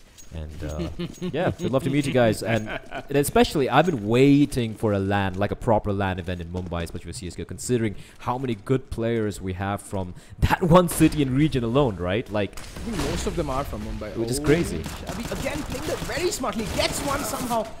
Unable to convert it into a second kill. Antidote has to go huge here, and he does. Gets one.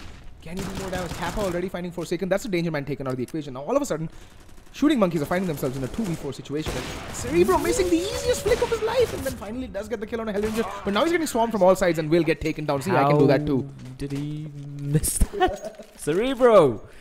I'm the old man, not you, man. No, it actually looked like an arthritic drag.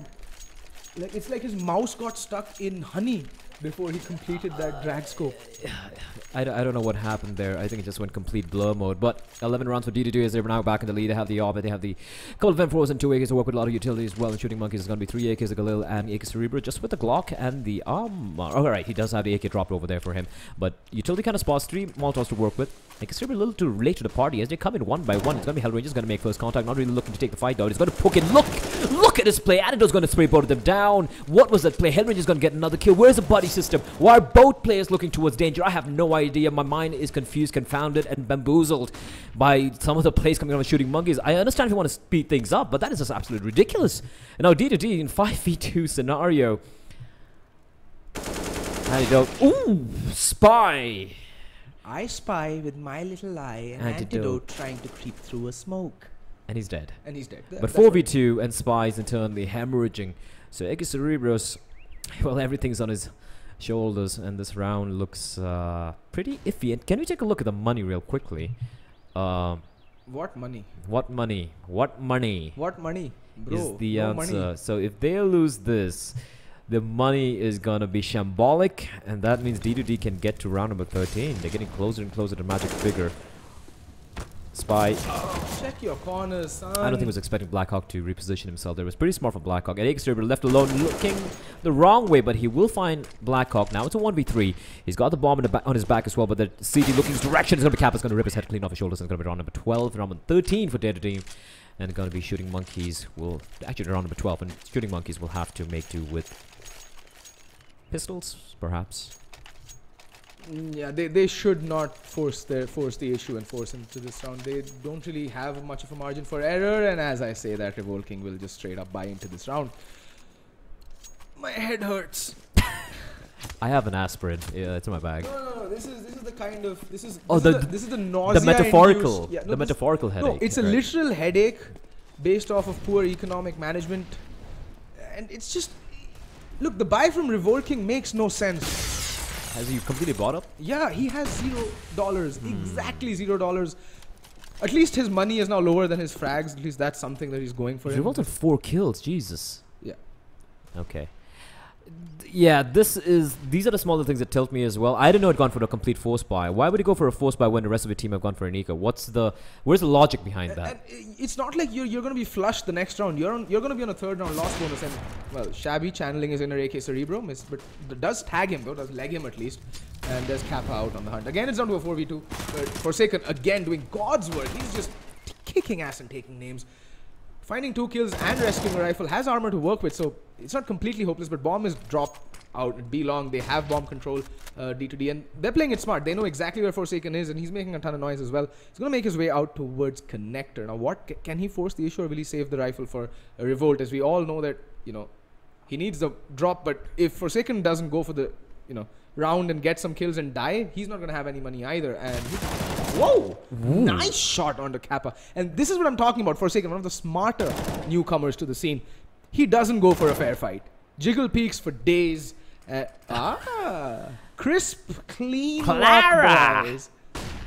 I just love what Forsaken did. The cheeky little bugger that he is. He's like, all right, I know where you are. He made the sound. But 10 seconds, look at the flash just pouring in. There's nothing he can do. He should probably try and die before the time runs out. That's what he's gonna...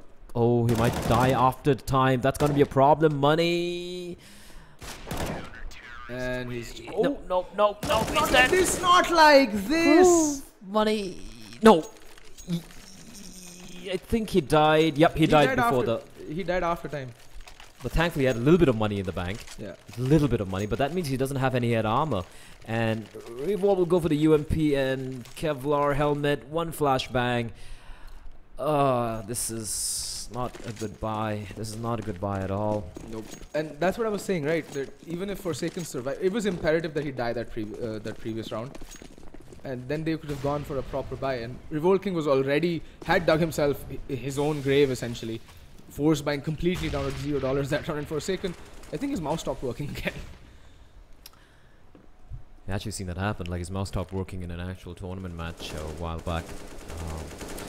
13-10 though for DTT. They have the op on the hands of Shabby. It's kind of cool, right? When you have two oppers who are also pretty solid riflers, you have a lot of options to work with. So if your main opper is not really feeling it, you can just toss it over to Shabby. So Shooting Monkeys, UMP, 4 AKs, couple of Molotovs, 2 smokes, and 3 flashbangs to work with as they are gathering up towards the B bomb site, but still have a lot of time to work with. They're not really going for any map control. We do have Revol on the lurk all the way towards mid, looking for any aggression from the CTs, as Blackwell's going to try and flash himself towards Plateau. He should be careful because there's a mad waiting going to make a Cerebro with the AK-47, but it's going to peek wide. There's going to be a drop being contested by the remaining members of Shooting Monkeys, but Shabby with that op of his. Forsaken needs to be careful, and that's good. There we go, the Danger Man. He's been a consistent thorn in the CT side for Forsaken, and him going down first spells death, doom, and destruction, and that's exactly what Blackhawk, Shabby, and Kappa rain down on Shooting Monkeys. That is Wrecked. And money is just resembling, you know, a messed up, failed state African country right now. Look at that money. It's completely gone. It's in a dumpster. And are they going to play for overtime? Yes, they are. They're going to go for the long con. They have a little bit of Kevlar, some Tech 9s, a couple of P250s. Looks unlikely they're going to win this round, but it's going to be a fast play towards mid, but it looks a bit where Hellranger is there, and he's got backup as well, I think in the form of Antidote. It's the identical setup that completely shut down that buy a couple of rounds ago from Shooting Monkeys, but this time they're going to make their way over towards long, not really going to contest mid, and Antidote is going to be the first kind of contact, and he's going to fall pretty easily. As Hellranger, he's waiting here. He knows where... They know where he is as well, but he's kind of isolated all by his lonesome. But he's going to stay put, and that's going to be thrown on the sides. That's going to be Kappa coming in from behind the APs. He's completely blinded, though, but it's going to blade him as well. They're going to line up for him. It's going to be Kappa. Finds one. He knows there's another guy on the side. They're trying to get the bomb down at the very least, and they actually might know they won't. It's going to be Hellranger's going to get the drop on him. Kappa finds Forsaken. He was just dancing around to the side. Kappa looking for more. Gets another one. Hellranger's going to pick up the last kill. It's going to be round number 15 for Dare to Dream. It's going to be map point and match point. And Shooting Monkeys are 1 round away from getting knocked out from the tournament. They're going to be the first team to get knocked out here. Yep, unfortunate for Shooting Monkeys. They made it this far. They started at the very bottom of the cesspool. There is Indian Counter-Strike. That is the Starter Cup. That is basically wailing on silvers up till the round of 64, I think. I won't lie, though. I mean, these guys have really... impressed. They've reached so far, you know what? And the only direction they can go from here is an upward trajectory. That cannot be the set of many other Indian teams who have, you know, go up and down. They plateau out. Shooting Monkeys have always been an upward trajectory ever since they started playing together. So the thing is, these guys, right? All these fellows, yes, they are puggers, but they've never been exposed to the bad habits that have creeped into the mainstream professional Indian Counter-Strike, and that is something that has done them a world of good. They have genuinely learnt the game by watching proper Counter-Strike. They've watched the pros play, and the real pro, like... watching and then execution is a different story, though. No, but at least their concepts are clear. We can clearly see they're lacking in the finer nuances of the game. The economy, okay, how to play the buddy system, that is actually fairly basic. But still, executing that and talking about it are two very different things. Absolutely. And that is what comes with... that is where the grind is in professional Counter-Strike, is you have to ingrain those things into your playstyle. And as we say that, Kappa's going to make his way towards mid, while the rest of Shooting Monkeys are going to bunch up towards danger and make their way out long. Hellranger's going to just chuck a nade, and that's going to do absolutely nothing except take a chunk out of Markelon. Okay, that's something. And Hellranger's now skittish as a squirrel on crack. Beautiful, beautiful. And he's going to go for the contact play. He finds one, but Markland with a quick trade, but there's still a guy waiting for him. It's going to be Shabby. He's going to get a quick one. Markland replying by the op of his own, and op singing loud and clear. Now it's a 2v2. Need to cross on. Oh, Shabby decapitates him, and he's leaving it all down to Markelon. He needs to find 2 more kills to clutch it out and make the dream possible, but it's going to be Blackhawk who's going to smack him down in the face, laying down a smackdown, and that is going to be D2D winning it in Stalin. They're going to go on to face off against Team Wolf, if I'm not very much mistaken. And for Shooting Monkeys, this is the end of the journey. They will go home, unfortunate. But that's the way it goes. But I will say this before we sign off about Shooting Monkeys. They have come a long way, and they have a long way to go from here on out. They can only go They can only go up, and they have the potential. The skill is there. They just need a good coach. They just need someone who understands the game at a much higher level and needs to everyone needs a coach, Archie. Everyone in India needs a coach right now. Pra, where you at, Pra? Pra has moved on to better things. CEOing a company who's running the tournaments, the CSGO major qualifier. So I think he's taken the right path, if you ask me. But I agree. We'll be back after a quick break. It's going to be the next matchup, I think the final one for the evening, and that is going to be D2D facing off against Wolf. We're going to take a very quick break. My name is Blair, alongside me is Archie, and we'll be back after a short while.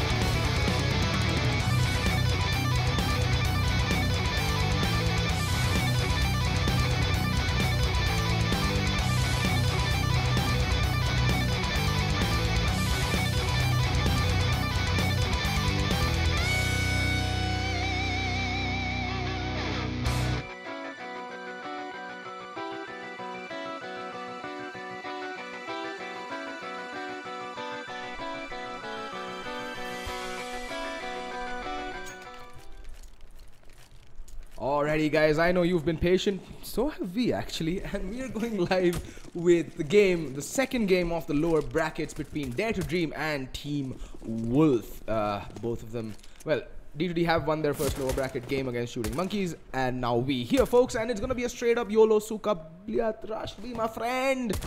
And Niho is gonna feel the brunt of that B rush straight in the face, as they say.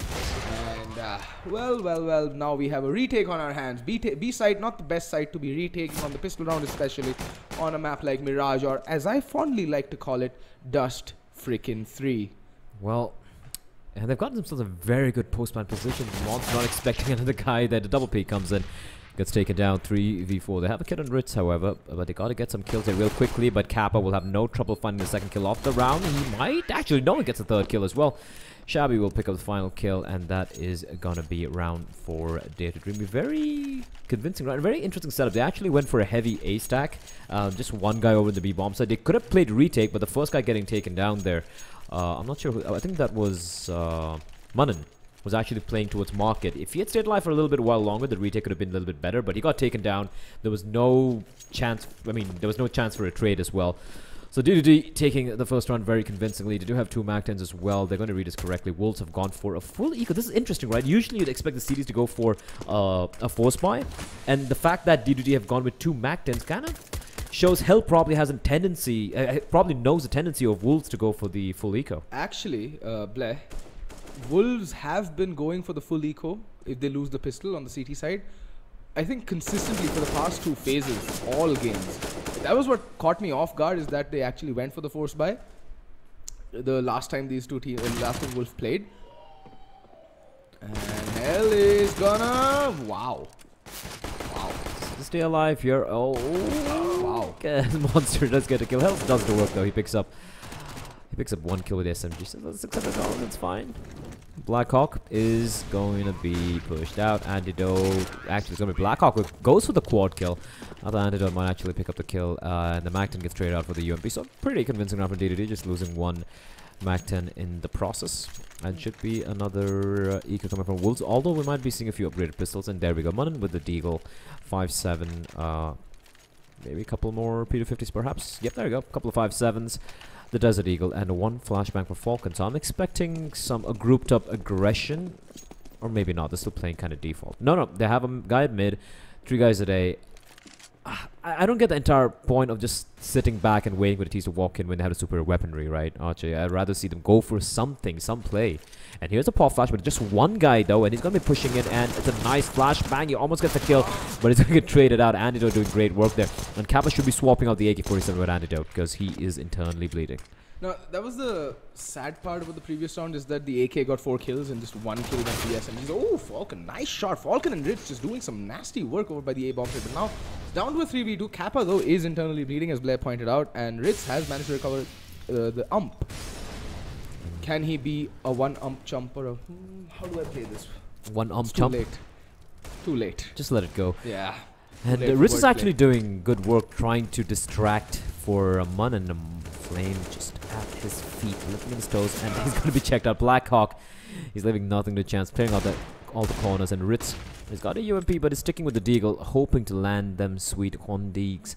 Instead, the bomb is going to get planted, spots out a guy over in Palace, and since it is going to be a buy come out the next round, he's just trying to inflict a little bit more damage. With the 3 AKs, you can even take one of them, would be, at least in their books, mission accomplished, so to speak. And I feel that he might just want to pull out the UMP, because that's $600 extra that he can take into the next round, but I think he's just going to save the UMP. I mean, the UMP is still, as you said, a very viable weapon in the close range encounters, and there are a lot of spaces on Mirage where that weapon, I can see at least, being put to some good use, like the B bomb side, or even close A ramp, or Palace.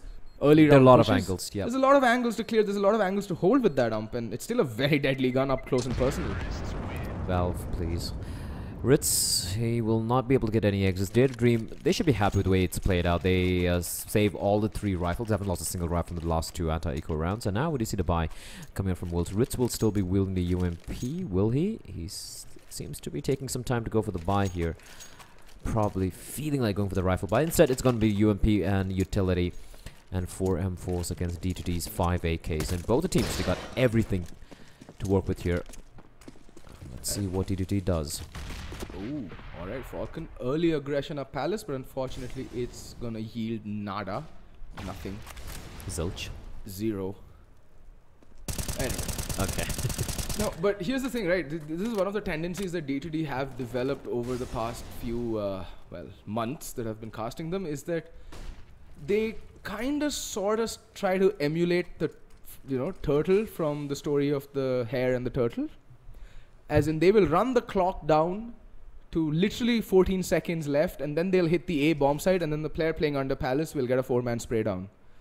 Always. Like, I think 40% of their rounds end up with the player under Palace picking up a crazy multi-kill, because they just don't have the time to clear out all the corners. But this time they have changed the pace. They're rushing out onto the B bomb site. They're not going to clear Van, though there is one player still left, and Manan is making a nuisance of himself, gets the 1 kill, and look at this DNM, so patient. He's still just standing in smoke. He's just like, okay, this is a hookah bar, I'm gonna chill in the smoke.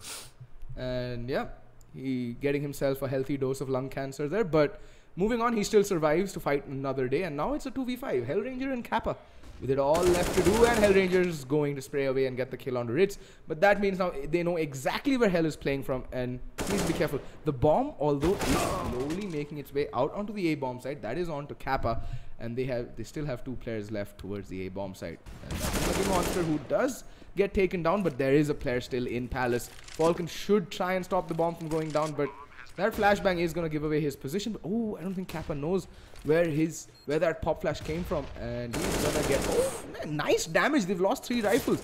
That is huge economic damage. Kappa and Hellranger just getting 3 rifles out of the hands of the CTs is gonna be huge, because, well, like we keep saying over and over again, the main objective of the first gun round on the CT side is not only to win, but to win emphatically. Yeah. That is by keeping at least 3 or more players alive. And the reason for that, I'm saying, is, well, you can see in the money right now, although Ritz can buy up the double eco that they did, the full eco actually helping out a lot, and the fact that Ritz still was wielding the UMP and didn't buy the previous round, so they can go in with a comfortable buy. But usually you see a stretched buy coming in from the CTs if they do lose 3 or more rifles on the first gun round. So Wolves, if they should try to win this one pretty convincingly, or else they're going to have to be looking down the barrel of full eco. It's going to be a hard reset. But it has 2 guys staying alive, as you just pointed out, Archie. And DNM, he's got backup pretty close by. Can immediately just relinquish any eyes there. Hellranger gets taken down with the wall, but that was perfect.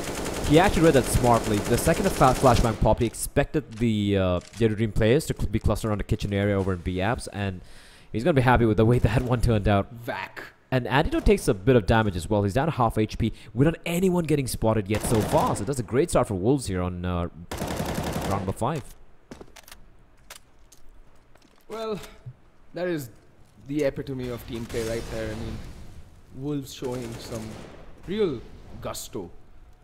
And still looks like it's going to be a play towards the A bomb side. It looks like it's going to be a pincer, but look at this Falcon playing so aggro.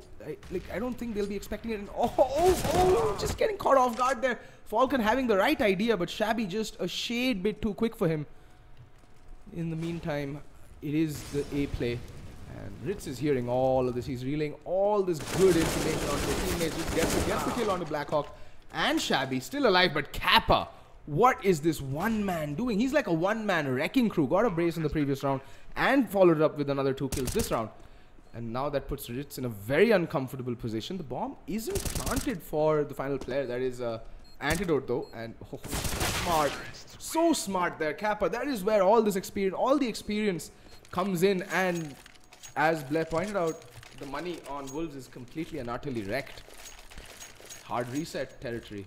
That was what they would be afraid of, and that's going to come true. And we do have attack pause getting called by DDD. I like this call.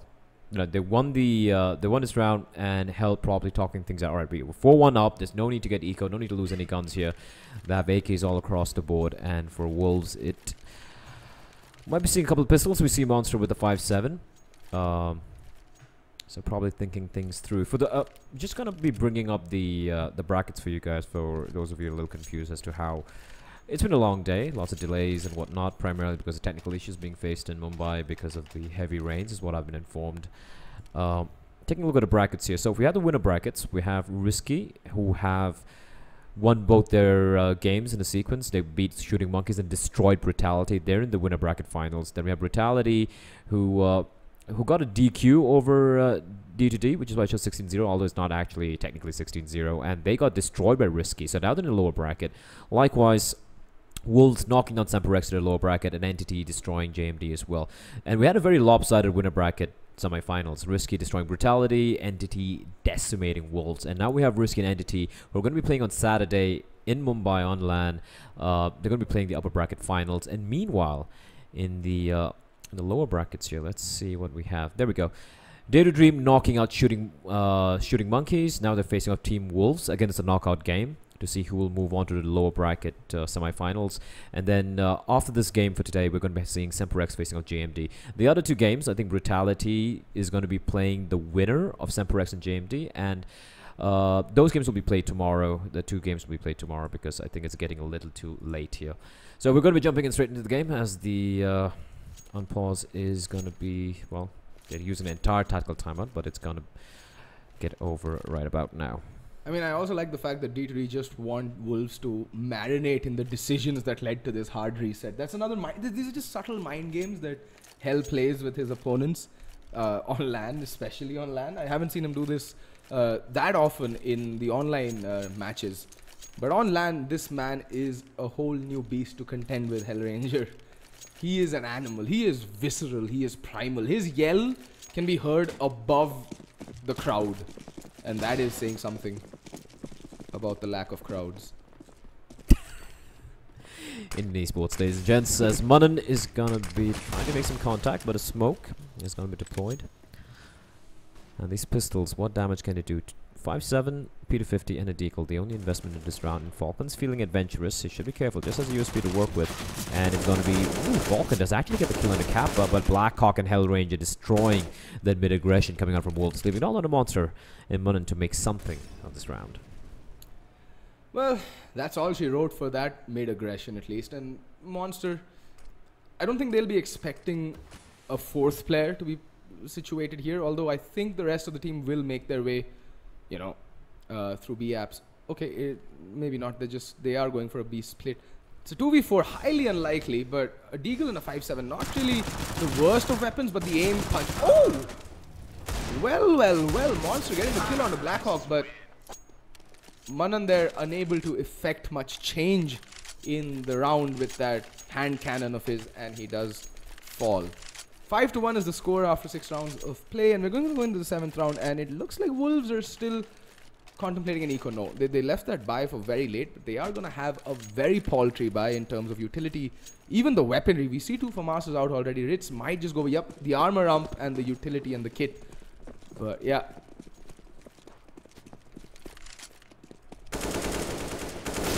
Alright, Monster getting the opening kill, but there's Blackhawk with the quick trade, and Niho immediately replying back with a nade, and Antidote getting the kill onto DNM. These are just trade frags left, right, and center, down to a 3v3 in the blink of an eye. This is very fast play coming out of D2D, something that I haven't seen them bring to the table. I think maybe they were reserving this for the LAN itself, and there we go, Antidote with the second of the round. He's taken B control almost single-handedly, and he makes it a triple, as they say. Oh, baby, a triple. And now all of a sudden, Ritz all alone with a UMP armor and a Molotov. Okay, he's going to switch out for the M4. He doesn't have a flank to worry about, so at least might want to go for the retake. You can actually... If you can cut off the C4 carrier, this could be huge, because he's got a good angle here. Time is on the side of D2D, though. This is very hard for Ritz, but he spotted a bomb carrier, but the bomb carrier will make his way, but the Molotov could make life a little hairy, but it should go down. It will indeed, right before the flame spread over the floor. Ritz finds Antidote. 1v2, he's got a kid to work with. He knows where one man is. He has a very good inkling where he is, but looking for the other. Gets shot at. He has no idea. Now he does. Triangulating the position of Shabby, and he's slowly sneaking in. This is very cheeky from Ritz. Bear in mind, he's got a kid, so he's got a little bit of extra time to work with, but the pre-fire is going to give away his spot. Now they know exactly where he is. He's got a flashbang to work with, but there's a guy... Oh, Smoke's on a despite. Shabby will put him out of his misery in the coming round number 6 for D2D. Solid start coming out from Hellranger and his man. Yeah. Yeah. And there's nothing much to add to that spiel, as they say. 6 rounds on the board for Dare to Dream, and Wolves again facing economic crisis. This is like 2008 all over again with the Wall Street. That is their economy right now. For those of you who don't read the news, please read the news more often. Anyway, we're going and again mid-aggression. So I like what Wolves are doing on their eco rounds. They're mixing it up, but so blind. And Hell is just going to go bombarding in and just going to become the headhunter. And Blackhawk and Antidote just pick up where Hellranger left off. A very, very quick round indeed to make the score 7-1. 7-1. Every game we've cast thus far has had a 7-1 scoreline. Yeah. Never forget. This Indian Counter-Strike will never let us outlive Twitch memes. Memes becomes dreams. In the meantime, Wolves round 4s, they got a utility to work with. It wasn't Nico after all. Question is, they need to make some plays. They need some aggression on the CT side, or else the DTD are going to run away with this. They got Incendiary, couple of smokes, a handful of flashbangs as well to work with. Paw Flash comes out, Monster kind of blinded, and he's going to avoid the next one perfectly. Is he going to survive the duel though? Nice counter flash, but it's going to be Kappa who's going to find Monster. Not really getting blinded by the flashbang, but it should be careful. Blackhawk rips his head clean off his shoulders, and now it's down to Falcon to go. Big great shot from Falcon. Gets, ooh, almost gets a second one, but he'll fall, but not before he's done a ton of damage on the Shabby. And now 4v2, Munnan and DNM on the retake. The bomb still yet to go down. I like what they're doing, just slowing it down. They're like, they don't need to hurry. You have a minute on the clock and 2 men to the good. Munnan gets spotted out.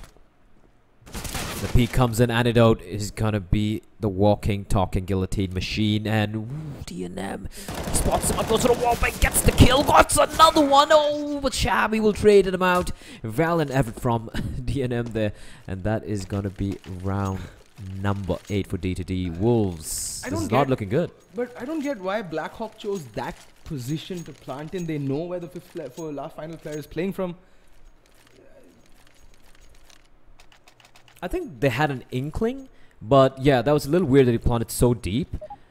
He could have planted for short, yeah, right? His teammate was in connector. They had a guy in Palace. They had a guy inside, so questionable plant. I do agree with you on that. And Wolves have gone with what is this buy? Just open up tab for a second. You need to see this.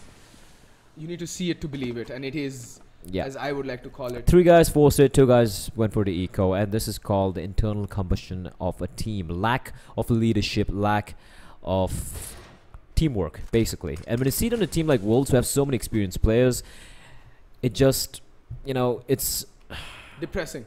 Yeah, I'm a depressed man already. Just making me feel even more annoyed, to put it very bluntly. I would expect to see this in a random pug team or a matchmaking team, but come on, guys. You're 8-1 down, and you go for a buy like this? Like 3 guys go for the force, 2 guys for full eco? What are you thinking? Where's the money management? Where's the economy management? You still haven't reached a level where you can call yourself, you know, envious or all envious or a fanatic. And heck, even they don't play like they used to back in the day. This just irks me, to be very honest, when people go for buys like this. DNM, though, playing at the edge of the smoke. Smoke's going to dissipate. He's got to fall back real quickly. He spots out a guy, and in the flash, completely white. He will still get the kill onto Kappa, so that's important. Bear in mind, 2 rifles and Falcon with that P250 and the armor. And all of a sudden, this force buy is going to work out. They're going to get all the kills, and they're all going to fall. And see, how is this not punished? How is this not punished? I don't get it. Why?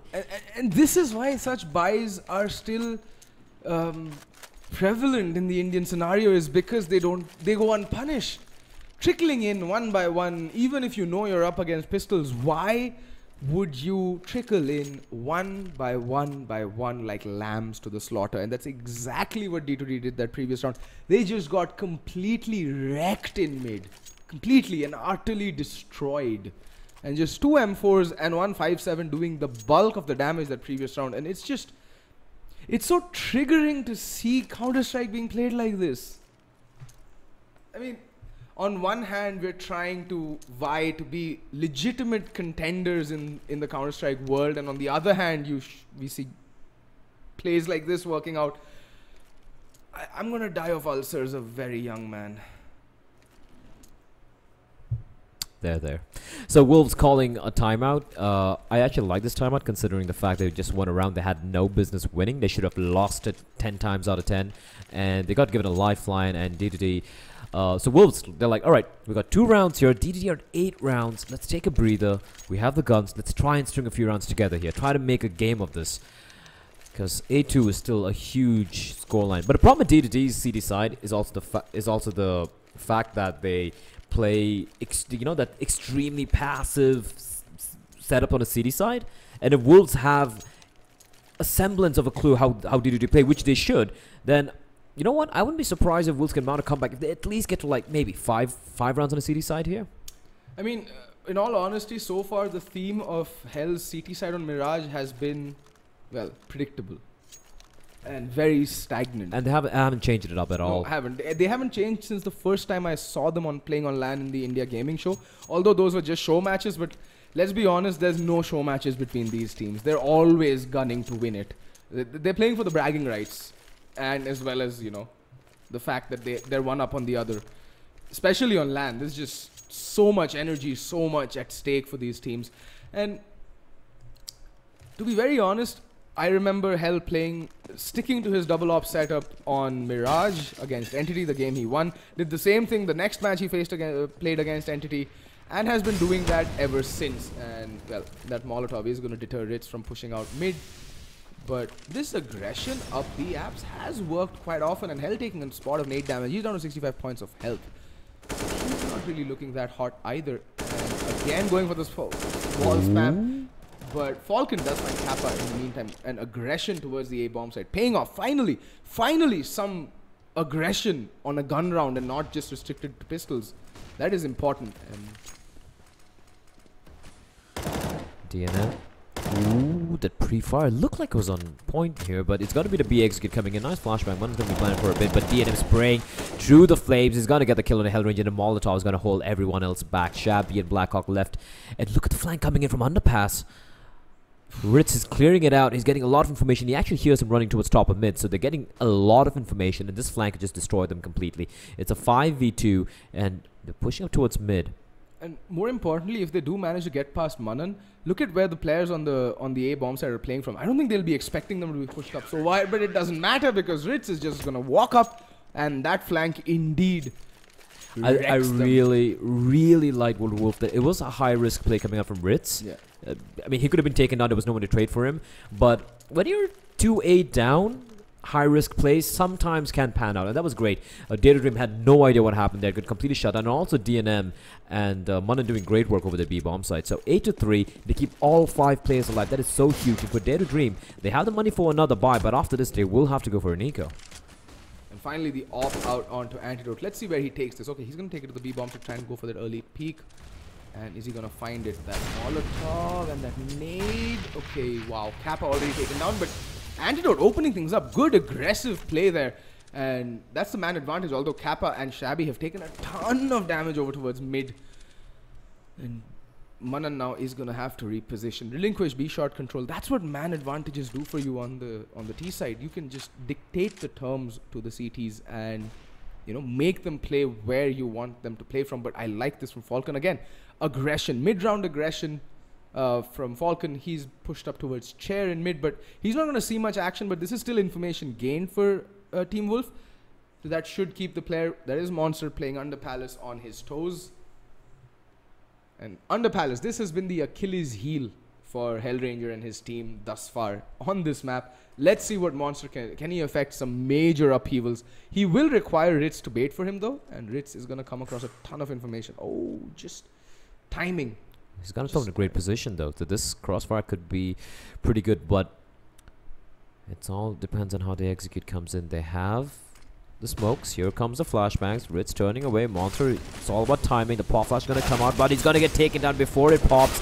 And Blackhawk with the entry as well. He finds Ritz, and all of a sudden it's now a 2v5. They have control of the bomb side. Bomb's going to go down. 18 seconds on the clock. Falcon just clearing out the corners. I think the call for the save's coming in already. They have no idea how much damage Kappa and Blackhawk and the rest of the players have taken. So, call for the save comes in, and Wolves, yeah, they have the money for the buy. Yep, they do. Everyone will be able to buy. I think they could have just gone for the retake because they did have the money for the buy.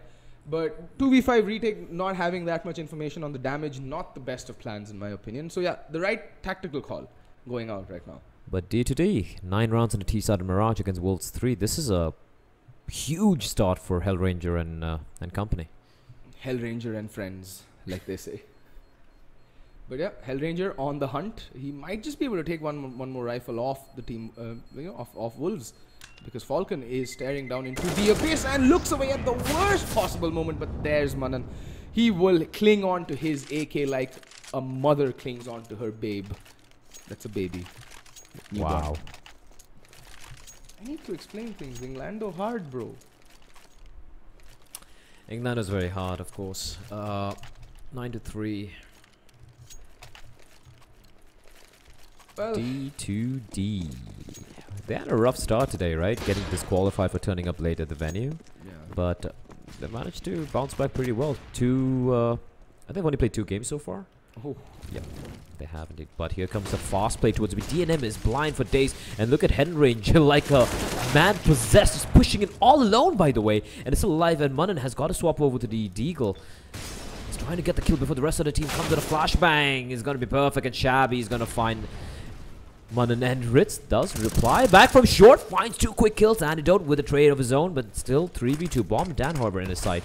And there's still another guy to the left of Ritz, but Ritz is using the smoke perfectly. He's playing it so very smart, trying to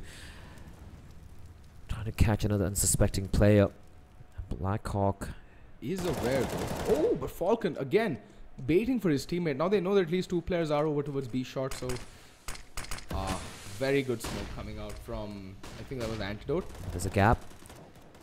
Tiny gap, but Falcon finds Hellranger. Alrighty, all of a sudden, from a situation that looked absolutely unlosable, somehow. That is such a huge play from Ritz, pushing it through the smoke. It was dissipating, but he used it crack to come in, and he actually saved his teammate there. If he actually had stayed behind the smoke, Antidote could have made it a 1v1. That is such a huge play from Ritz, and amongst all his teammates, he's been the guy actually on point. Even in the previous game, when Wolf played, Ritz was really such a massive... And he's actually switched it up. He was playing towards Connector in jungle when they beat... was it Semperex? Yes, Semperex. Yeah, he was the instrumental player for Wolves on the CT side. Now, though... Oh, Ritz. How did Ritz miss that? Did he just get CS gold? I think he was still moving when he took the shot. I'm not very sure. But he gets taken on 55 points of health. Shabby doing a lot of damage. And D2D have gone for a pretty ballsy buy here. 2 Tech 9s, the Deagle, and Ritz. Switch off the X-ray. Maybe he spots him out. I don't think he saw him, but... He gets a kill when Antidote tries to go for the boost. And Ritz doing damage there. That's 1 player down. Still have the AWP and the AK to work with. Falcon, he's been going... Oh, wait, what? Yeah. How is he even here? Oh, but the timing swaps at the worst time possible. Hellranger with a drive-by, but Munan's going to find an unsuspecting Blackhawk. And again, 2 men to the good for the Wolves. This round should definitely go the way. So, a late resurgence coming out from the Wolves. Question is, will it be enough? I'm not really sure. CT side on Mirage is the site where you post your incredibly obscene scores. And right now it's looking quite good for Dare to Dream. 9 rounds on the T side on Mirage, nothing to scoff at. It is quite a commendable feat. But I mean, even if they lose the last 2 rounds, this is more than enough to work with. Hellranger, nice entry, making it now a 2v3, but DNM should get this kill onto Hellranger, and after that, it's going to come down to Shabby. Actually, Ritz is going to get a shot onto Hell. I think he got him through jungle, the window. Shabby, 1v3. He's got the bomb, he's got 20 seconds, but as a man gets spotted out, drought of a shot, just misses DNM, who's so very low. And Shabby, 14 seconds, he needs to do something. DNM is playing this so absolutely perfectly. He's got to get taken down to Shabby. Nice scope in, but there's a guy over in short. Oh, 5 seconds, he's going to get the bomb down. Yes, he does. A little bit of money in the bank. You know, I honestly felt at that juncture, not taking anything away from Shabby, but if you look at a top tier player like an EU player, for example, right? He could hear them coming in for the hunt. He had 5 seconds remaining, so you knew even if he got the bomb down, there's no way you're making it out of that alive. So you just go for the frags. I thought he would have gone for the frags there. I personally, look, let's be honest, I'm not that great a player, but I would have gone for the frags. He had the op, he had 5 seconds, 2 shots. It was unlikely, but he gave himself a chance of winning that round. No, more importantly, right, it's mind gaming your opponents. Like, it was clear that, again, we have hindsight, we have X-ray, we have all the information at our disposal, the players don't. But to be frank, like, at that point, what have you got to lose, right? You fake the plant, you go for the frags. And they have 9 rounds. Yeah. It's not like they desperately need some money to make something happen or something. You know, they're in a great lead here. And if it pulled it off, I mean, if again, it's a big if, but if it had pulled it off, 10-4 right there. Exactly. And that's... So there's a huge difference between a 10-5 half or an 11-4 half than... even forget 11-4. Between a 10-5 and a 9-6 half.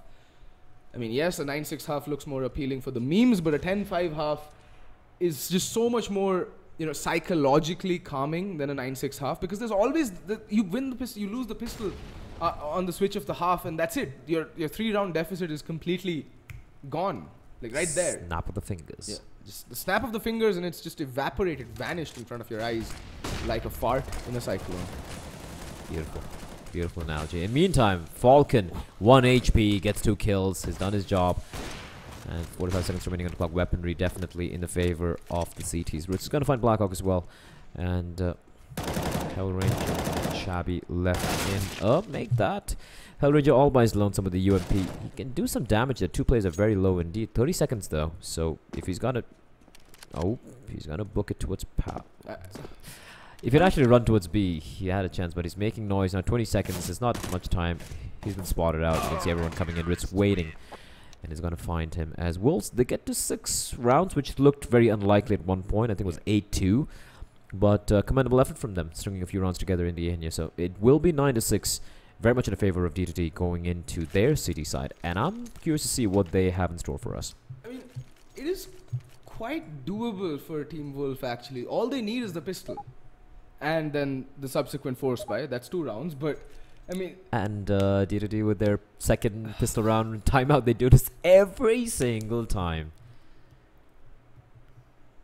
I need to have a few words with Hell when I meet him next.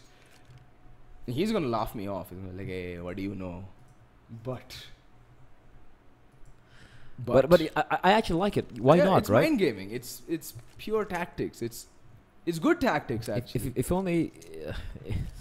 In my opinion, if only he had more of a variety in his guns rounds as he has in his pistol rounds, I think they could be a much more dangerous team. Yeah. No, especially when it comes to the CT side, I feel that D2D are a very predictable team. Like, you can literally gauge their setups and their tendencies just based off of the buys they've done in the previous rounds. Like, for example, if they lose the pistol, they will go for a force buy. If they lose the pistol and have gone for the force buy, there is going to be mid-round early aggression up mid on Mirage on their CT side, because, well, it's a very tried and tested method that when you don't have the necessary utility to hold off the T push, you take the game to them. You don't play it on their turfs. You don't, you know, allow them to draw out your utility and then just push on late into the round when they have a plethora of nades and they can just overwhelm you. You take the fight to them early round when you're more or less on an even footing. More importantly, if you have better spawns, like for mid pushes or A-ramp pushes or palace pushes. It's what Wolves tried actually on their CT side on their first buy round, but didn't quite work out. That happens. It's not a bad play if it doesn't work out. It's just that, you know, your stars didn't align. Happens. The best of plays sometimes don't work out because it's just CSGO. It's just CSGO things. So these are things that Hell really needs to work on. And more importantly, if he loses the first gun round, you know for a fact that the double ops are going to come out in the next buy round. That's such a predictable thing with most Asian teams. You lose the first gun round, the second gun round, dual op. Doesn't matter if you're bereft of any utility. Doesn't matter if you don't have any body armor. 2 ops have to come out. It's got to work, right? It has to work. 2 ops. 2 ops. What's better than 1 op? 2 ops. And I've seen D2D, you know, take that even further and gone with 3 ops on Mirage and get absolutely mauled in that round. And I was like, who'd have thunk that? Would have thunk that indeed. But here we are. It's a long, long, long way to go. Nice aggression. Hell, just pushing up B. I was getting a ton of information for his teammates. And Shabby gets the opening pick onto Manan over towards high mid. And I like this. So they play retake on the A bomb side. Just look at where Blackhawk is playing from right now. It's just so passive. I mean, the T's, they don't know where the CTs are playing from, so they have to go for these plays, right? They have to go for the info plays, and that's what ends up backfiring. But right now, they know that it's a stack towards the A bomb side, and Falcon, the lone survivor with the bomb as well, he's going to get spotted out just in a battle of attrition, and he's going to come out short in that battle of attrition. Kappa with the final kill. Nice little 2K for him to see off the pistol round, and that's the 10th round on the board for Dare to Dream. And right now, things are looking dire indeed for Wolves. Shabby going huge. 3 kills with a P2K over in jungle. And again, they just went in 1 by 1. No trade coming in. Wolves. Look, T-side on Mirage is hard as it is, right? And if you don't have that many tactics in your playbook, if your playbook is just 1 page, at least try and use the numbers advantage, right? Try and swarm the players. You have Glocks. Just one guy with a P2K. The defense is going to be split wide open. Just go for the trade game, right? Instead, they get destroyed, and this is not good. Yeah, I mean, a force buy. I mean, it makes more sense on the T side to go for this force because the T economy is much more forgiving.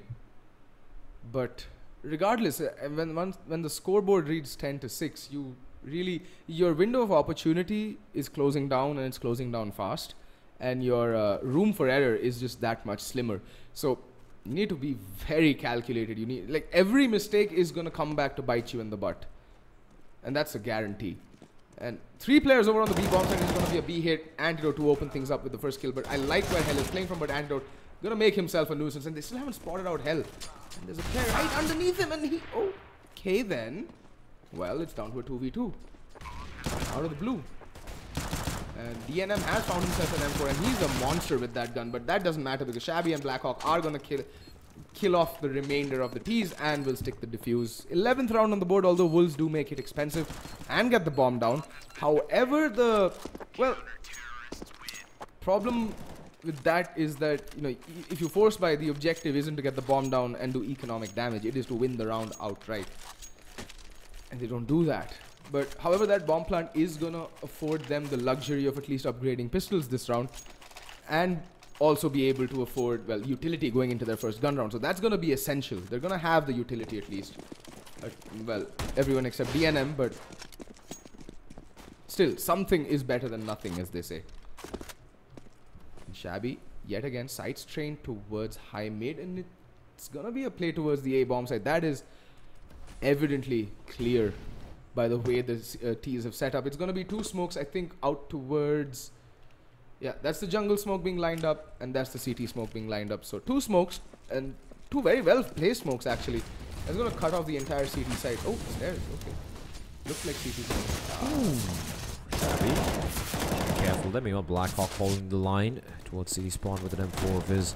And Shabby's actually doing a little bit of damage. His Antidote ending up pushing... What? Manan somehow gets the kill, and they get the bomb down. That's pretty much mission accomplished for Wolves. Antidote playing way at the back. I like it. Not looking to give away any more guns. The scout has been lost, and Ritz trying to get a kill. The people who get a range can do a lot of damage, but the double peak will be coming in, and it's going to be round number 12 for D2D Wolves. They at least have money in the bank. Question is, can they capitalize on it? It remains to be seen. I mean, at this point, they have to. I mean, look at that. 12-6. There is not a shadow of doubt in my mind that if Wolves lose this round, it's going to spell doom and gloom for them. Because that's just D2D going to run away with the rest of the game. Doom and gloom.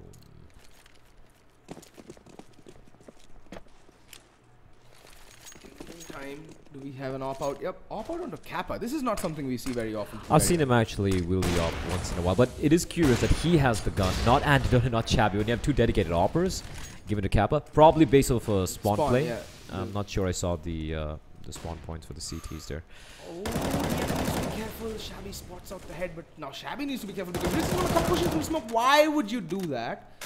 Firstly, and now Shabby's just going to get pincered and not expecting the double peak coming in, but man advantage finally with Wolves. Can they pull off something here? Let's take a look over to the CT economy. It's not that great, so I think they should save these 3 rifles, not really try and force the issue and go for the retake. I mean, they are 12-6 up, but these are bad habits that kind of seep into teams playing. Keep forcing the issue, going for retakes when you absolutely don't need to, and committing to things that you should actually pull out of and save. And yeah, Hellranger's also gonna go try and go for the save, but there's Manan with the kill onto Hell, and that's gonna make matters a little bit hairy for D2D going into the next round if they want to force a buy out of it. Absolutely. This bomb is ticking away, and he's trying to go for the hunt, but Nade is gonna give him away, as they do hold on to the AWP and the M4. Yes, they will. And that means they have ample money to go for the buy. 12-7. Wolves.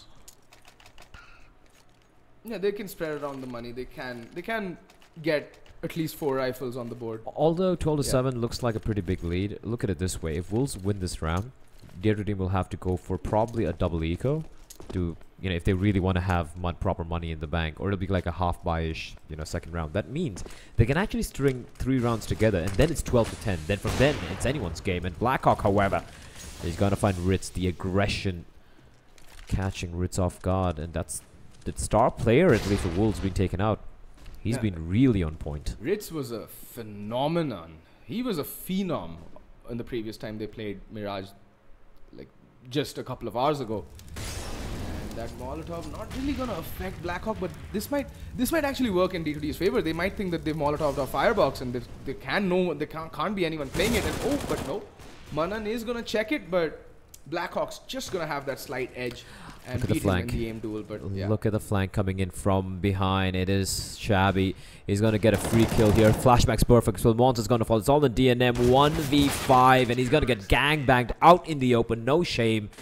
Just like the streets of your hometown, Archie. And that's going to be round number 13 for D2D. 3 rounds remaining, and Wolves. Blair, I don't really know how often you've gone out on the streets of Delhi, but no one fights their own battles in Delhi. This is an average gunda talk in Delhi. कौन है बे तू? तू जानता है मेरी back क्या है? No one. Your back? मेरी back, my spine. So every head of every cartel is spineless. They don't fight their own battles. They have like a bunch of other brainless thugs, like one tier below on the in the gene pool. They fight the battles, but everyone else is just like, yeah, the heads are like, I'm a head. Hold on. There seems to be a story behind all this. There's a lot of intensity in what you just said right now. So, I'm expecting some tail, Archie. Probably you might come out on LAN. Definitely on LAN. Maybe after a couple of pints. Maybe even, you never know. All right. So let's. In the meantime, Dare to Dream 4v4, as Falcon will eliminate that man advantage Dare to Dream enjoying, and Manan as well. Quick 2 kills back to back. And look at where he is, pushing all the way towards jungle. He can catch out the rotation unless Hellranger's careful. He's going to get himself in a great position. Breaks open the vents. Falcon's going to find Kappa as well. And Manan, he's aggressing in. He knows it's going to be a safe call. But no, it's going to be the B-bomb side. They're coming in straight here. Hellranger's going to get the kill. And he should be careful. Oh, what a shot from Falcon. I thought he'll actually get that kill. From then it was 2v2. But Antidote will go for the save. Doesn't really want to go for this retake. Looks unlikely with that AWP of his expensive weapon. And let's take a look at D2D's money, by the way. I think it's gonna be... Yeah, their money is... Yep. They will force it up, though. Knowing Dare to Dream. See, because Shabby can buy. Blackhawk will be teetering on the edge of a buy, and Kappa will be able to buy. Antidote can actually drop a UMP as well to one of his teammates. Probably to Hellranger. In fact, Antidote might just drop a FAMAS over to Hellranger. You never know. Because, he has utility. He doesn't need utility. If he can save this AWP, he can actually drop a FAMAS over to his teammate. If he gets a save. I think he should be, yeah. Yep, he will. In fact, doing this amount of economic damage to Wolves actually getting 3 rifles out of them and that final kill. So, it actually puts D2D in a pretty good position. They can actually reset Wolves pretty hard if they win this round and see off the game, in fact, if they do get this round. Look at the money. On either team, the money is absolutely shreked, as they say. Shabby, I hope Shabby doesn't go for the AWP. I hope it's not a Hail Mary double op play. And I'd like to see them actually spread the economy around a little bit. Oh my god, just as I say it, it's a Hail Mary double op play. I mean, you have $6,000 in the bank, right? You drop an M4 for a teammate, you know, or pick one up for yourself and have utility to go with it while Antidote drops a FAMAS for your teammate while the others pick up guns. But double op, okay, fine, like, it works. You have 4 rifles, 2 ops, 1 M4, 1 FAMAS and 1 UMP. 2 kits and not really a decent amount of utility. See, that's the difference, right? Now, if Shabby had gone with an M4 buy, he could have really bought up the utility and helped in that regards. But now we're going to see the standard D to D setup. 1 op towards CT spawn and 1 op playing from B short. That is usually how Hell arranges his ops. It's a pretty nifty setup. He'll give up mid control and just pick off players as they try and make their way either onto the A or the B bomb site through mid. Because mid is a very tempting position for the T's on Mirage. Like, you can literally carve the map in 2 if you have mid control and decide to go anywhere. There are so many executes and fakes and strats that they can, you know, pull off with mid control, the T's. But the problem is, if they smoke off either of your ops, or, you know, if they can close the distance down, your ops are in for a bad time. And that's what continues to happen. In fact, that's the reason they lost, because Entity read into this play and they completely countered it by not even bothering with mid and just taking the ops out of the equation. They just smoked them out. It's that simple. You smoke them out. What can you do about it then? Well, let's see what Wolves do here. 13-8, D2D gone for, like you said, a Hail Mary buy. This is a huge investment, and if it doesn't pan out, they're going to be facing Eco City for a while. Antidote and Shabby, the 2 primary oppos for the team. They need to go big here. There's no one over in mid, though. And you can see Wolves taking it very, very slowly. They know the op is still in the hands of Antidote. They won't be expecting a dual op setup, though. So they're taking it slow, trying to figure out, trying to gather some information. They have... Ooh, did he just whiff that smoke? I think that's a very smart smoke. I think it might have just worked out, one of those things, because it extinguishes the Molotov and actually allows him to continue playing this position. But I think it's a missed smoke. Unintended 200 IQ nades. Yeah. But... Look at this, Blair. Look at where the ops are playing from. I mean, look! Yep, you were right. You were right.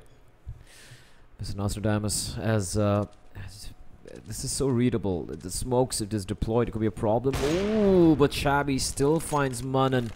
And now it's A bomb side seeing a lot of action, but it's going to be Antidote. It's going to be found out by Monster, and we do see the rotation coming in. But already 2 CTs playing from over the toll booth. Monster's going to find Kappa, but now it's a 3v3. Hell's got his hands on a AWP, but 2 ops and a retake. Not the best of guns to work with, and they have absolutely no utility remaining as well to work here. Shabby and Hell both coming in from CD spawn with the ops. It's going to be really rough indeed. And the post plant's not that great, though. There's a guy stuck over in bench next to the site. As Shabby trying to spot someone on the Blackhawk, meanwhile trying to be sneaky, coming in all the way from connector. He's got a UMP to work with. And DNM is pushing towards jungle. The timing, it's all about timing here. He might actually catch Blackhawk. Blackhawk not making much noise, but it's going to be DNM is going to get the kill. Hellranger picking up the M4, going to get another one, but DNM going big. The Doctor is in the house. He's going to pick 2 quick kills. And Shabby left in a 1v2. He's going to try and stick the fuse though. Taps the bomb. This guy comes out. What a flick shot from Shabby. Knows another man there, and he's going to tap it. 5 seconds. There's no time remaining, and DNM has saved the day. And that is going to be the round for Wolves, and they managed to bring one more back in for D2D. That investment almost paid out, but now they're broke.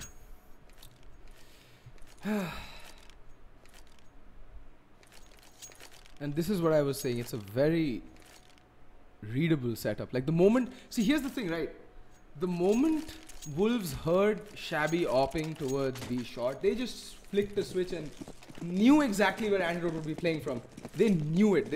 They weren't holding B short with the AWP till now. The moment you hear D2D bring up an op at B short, you know there's one by CT spawn. At least after the 1 minute time 1 minute mark. And I like this aggression though. 3-man push up A ramp, and Monster also not going to force the issue. He's just going to back away, and they might just test the waters over towards the B bomb site where there's just one player holding. That is Hellranger with a P2K. So not the best of weaponry, definitely doable. He can get overwhelmed, but Ritz has taken a spot on 8 damage. It's down to 86 points of health. Hell, the P2K. It's a full eco. Ooh. Ritz, a little scary there. He should fall back, and he will indeed, as the Wolves are gathering up to go for an A play. And Ritz still trying his luck, going for the wall bangs. He's taking a chunk. He's got taken a chunk out of him, as it is kind of a B stack for Dare to Dream. So this A play might actually be perfect for Wolves. For them, it's about keeping as many guns alive as possible. Bear in mind, this is a knockout game. The loser goes home. They won't get to play in front of the crowd on Saturday. And Shabby is waiting patiently towards A. He's all by his lonesome. Now here's a cue from the smoke coming in. He's waiting patiently. It's all about timing. Contact is going to be made. DNM, meanwhile making contact, and Munn and Monster having no trouble wiping the floor with those AK-47s, leaving it all down to Antidote. He's got a P250. Their only investment in the round is probably looking to get at least a kill, but Monster will make sure that it's a flawless round for Wolves. They get a double digits, and we might actually have a game on our hands. I mean, getting at least a couple of kills that previous round would have given D2D a little more money to work with in terms of utility. But the previous few rounds have been pretty dry in terms of kills for Dare to Dream, so they really don't have any wiggle room to juggle around that economy whatsoever. And like I said, it's going to be mid-aggression. Oh my god. I've been watching them play too much. They're going to aggress up underpass. I like this, but again, because their plays are so... teams can read it pretty well, but it's kind of funny how you in particular have such a good read on how D2D played at City Side Mirage, because it casted all their games, and yet most other teams still don't know how they play. I mean, just have to watch the demos, right? As Falcon opening it up like a bottle opener, the A-bomb side is bereft of any CD presence, leaving it down to 3 players. They should be going. Ooh! Hellranger gets taken down with a headshot, and Antidote's bleeding as well. So Blackhawk and Antidote, they're just going to be going for the save here. Wolves now just 2 rounds shy of tying things up at D2D. And seeing how things were, panning out, I wouldn't have expected this comeback, and it is kind of shaping up to be a comeback. I don't want to curse it, the curse of the commentator, and all that jazz, but it looks doable. And well, the money on the CTs, although they are on a 4-round losing bonus, they're going to get $2,900, so they just have to eco the 1 round. And these 2 rifles saved up can go a long way to shoring up that economy even further. But I think next round, what the primary goal for D2D should be to just inflict as much economic damage as possible, because while the money on Wolves is sufficient for the time being, if they do lose a couple of guns in the next round, and well, they can't really keep buying into the rounds consistently if they lose a couple of players over the next few rounds. And yeah, just upgraded pistols. Kappa not even opting to go. Finally does buy up a P250. So minimal investment. Just 1 flash and a P250 out on Shabby, and a smoke and a flashbang and a 5.7 out onto Hellranger. What is he going to do? Okay, he's going to make some plays. He's going to try and make something happen. The money, decent enough. They're going to get $3,400 for the next round. So they can afford to buy into it. Hellranger, not an opper. He's primarily a rifler. Very rarely do I see him pick up the AWP unless the spawn literally demands of it of him. And yeah, he's going to be forced off the platform, and he's going to fall back. The solo B holder. He's going to burn himself for the cause of the team and gets 1 frag in return. That's not bad at all. With a minimal investment, picking up that 1 kill, that's a rifle taken out of the hands of Wolves. And look at Kappa. Kappa's already on the flank through underpass, but there is a player. Well, there is Ritz, who's going to be playing apartments, and he is watching it like a hawk. In the meantime, the rotation is coming in from Market. 1 rifle there. Oh, Blackhawk goes down. That's 1 rifle taken out of the hands of the cities, and down goes Kappa. That's the flank gone, and now Antidote all alone will again hightail it out of there to try and save that rifle. Will he be allowed to, is the question, though. He is saving in a pretty unorthodox spot, so he should be able to make it unless he doesn't. Yep, he will make his escape. It's pretty smart from Antidote, by the way. Completely avoiding the pincer coming in from Wolves, who were trying to go for the hunt, as it will be round number 12. It was a sneaky round coming from Dare to Dream, however. And of course, it's City side, even if you do save the gun, you will have the money, the bonus money, and that means the big guns are going to be coming out. Shabby with the op once more. Are we going to be seeing another double op setup towards short and CD spawns? The question, they need to mix things up. These ops need to go for placement. Wolves, look at the money. They're one run shy of D2D, and they have so much money to work with as well. And nope, it's just going to be the solo op. But Shabby, I would love to see him go for some aggro plays. We've seen what he can do with the big green gun. Instead, he's going to be playing from the same old spot. I mean, see, at this point, I think the mind games are in full effect for D2D. They don't really want to risk it. They've gone very vanilla with this setup. Very early, heavy mid presence. There's 2 players playing mid right now. Actually, there were 3, and then Antidote decided to rotate off and concentrate his efforts towards B apps because there's a lot of noise being made by Ritz. And well, making a little bit of noise over towards B, trying to draw out rotation. This early in the round, I don't think D2D are biting to whatever bait Wolves are dangling in front of them. Ritz making a lot of noise, and here's the thing with what Ritz does, right? I don't know if you noticed this, but whenever he's making a lot of noise, it's always to try and sell a fake. Yeah. And it's kind of very easy to read, to be very honest. And you can make out when he actually plays it a little bit more quietly, doesn't try to try to be a little bit more ninja like over to B apps, then it's going to be a B play or probably a mid to B play. So this is actually a very big tell. Question is, are D2D aware of this? Because they have a guy that is Shabby playing from toll booth. They have 2 guys here, and now the counter Molotovs coming in. 30 seconds. Those counter Molotovs are going to keep them at bay. They have another Molotov coming in from Monster towards Shadow. However, unfortunately for him, there's no one. Then Shabby, he's going to make that op saying, gets the first kill onto Ritz. He's looking for more, and someone's burning alive. Falcon's burning alive. It's going to be Kappa's going to get a kill onto DNM. Now it's a 3v4. As Monster's going to reply back real quickly, but the smoke wall is in play. But Blackhawk spots out the edge, to the edge of the smoke, finds Falcon, and now it's a 2v3 as Monster lands a sweet shot on Shabby. But retake coming in. They have kits and they have just one flashbang to work with, however, on Dare to Dream. Antidote slowly sneaking away from CD Spawn. The other 2 players are coming in from Connector. Monster and Munnan. Can they hold on here? Can they tie things up with Dare to Dream is the question. Bomb ticking away. Munnan's playing it way at the back. They need to be careful. Oh, Monster gets spotted, but he still managed to get the kill on Hellrangers down to a 2v2 retake. Oh, Munnan. He needed to land that kill. He heard him coming a mile away. He needed to land that kill. Yeah, he needed to do that, get that kill. Because Monster did whatever he could, but in the end was not to be.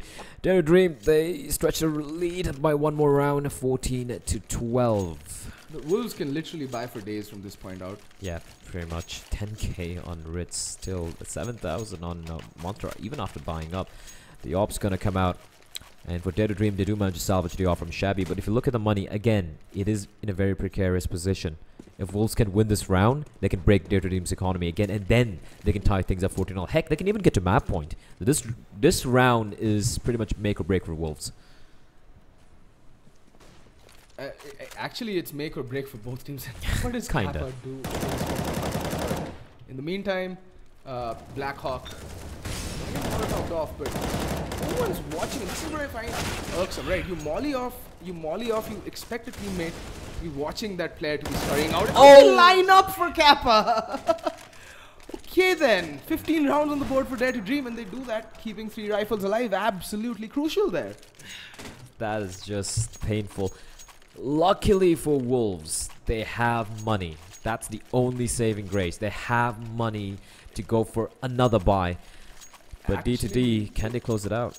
Actually, that lineup was like more like Providence rather than just like the stars literally aligned for Kappa. One after the other, Ritz and Falcon, 2 of the players who have been looking the most dangerous. Ooh, I like what Kappa did there. Yeah. He was trying to ensure that the smoke actually, didn't bloom properly using the Molotov, but did Antidote spot Ritz is the question. Oh, he didn't. Oh. But he gets to kill, and he's got a Molotov. Okay. It works. It does the job. Yeah. So what Kappa was trying to do basically is what Device did in one game on Cash. And okay, they're just... Never mind, everyone's dead. Yeah.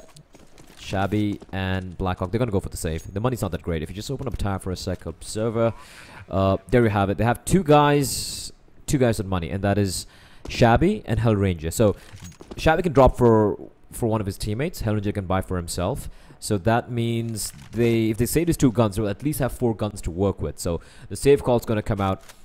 And Wolves get to 13 rounds. DNM opening things up at the B-bomb site. Yeah. But then, in all honesty, there was just, I think, no, and there were 2 players over by the B-bomb site, Hellranger and Antidote. Both of them, Antidote did get the 1 kill, but then unable to really make more happen. And Shabby should get this kill onto Ritz, and Blackhawk finding Ritz as well. Okay then, that makes things interesting monetarily. Actually, no, it doesn't. Wolves have enough in the bank to go in with yet another buy. On the flip side, Dare to Dream though might be a little stretched. Okay, so at least they're going to be putting 3 M4s on the board. I think that might just soon. Yeah, it's going to be 3 M4s on the board, and maybe a UMP, yeah, a UMP, 2 M4s, 3 M4s, and the AWP. Okay, that's still a pretty decent buy, all things considered. An Antidote is taking an M4.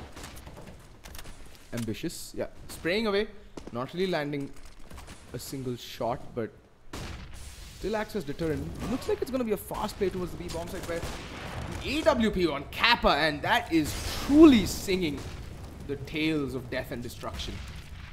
And 2 players just like that eviscerated from the server, and I don't think Kappa's done for the round. I think he's feeling it. There is Hellranger in support as well. He's a bit skittish because he has to take care of 2 angles, but Hellranger just ever so vigilant. And now this is the end here. Yeah, There's no way. There's no way they're taking themselves out. The DNM does get a kill, but he's going to fall. Monster 1v4. And yeah. Can he do this? This is looking rough. He's got time, but oh, gets taken through the edge of the wall. They know exactly where he is. The bomb is on his hands as well. And this looks like the end here, as Wolves, unless he pulls off something truly miraculous, will be knocked out of the ESL India Premiership Masters. As Dare to Dream, they'll move on to the lower bracket semi-finals here. Ooh, they're relinquishing the B-bomb side. Are they? Actually, they're not giving him any chance. They have a guy over top mid as well. He's trapped. He's well and truly trapped. They have underpass covered. They have TV room covered. And Blackhawk, he hears him dropping in. You can see the players walking in. Free kill for him. And there you have it, ladies and gentlemen. 16-13. D2D will survive once more. And we have one more game coming up in what's been a long day. And the final game of the day, I think it's going to be JMD facing off against Semperex. That's coming up after a very, hopefully, a very quick break.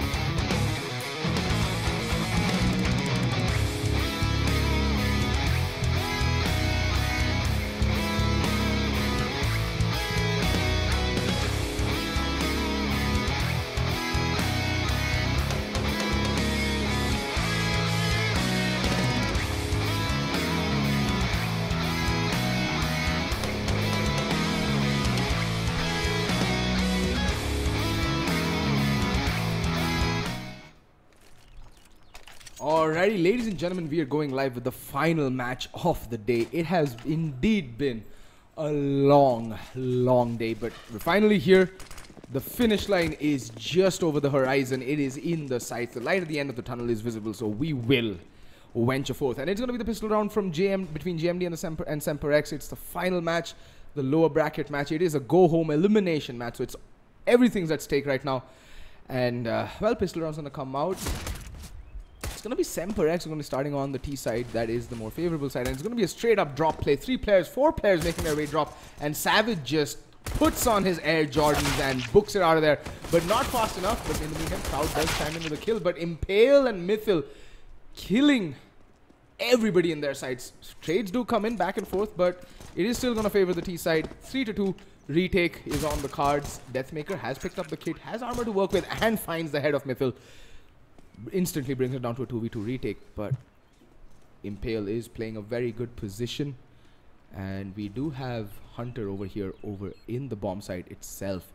The retake has to be decisive. They can take their time, but Deathmaker caught looking in the wrong direction.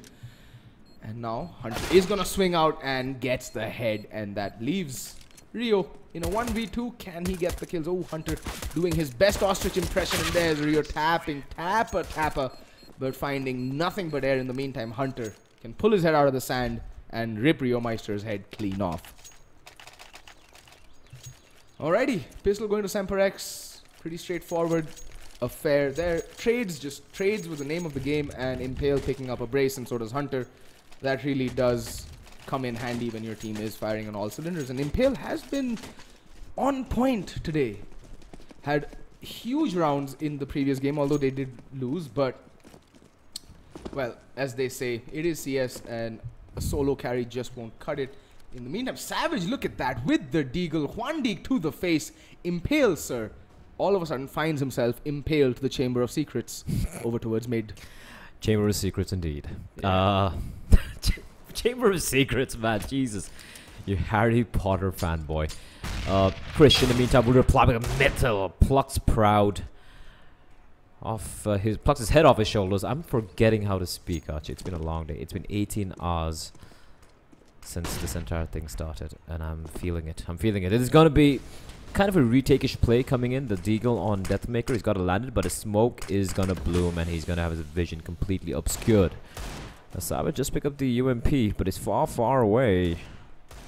He's got to make his way here. And I think the safe call should come in. They have 3 guys with armor, a deagle at 5. Never mind, 1 guy's down. Deathmaker should fall back. There's no point going for this retake. And Deathmaker is going to do the right thing, do the smart thing, the deagle. And the armor will be saved. And they have Savage as well, all the way right outside Dragon Lore, looking for some exits as Semper X to get a second round on board.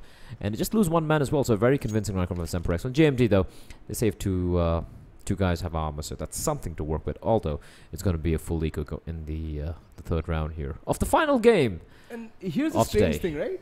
So GMD actually won the knife round and opted to stay on the CT side. Oh, that's a variation CSGO thing.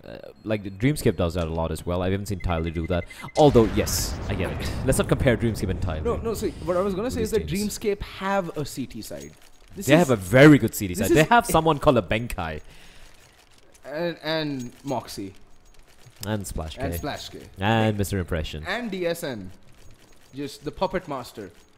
Just orchestrating his masterpiece of death, doom, and destruction. But Indian CS, I don't know why. I don't know why. Please explain. Why you win knife round and go CT side? Look, listen, alright? Let's put it across this way. I've been playing and watching Counter-Strike for over a decade. I've been playing for about 14 years, 2002. I mean, yeah, that's 15 years. I've been playing for 15 years. I've been casting for 3.5, almost 4 years now. Basically, what I'm trying to say is I know a bit. However, the question you asked right now, I have no answer to. It's a very long-winded answer there. As Savage is going to get a kill, but he gets taken down by Krish. They're trying to get a little bit of damage, but Foxy finds Lucky. Metal finds Deathmaker, and the SMG sing the song of their people. They pick up all the kills on the SMG, so that's a lot of money in the bank for Semper X going in to the 4th round here. What I want to see is Hunter run down drop with a Mac 10 going YOLO and just getting 3 frags. I know it's not going to happen, but you never know. You never know. JMD, they have the AWP on Savage. It is the glass cannon. They have 4 M4s, sparse utility, 4 smokes, a couple of flashbangs, a couple of nade. Not much to work with. Hunter, did that smoke? Will that smoke actually land? Yeah, it will. It will smoke off cross. Oh, that is brilliant. That is brilliant. The running smoke. It's not that easy. It looks easy, but it takes some practice. And Hunter's going to push in. He's got the Mag 10. He's on a fact-finding mission, pushing it through the smoke. But Proud is there to take him down. However, trades going back and forth. Deathmaker will go for the velo. The nade's going to sail in. Does take a little bit of a chunk out of him. He spots it. I think he knows there's a guy that's Krish over in stairs. In the meantime, the bomb is getting planted over in A. They are getting completely juked. Jebaited. Jebaited indeed. And there we go. The lack of the head armor actually, coming in to be a huge problem. Those UMPs very viable when there's no helmet in play. And they're just getting pincered on the retake, although Deathmaker trying to do his best, but there's a Mythil just gonna knock his head clean off his shoulders, and that leaves Decimate. I mean, Rio Meister with the Decimator. I know the skin's better than the team play. Oh god. You're getting confused between the skin names and the players. I have a problem. It's late. It's late. It's late. And I have a skin issue. Yeah. Anyway, Krish does see off that round. Rio Meister trying his best, but all to no avail. And they might want to go for the armor pistol, but given how their economy stands to actually benefit from a full eco, they should just restrict it to upgraded pistols. At the most, maybe a couple of flashbangs and a smoke here or there. Because, well, they're going to get $3,400 in the next round, which means if experience serves me, might be seeing a double op coming out next round. That looks like the case, yeah. That is the full eco. And Hunter with a Mag 10. Can you sing the song of Hunter? Yes. Let him get a kill, let him get a kill. Let him get a kill. But he's not going to find a kill because, there's no one there. Nobody's home. Hunter comes knocking, but nobody's home. In the meantime, Proud. Ooh. Nope. Making his new sponsors proud. In fact, TT Esports getting that kill and their name on the board. And, well, that's all JMD could manage in terms of frags. And Hunter hasn't relinquished his Mag 10 since the why not, round, right? He hasn't lost it yet. Yeah. It's a use and throw gun.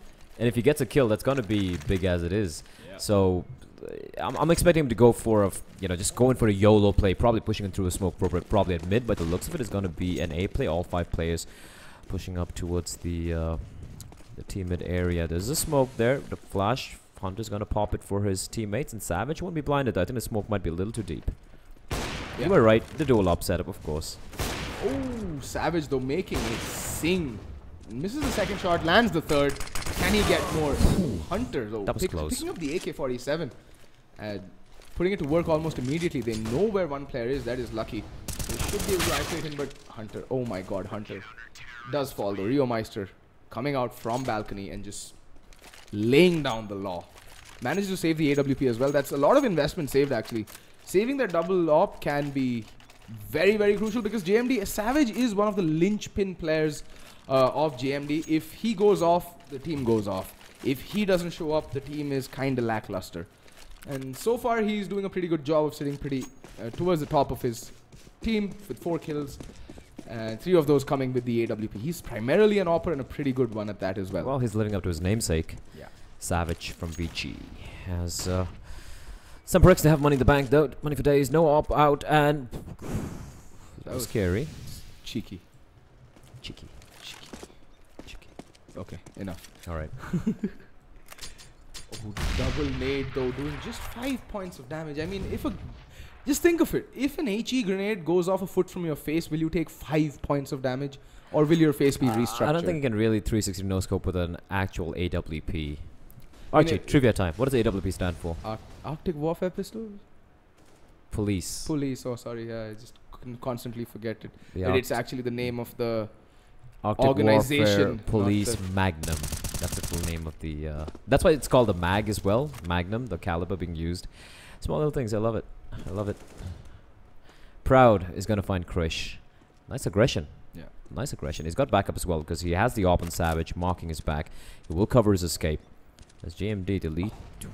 Get around. That's such a ballsy push. Risky.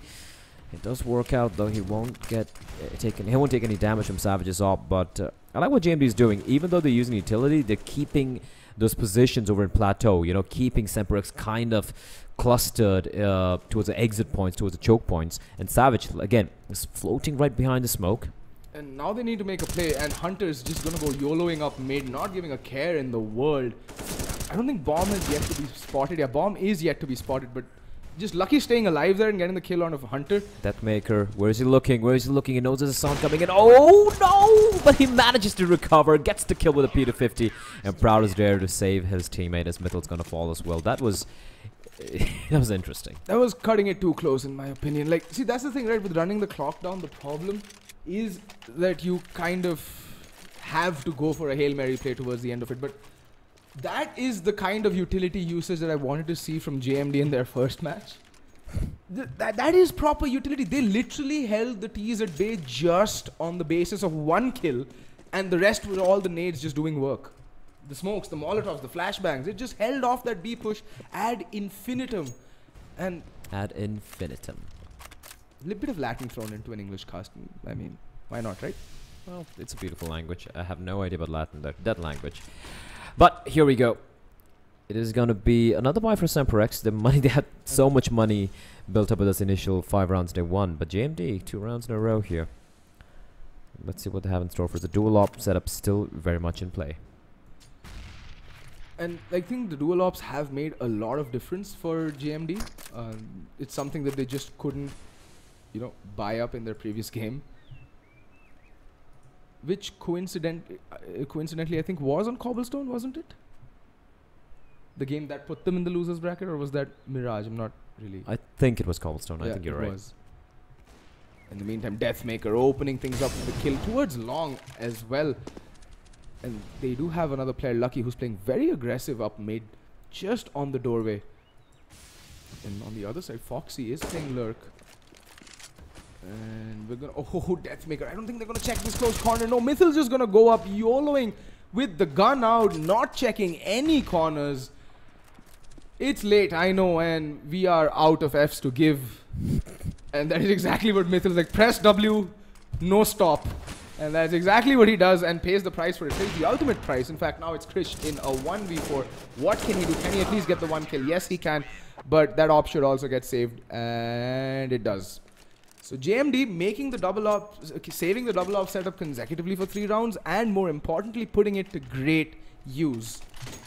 And with that, the money is finally looking a little lackluster for Semperex. But it is 3 rounds in a row, so they know it's going to be 4th round loss bonus kicking in the next round. So there's going to be just Tech 9's armor. You know, a little bit of UMP being brought up as well, trying to inflict as much damage as they can onto the city side economy. In fact, I'm hopeful that this will elicit some change in the way Semperex have been playing, and you know, they play their more YOLO rush style of play because they don't really have utility to work with them. They're just gonna go out rushing into the fire and the flames, and Lucky is gonna pick up the easiest 3K of his life, burning in his own Molotov there. Unfortunate. And he's gonna flash himself through the smoke.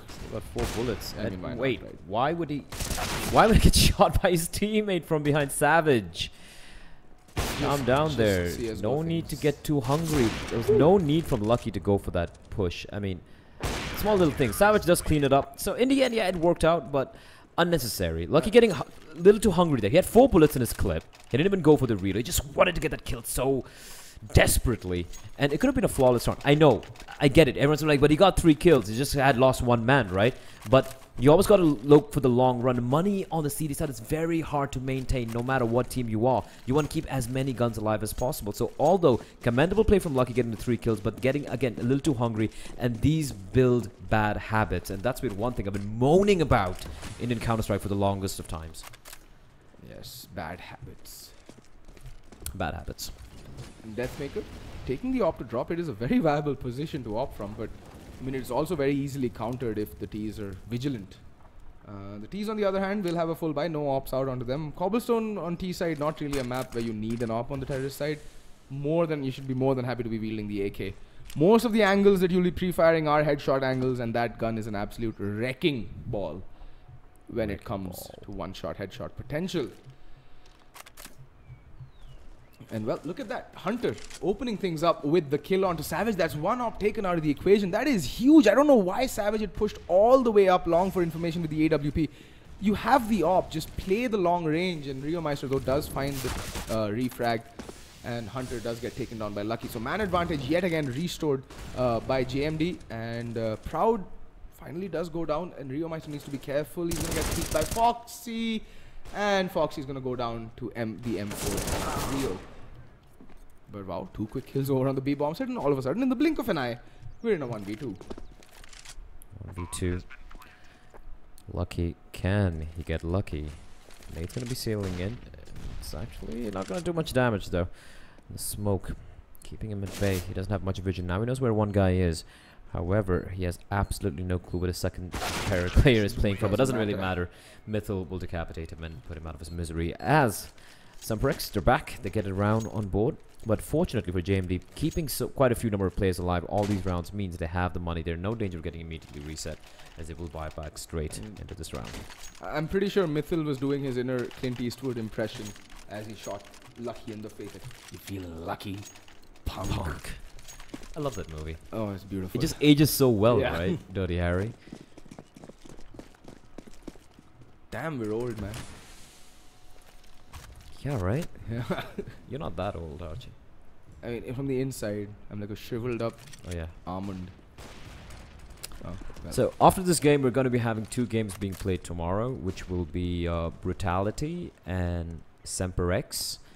The winner of that game is going to be playing against Dare to Dream. I think that's the 2 games for tomorrow. And then the final 3 playoff matches is going to be... Actually, it's going to be the winner of this game will face Brutality and Wolves and Dare to Dream. The other match that has been confirmed. Oh, yeah, my bad. So, Dare to Dream. So, we still have a long way to go. We have 2 more games tomorrow. And then we have the final 3 games, which will be played on Saturday and Sunday. I forgot where the mall is. Phoenix Mall? Something? This flank from Proud can just absolutely wreck Semperex. I mean... It's unfortunate that he might just get to find 1 single kill and that's onto Mythil. But what a flank. The information that was conveyed by Proud just pushing all the way up B long and from Museum. That, yo, no one here, just watch Maiden Long. They'll all come one by one and you can kill them. It's like shooting fish in a barrel with a shotgun. Shooting fish in a barrel with a shotgun, that's kind of overkill. But alright. But yeah. 5 to 6, 5 rounds for JMD on a CD side. That's, you were asking why they picked the CD side, by the way. Showing that they have something in store. And more importantly, keeping those 2 ops alive almost every single round. That's pretty impressive. Yeah, they have consistently managed to do that. Although I think they bought up the double ops and they haven't lost that many personnel in the subsequent rounds.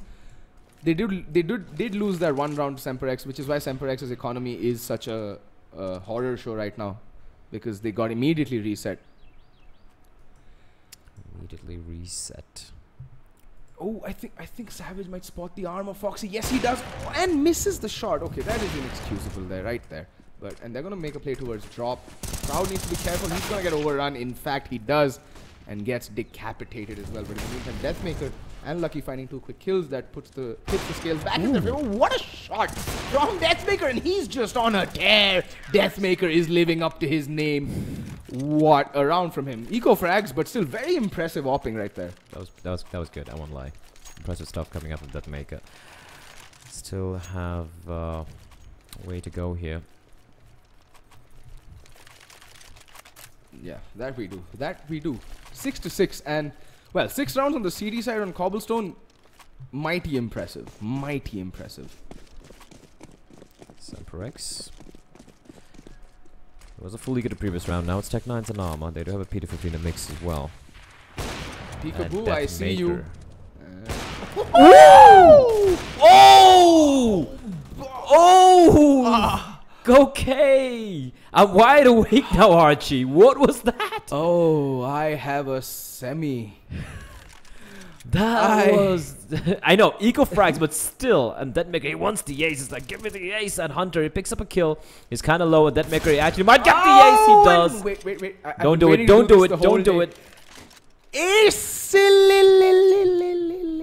Thank you very much. God damn it, man. But oh my god. that was sweet, Jesus. Beautiful. Sweet, Jesus, that was beautiful. Oh. That crazy opping, bro.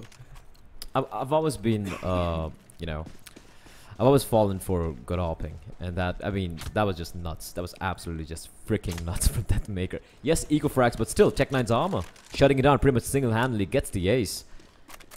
I mean, oh, what a perfect flashback. Perfect there for Proud. And Savage now needs to go huge like his compatriot Deathmaker. Can he? Wow. Jinx!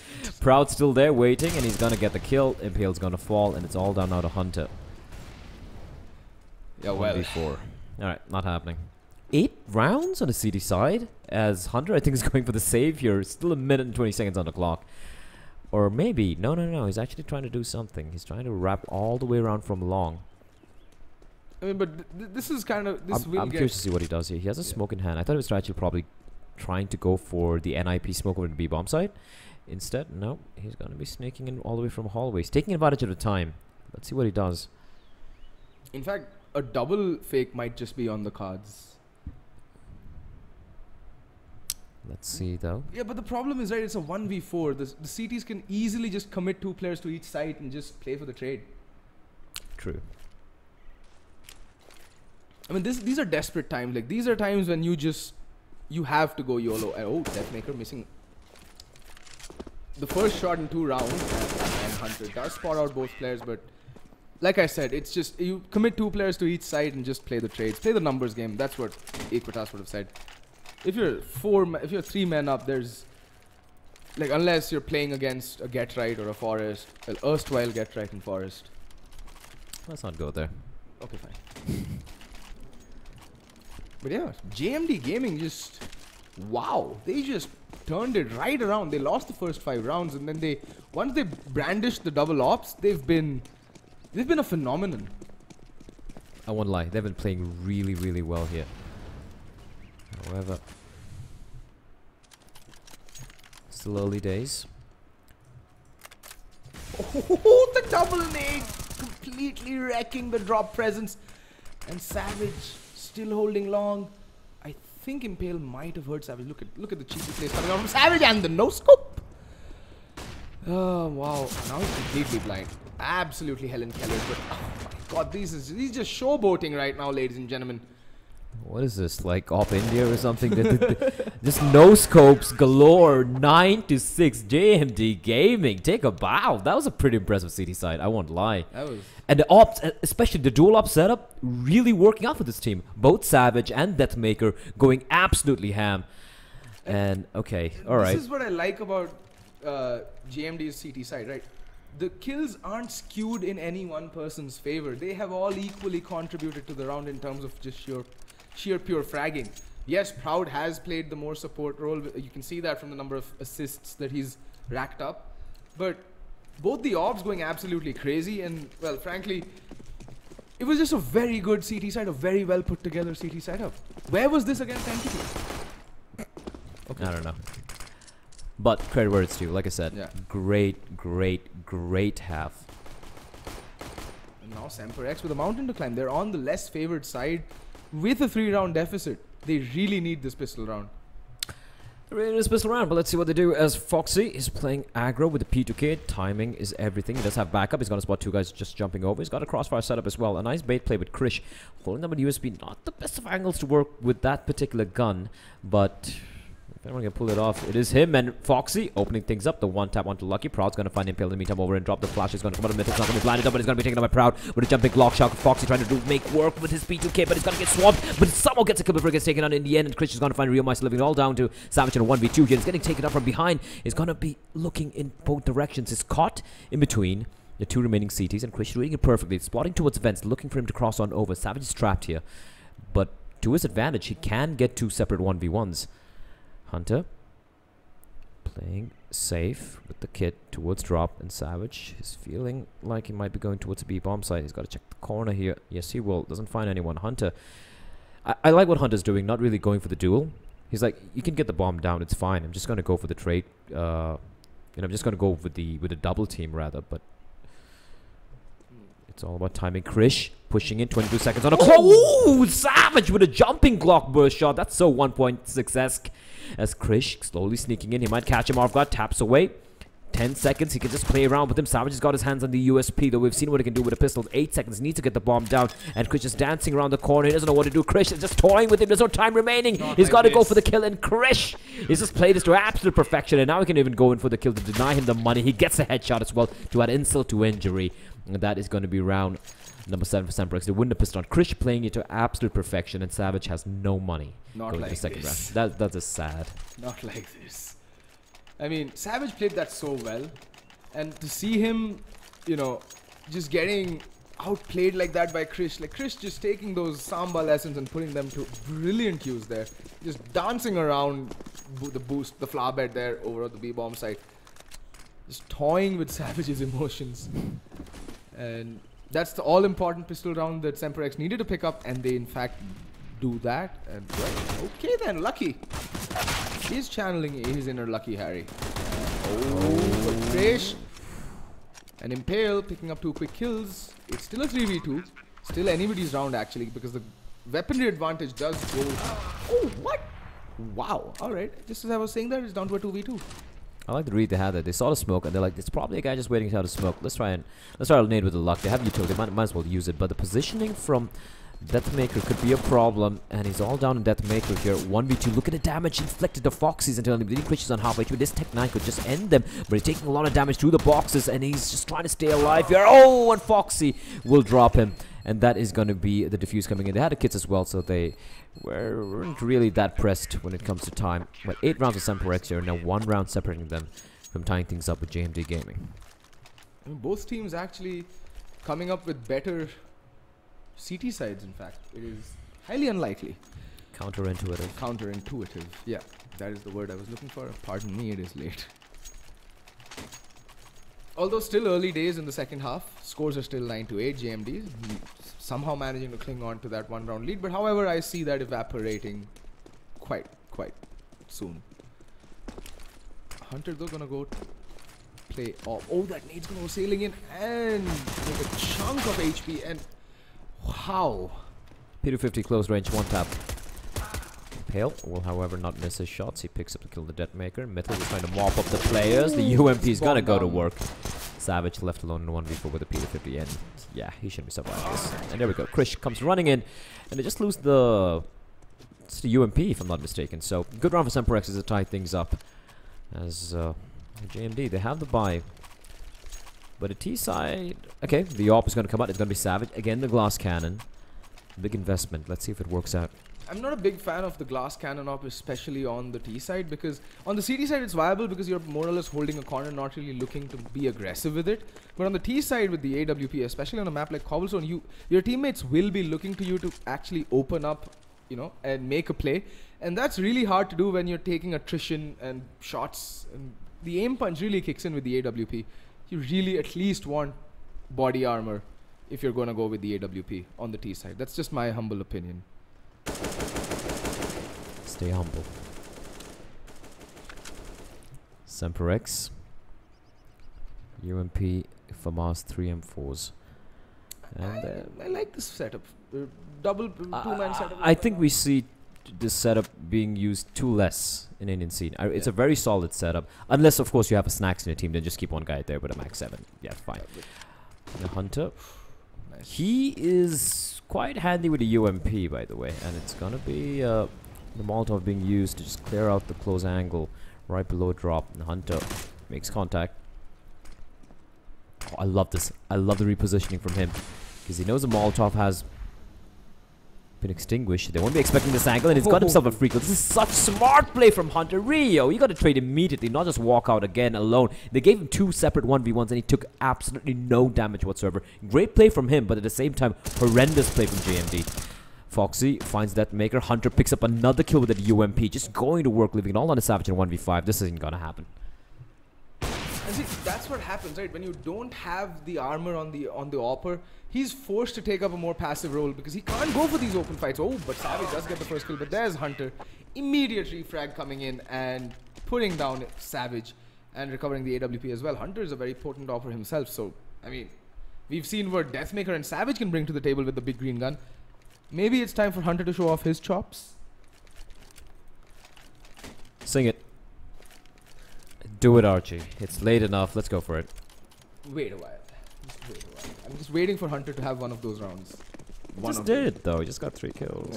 Alright, fine. With the not really a gun. The AUMP.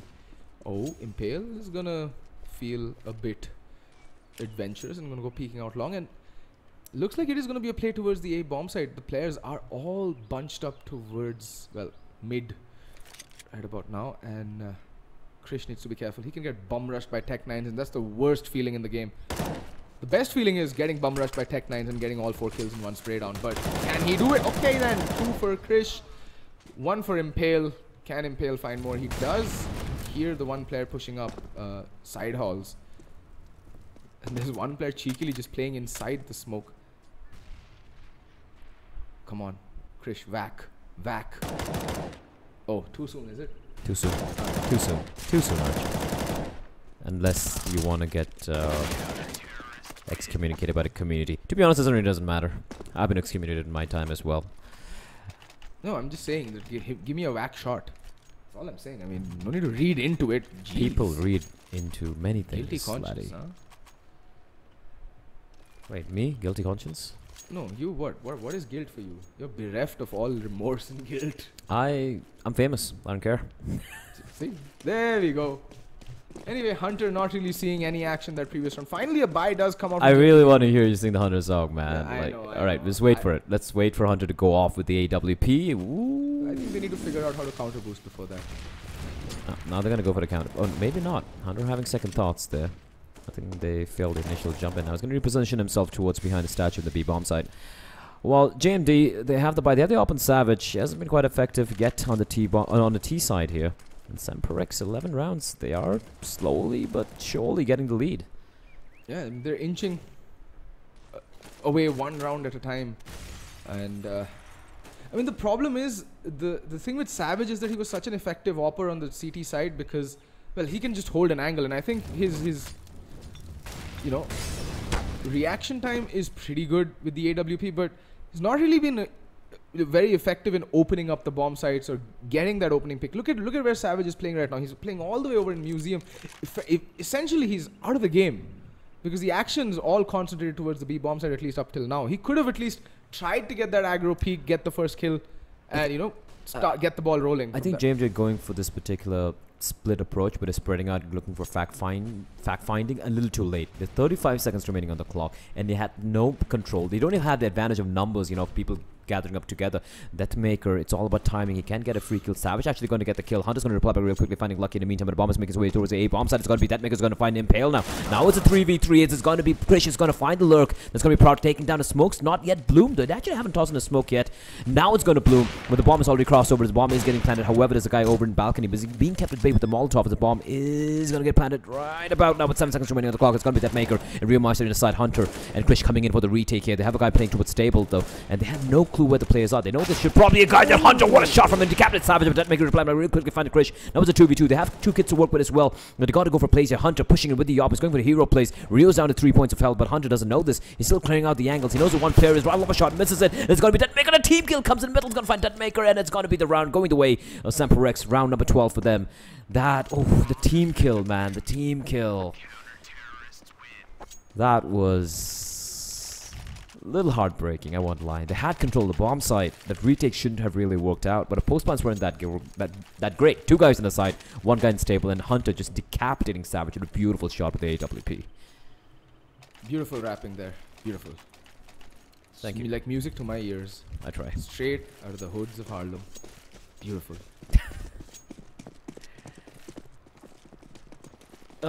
Probably time for me to drop my lit new album. Yeah. Straight out of Dust 2. No, leave the jokes to me, please. I'm much more cringe. Yeah, you are. I'll leave you to it. As, you know what, I'm just gonna try and have fun. Final game of the night, I'm trying to keep myself awake. Both you and me, both Archie and me have been at this since 10 o'clock in the morning. Yeah. So it's been literally No, don't go for the repick, Savage. Don't do that. He's gonna get punished for it. He's gonna get taken down 4v4 now. Yeah.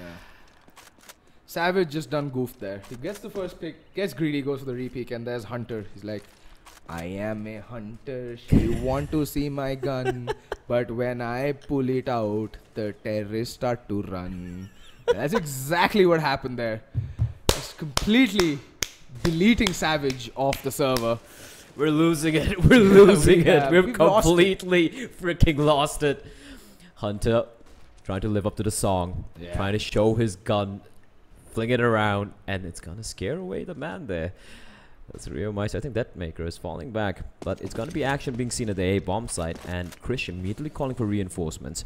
There's gonna be the A bomb site hit. It's still a guy that is lurking towards the B bomb site. It's gonna be Rio Meister, and he's gonna be making contact real quickly with the player over at B. But the action is over at A. Hunter.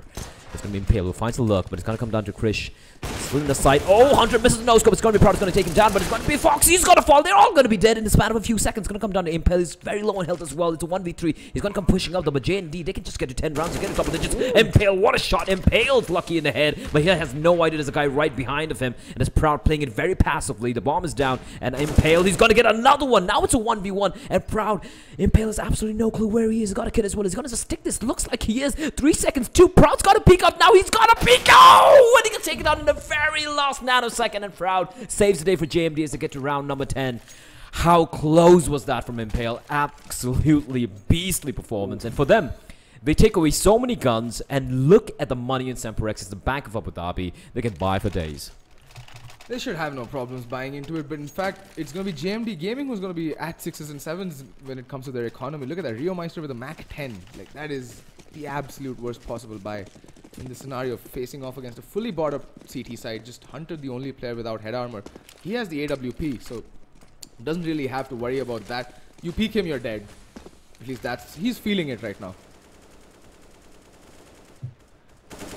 In the meantime, Did JMD not have a read on Semperex's money? Because Rio's got a Mac 10. No, I don't think Rio himself has money to go for anything else. I mean, he could have cut down the UMP is $150 more than the Mac 10, unless my math's completely off. 1,200 and 1,050. Yeah, I think. Yeah, so you could have gone for the UMP rather. You know, you could do a little bit more damage towards armored opponents. And Hunter, he wants to show his gun. He's going to get the kill using the edge of the smoke to perfection. And Nate sails in as well. And that's going to take a chunk out of Lucky. He's not feeling so lucky today. And it's going to be Hunter making his way to safety. They haven't taken a little bit of damage either. And Impale as well, just lurking right out of drop. They're actually relinquishing drop control, which is quite an interesting play from Semperex. As we do see a lot of 2 cities playing at the A bomb side. They've gone for an excursion. They've got some information. Now they're falling back, playing a little bit more close. And Mitchell has been spotted out. The flashman completely blinding him. And Impale with a quick trade as well. And now the Molotov keeping them at bay. And Hunter still holding the line. They're looking for the shoulder peak. But Impale, Hunter's not going to fall for it. He's going to get the kill. The bomb's been spotted out as well. And now the retake, actually the rotation still not coming in. They definitely have the man advantage. Hunter's gonna find another one. They're falling one by one. Hunter looking for more. Sing the song of its people, Archie. Go for it. I am a hunter. You want to see my gun, but when I pull it out, well, the T's didn't really run, but they kind of walked into his crosshairs and got mauled to death. But you get the point, right? It's essentially Hunter just come. And another one, and another one, and another one. And well, Semperex put 13 on the board. I love you, man. Oh my god. What are we watching here, Blair? We're watching Hunter and shit. Like, I don't know. It's 3 o'clock on a Friday morning. We have a flight to catch tomorrow as well to go to Mumbai for the LAN finals. By the way, we have 2 more best of ones coming up tomorrow afternoon. I think 2 or 3 o'clock. And then if you guys are in Mumbai, do come in to what's the name of the mall again? Phoenix Mall near Andheri. I don't know which one it is. But yeah, there's a Phoenix Mall. There's gonna be a LAN there. I think it's gonna be pretty cool. There'll be Risky. There's Risky and Entities there. Now we're waiting on the other 2 teams. It could be Dare to Dream. It could be Semperex. It could be JMD. It could be Brutality. We're still waiting on the other 2 teams. As well, we're still waiting for it. We're still waiting for who's going to come out on top. It is knockout time, by the way. Winner of this game will go on to meet Brutality tomorrow, who got completely shit on by Risky 16-1 today, by the way. So Brutality's going to be playing the winner of this game. Let's see who's going to come out on top. In the meantime, we also have another game that's going to be Dare to Dream, who's in the lower bracket, I think semifinals. They've gone in pretty deep as well. So yeah, 2 more games tomorrow, and this is the final game of the evening. Yeah, well, it is fairly late at night. And I'm losing track of most things. And yeah, I just lost track of what I was going to say next. My brain has like literally switched off. And yeah. What you said. What I said. Yep. Yeah, do drop by. If you're in Mumbai, if you hail from Mumbai and you live near Andheri East, I think, or West, or Andheri. Yeah, you know what I'm really excited about is the fact that like the majority of the best teams in this country that has ever produced in the history of this game, not that many teams to be very honest, but whoever is good, like the majority of them hail from Mumbai. They hail from that part of the country. So this is the first time we're seeing a pretty big LAN taking place there. You know, a properly produced LAN. So I'm just hoping it's a pretty better turnout than what we see in Bangalore and in Delhi or Pune, Hyderabad, wherever they have all the other LANs. So call your friends, call your family, your grandmom. It's gonna be lit. It's gonna be lit. Hunter, he's feeling it, Archie. He is. The song of his people, and No. We've had enough singing for today. if he pulls off another 3 or 4K, you have to go for it. Yeah, fine. Done. In the meantime, Hunter's the sole defender over by the A bomb side, and for all intents and purposes, it's going to be a fast play towards the A bomb side. Nothing invested much, just upgraded pistols on JMD Gaming, so they need to make a fast play. That Molotov's going to hold them off for a while, and that the nade's going to go sailing in, and whoa, Deathmaker really felt that to his bones, and Hunter opening things up with the first kill on a Lucky. Really things not going his way, not really having the best of days. Hunter gets the second kill as well. What are you making me do, Hunter? You gotta sing it. You want to sing it? Do you want me to sing it? Do you want me to sing it? Sing and it! You do want me to sing it. I am a hunter, you want to see my gun, but when I pull it out, well, again you just walk into me and keep dying consistently, but thank you for feeding me the eco frags. I will take this match IR and go home a happy kitty. How many kills is Hunter on, by the way? 23 frags now. Alright. Oh god, this game, it just keeps on giving. Semperex now 2 rounds away from knocking out JMD, and JMD's money is in the shitter. 4 Tech 9s at Eagle, a little bit of armor. They will have, I think, the 4th round lost one or something. They're running it through the flames. What is flame? What is fear? And somehow Rio is still alive. Doesn't get the kill. Krish somehow finds 2, but Foxy is going to help out JMD by nading Krish to oblivion. Proud drops in. What is going on? It's all down to Impale all alone. He's going to switch over to the USP. He's going to stay alive. It's going to be Hunter who finds Proud. And look very scary, but Impale is going to impale Savage in the head, straight through those 2 eyes of his. And it's going to be map point and match point for Semperex, as JMD are now, well, they need to cling on here. Semperex 1 round away from moving on to meet Brutality in the lower bracket. Well, one of the lower bracket games. Well, finally at least Hunter just restricting himself to 1 frag. Thank you so much. I can't sing anymore. But in the meantime, JMD will finally get a buy-in. I think they just double ecoed, if I'm not mistaken. Yeah, I think, no, they triple ecoed. Okay, that's new. And Op finally out on the Savage, does have armor to play with as well. He's gonna abuse his spawn literally by getting there first and marking B plaque. Hunter needs to be careful. I think Savage just might have the drop on him, but Savage missing a sitter. Although he does tag him through the wall. Hunter down to 5 points of health. A general fart in his in his direction, and he is going to fall like a house of cards in a tornado. Oh, almost killing himself there. With Hunter maybe getting a little ahead of himself, but he is really on point here. 5v5 still. JMD, they have all the players alive, and yeah, they have the weapons as well to work with. 3 AKs. The Galil on Lucky and Savage with the op. He's been kind of impotent with the op, and Krish spots out a couple of players, and Molotov's going to come in to just keep them at bay. It's falling all the way back to the spawn side. Mittel's there as well, right by an APC, just to give him some company. He's got the weaponry. 3 guys over in A now, and JMD, although they've been spotted out, this looks like they're still going to be committing, are they? They have a aggro lurk over in drop, but Impale is waiting with an AK-47 of his, and Savage rattling off a couple of shots through the smoke. And JMD, 40 seconds, got to go for a play. Are they going to try and fake something here? I mean, the thing is, I'm finding this very commonplace with the Semperex style of play. They kind of tend to over-rotate a lot. Like you just saw Foxy just running helter-skelter between the 2 bomb sites. Not really, you know, making his mind up. That just goes to show that the communications might not be on point. And Mithil opening things up with the kill on a Lucky. Mithil now will get shot in the butt by Proud. But Proud is going to get tagged down and taken down by Krish. And now it's all down to Savage in a 1v4. And he's going to go down. That's 16 rounds on the board for Semperex. That's GG, well played. Semperex will go through to meet, I think it is going to be... Brutality. in the game tomorrow, which is going to be cast around, I don't know, 2 o'clock? 2 o'clock. 2 yeah. o'clock in the afternoon. And the In the winner of that afternoon, game is going to be facing us. DDD. GG, well played. Good night. Adios.